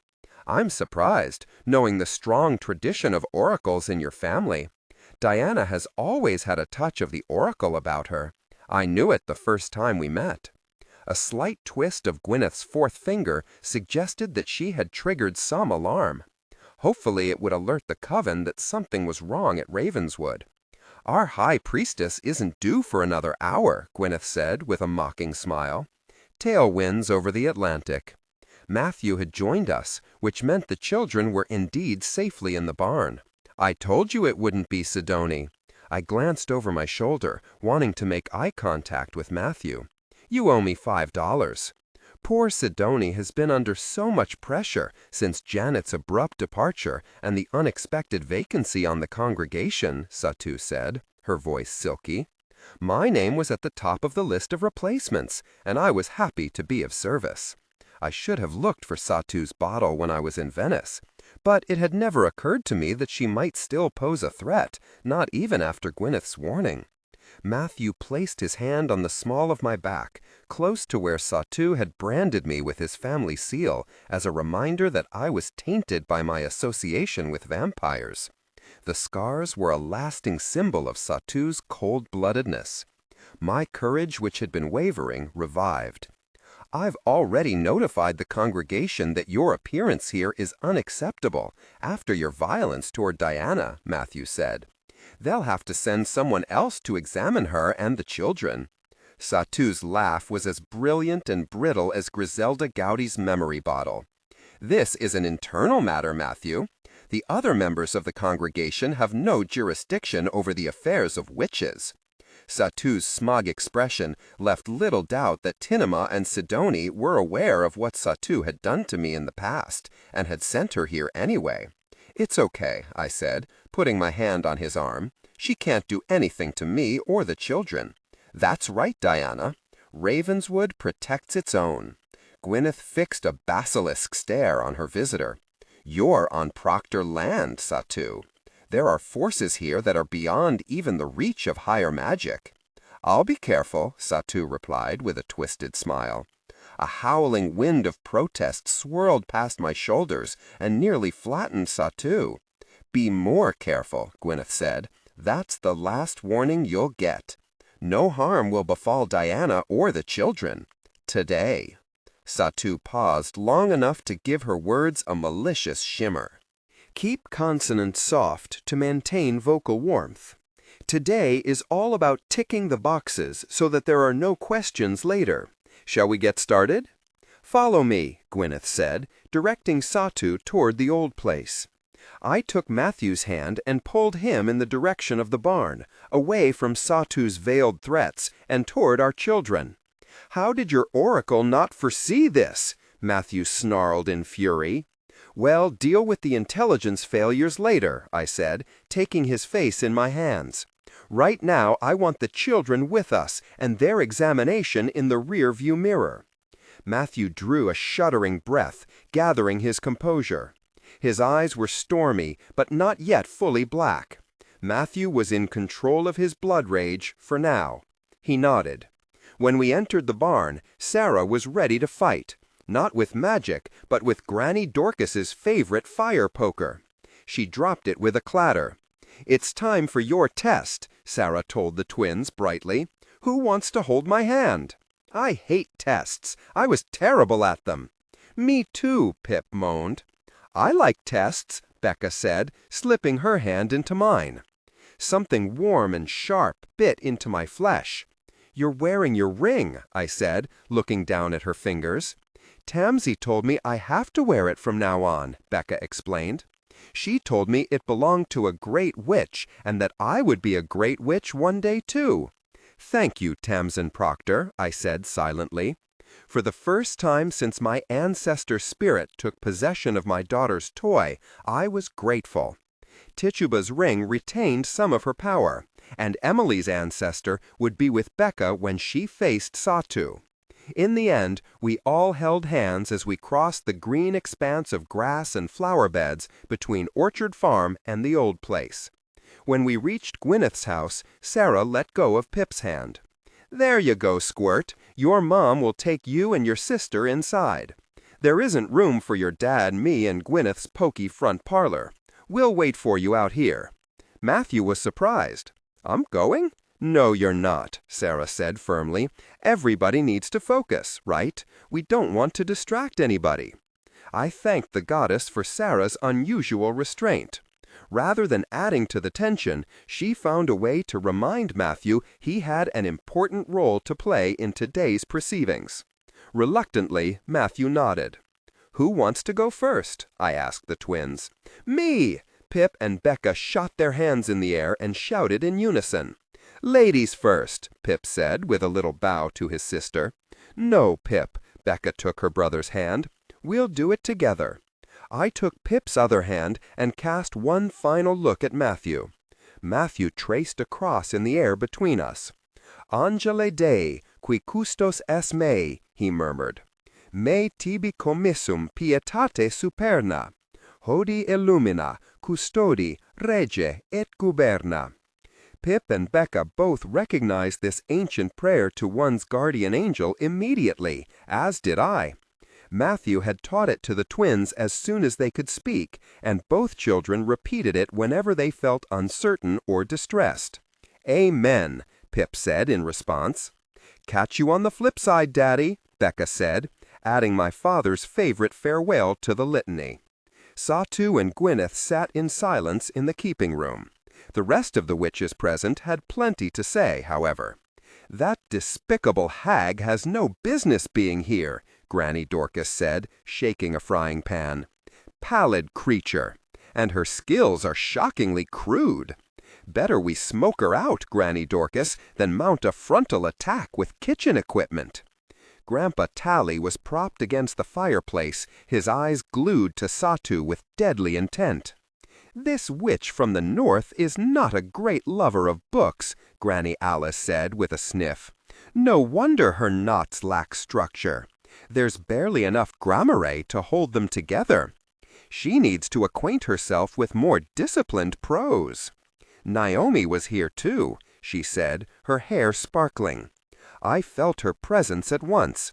"Who is she?" Becca whispered, hanging on to my hand as we entered the keeping room. "I am Satu Jarvinen. I've come to do some spells with you." Satu smiled in a vain attempt to look less terrifying. "Not you," Becca frowned. "That lady there, with the sparkly bottle where her heart should be. That's your Aunt Naomi," I said, "Grandpa Stephen's twin sister." "Grandpa was a twin? Cool," Pip said, his anxiety surrounding tests temporarily alleviated. It soon returned. "What kind of spells?" "All kinds," Satu said. Hopefully these would not include time-walking, flying, or any other use of magic that might cause Pip to disappear and not be seen or heard from again. "My spells don't always work the way they're supposed to," Pip confessed, glum about his future prospects. "How marvelous for you. Let's see if we can figure out why." Satu pointed to a vase holding the last of the summer roses. The blooms were past their prime and mottled with brown spots. "See if you can make one of those wilted flowers come back to life, Philip." Pip screwed up his face in concentration. A quiet glow appeared around him, as it usually did when he was focused on casting a spell. He murmured a few words. "The flowers disappeared," Becca wondered, searching for the vase. Pip shrugged, his cheeks pink with embarrassment. "I think they're in the meadow." I pointed through the window to where single roses were sprouting out of the grass like dandelions. Pip had not only restored the flowers to life, but to the ground as well. Clever boy. Satu made a note in her leather-bound journal. "You've got a lot of earth magic in you, Philip. It's so warm today. Can you make a gentle breeze to cool us down?" "Gentle," I emphasized, thinking of the state of the clapboards. More confident now, Pip muttered something unintelligible and waved his hand in the air. A whoosh of wind blew down the keeping room chimney, along with a soot-covered Apollo. He stood on unsteady lion's paws and spat out a mouthful of ashes. The sight of a blackened griffin didn't faze Satu. "Looks like your chimney needs a good cleaning, Miss Proctor," Satu said. "Air, too, I see. How about we try—" "Not fire," I said firmly. "The house is a national treasure." Satu frowned at my interruption. "Yes, fire. Can you light the candle on the mantel, Philip?" "Sure," Pip said, tripping over his familiar to reach the fireplace. He puffed on the nearest candle wick. The ornamental birch logs in the grate burst into roaring flame. "Oops," Pip said, giving Gwyneth a lopsided grin. "Sorry, Aunt Gwyneth." "You pepped the fire in the fireplace this time," my aunt said, beaming at him. "Well done, Pip." "And fire," Satu made another note. "Like Mommy," Pip replied. "She can shoot a fire arrow."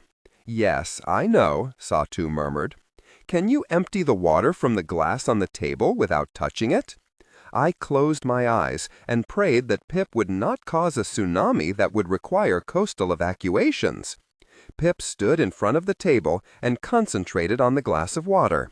It lifted from the table's surface, wobbled a bit in the air, then tipped its contents over the African violet sitting on a doily. The glass landed on the table with a thud. Becca clapped. "You did it, Pip!" I opened my arms to give my son a hug. "You were magnificent," I told him, smoothing the piece of blonde hair that had fallen into his eyes. "There's just one more test, Philip," Satu said. "Come stand in front of me." Pip did so, although he kept a prudent distance between himself and this strange witch. "I want you to close your eyes," Satu said. "What's the first thing you see?" "A gray cat." Pip had been asking for a cat all summer and intended to call it Spike after Chris's favorite character in Buffy the Vampire Slayer. "Can you invite the cat to join you, Pip?" Satu asked, eyes gleaming with curiosity. "Is this really necessary, Satu?" I pointed to Apollo. "You've seen his familiar." "Don't interfere again, or I'll have to ask you to leave," Satu warned. She would do it, too. Pip concentrated, screwing his eyes shut. He cracked one open. "Is Spike here?" "Not yet," Satu said. "Ask him nicely." Pip pressed his lips together and lowered his eyelids. Nothing. Keep consonants soft to maintain vocal warmth. Pip stomped his foot impatiently, and the floorboards shook at the impact. "Come here this minute, Spike." "Spike must not be available," Satu said.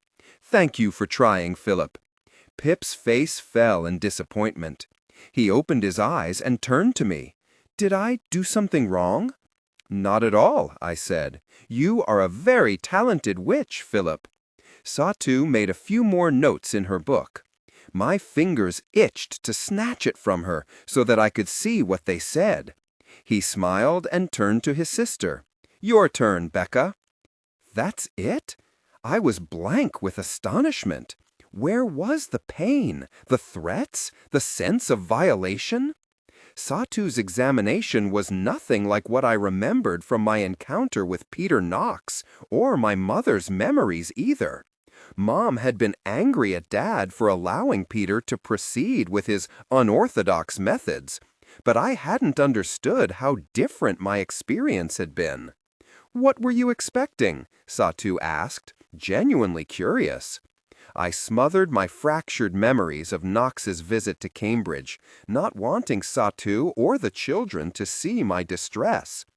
Becca shot me a nervous look, which suggested she had, as usual, picked up on my emotional turmoil.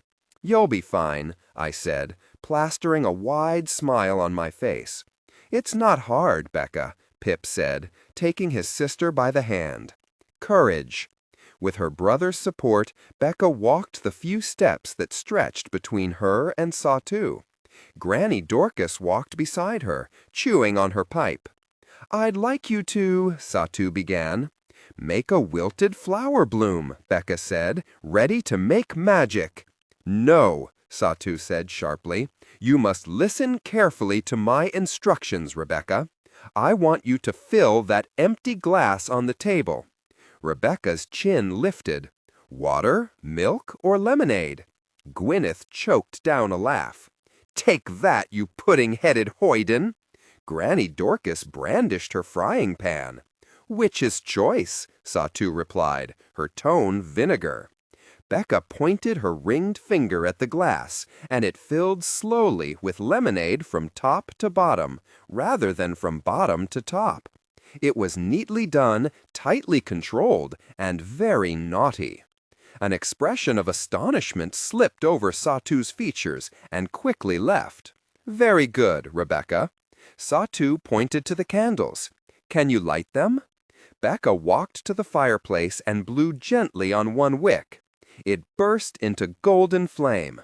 She looked over her shoulder at Satu, cunning as a cat, before twirling around and setting every wick in the room alight. "Settle down, Poppet," I warned. Rebecca was too young to have enemies, especially one like Satu. "How about the rose in this picture?" Satu pointed to the pink blossom held in the fingers of my ancestor. "Can you make it wilt and shrivel up?" "It's just like making it bloom, but backward." I opened my mouth to protest. Making things die was not a talent I wanted my children to have. "Okay." Becca pointed her index finger and walked toward the painting. Nothing. "That's all right," Satu said briskly, ready to move on. "You've got plenty of fire and water in you, Rebecca." But Becca was a competitive child. Her brother was outscoring her in magic. She scowled with displeasure. "Please draw a breeze in from the garden," Satu said, setting Becca a new task. Becca tried, waving her arms around like a windmill, but the air in the room didn't stir. We had always known that Becca's magic was not as diverse as Pip's, even before Apollo showed up and let us know our son was going to be a weaver. Becca stomped off and sank into a chair by the door, her lips jutting into a pout. "You still have one more test," Satu said, calling her back. Becca returned with ill-disguised reluctance. "Her teen years are going to be a nightmare," Gwyneth murmured. "This test is stupid," Becca grumbled. "Close your eyes, Becca." Satu's voice was hypnotic. "Keep them closed. Tell me what you see." "A raven," Becca said promptly, "but not the one who died on the pavement." Gwyneth and I exchanged worried glances. "Can you invite the raven to join you here?" Satu pressed. "His name is Fiacra," Becca said. My grandfather straightened. "I'd like to meet Fiacra," Satu said. "Me too." Gwyneth stood on trembling legs. A black bird with silver eyes and a silver ruff swooped past the window, beating its wings at the glass. It dropped to the windowsill. The window was cracked open, but not wide enough to let the raven in.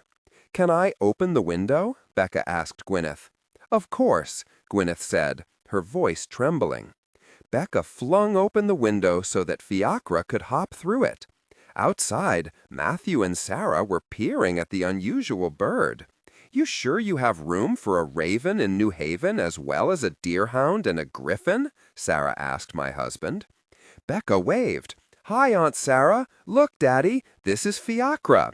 He's the bird who came to New Haven and talked to me after his friend died."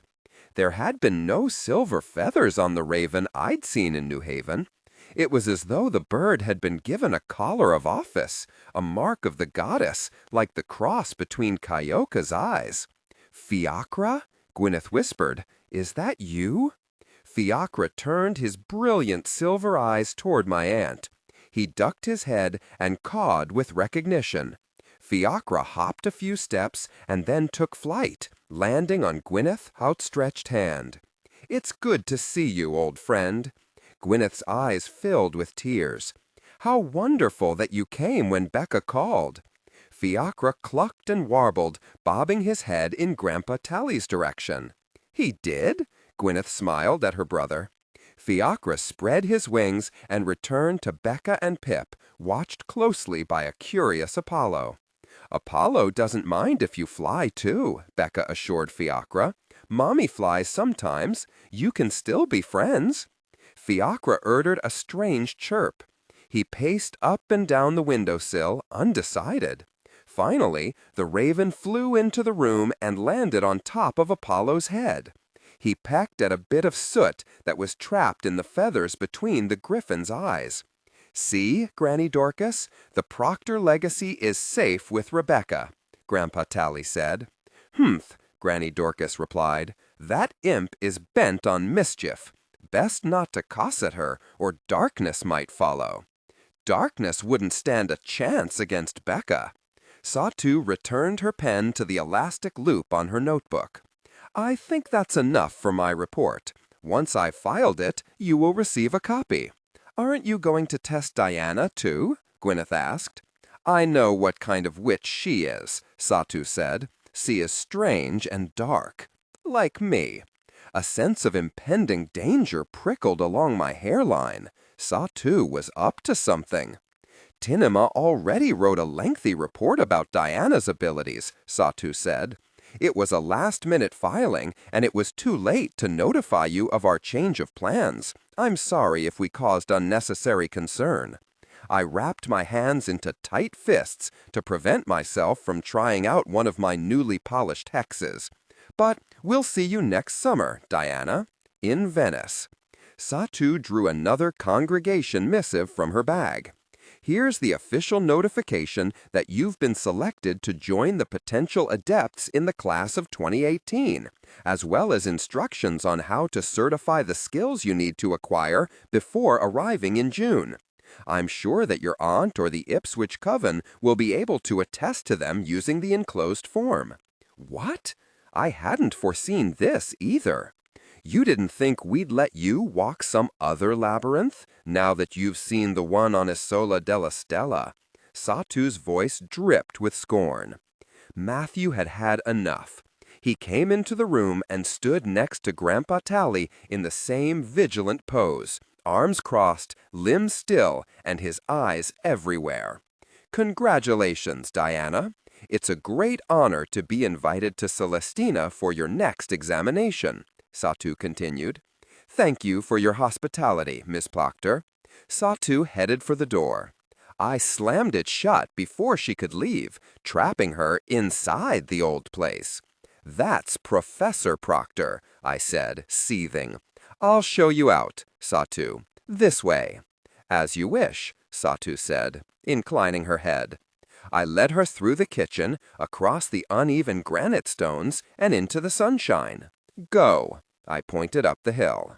Keep consonants soft to maintain vocal warmth. And don't come back to Ravenswood or within 100 miles of my children again. Understood?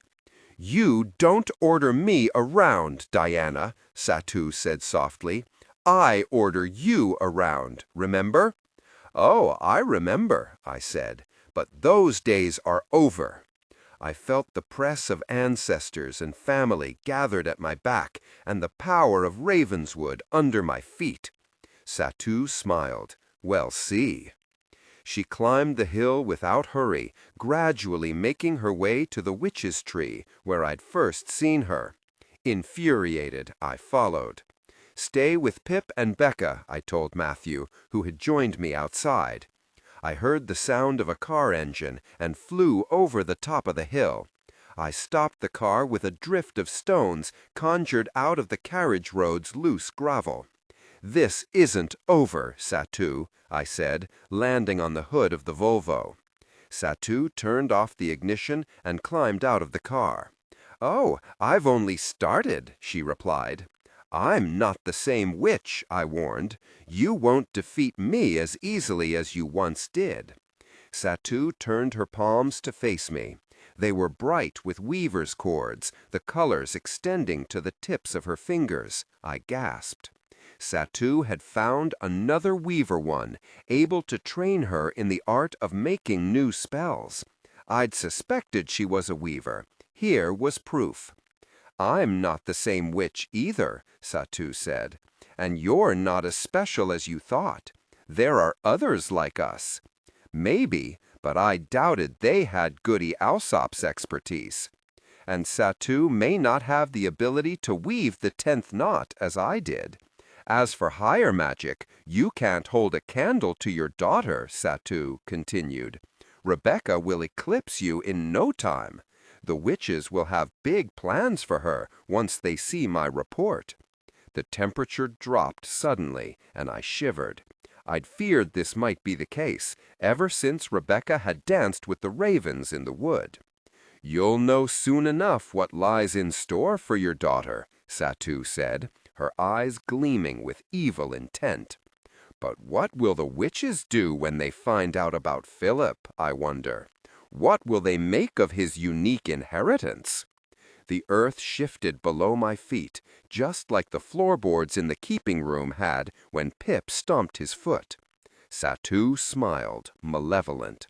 She pulled on a yellow thread, then a green, flattening the rocky dune and clearing her way forward. Until next year, Satu said, as she climbed into the car. I watched her car as it traveled down the carriage road, away from Ravenswood and the children.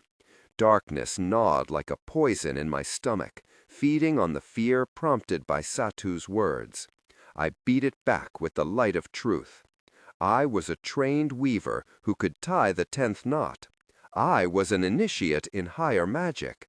I was the mother of gifted twins and the wife of an extraordinary man. I was more than the sum of my bishop and proctor ancestors. I was more than a match for Satu.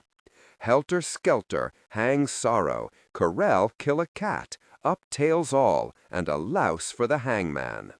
Mary Proctor's ghost forked her fingers in the direction Satu had departed. She spat on the carriageway for good measure. Take that, you bald-pated lummox.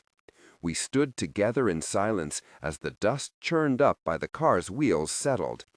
"They've been looking for you," Mary said, holding the bag containing the Blackbird Oracle.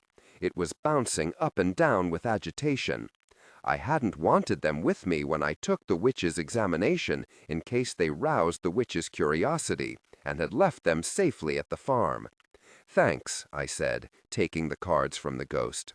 When my fingers touched the bag, the weaver's cords on my left hand flashed with the colors of higher, darker magic. A single card wormed its way out of the protective enclosure and fell to the ground, face up. Blood. 4 drops of blood on an altar stone, foretold this moment before you were born. 3 families joined in joy and in struggle will each bear witness to the Blackbird Oracle. 2 children, bright as moon and sun," I said, the power of Ravenswood flowing through my veins and imbuing Bridget Bishop's words with the power of all the witches who came before me. "Will darkness, light, and shadow make one? Nothing and no one would stop Pip and Becca from choosing their own paths forward.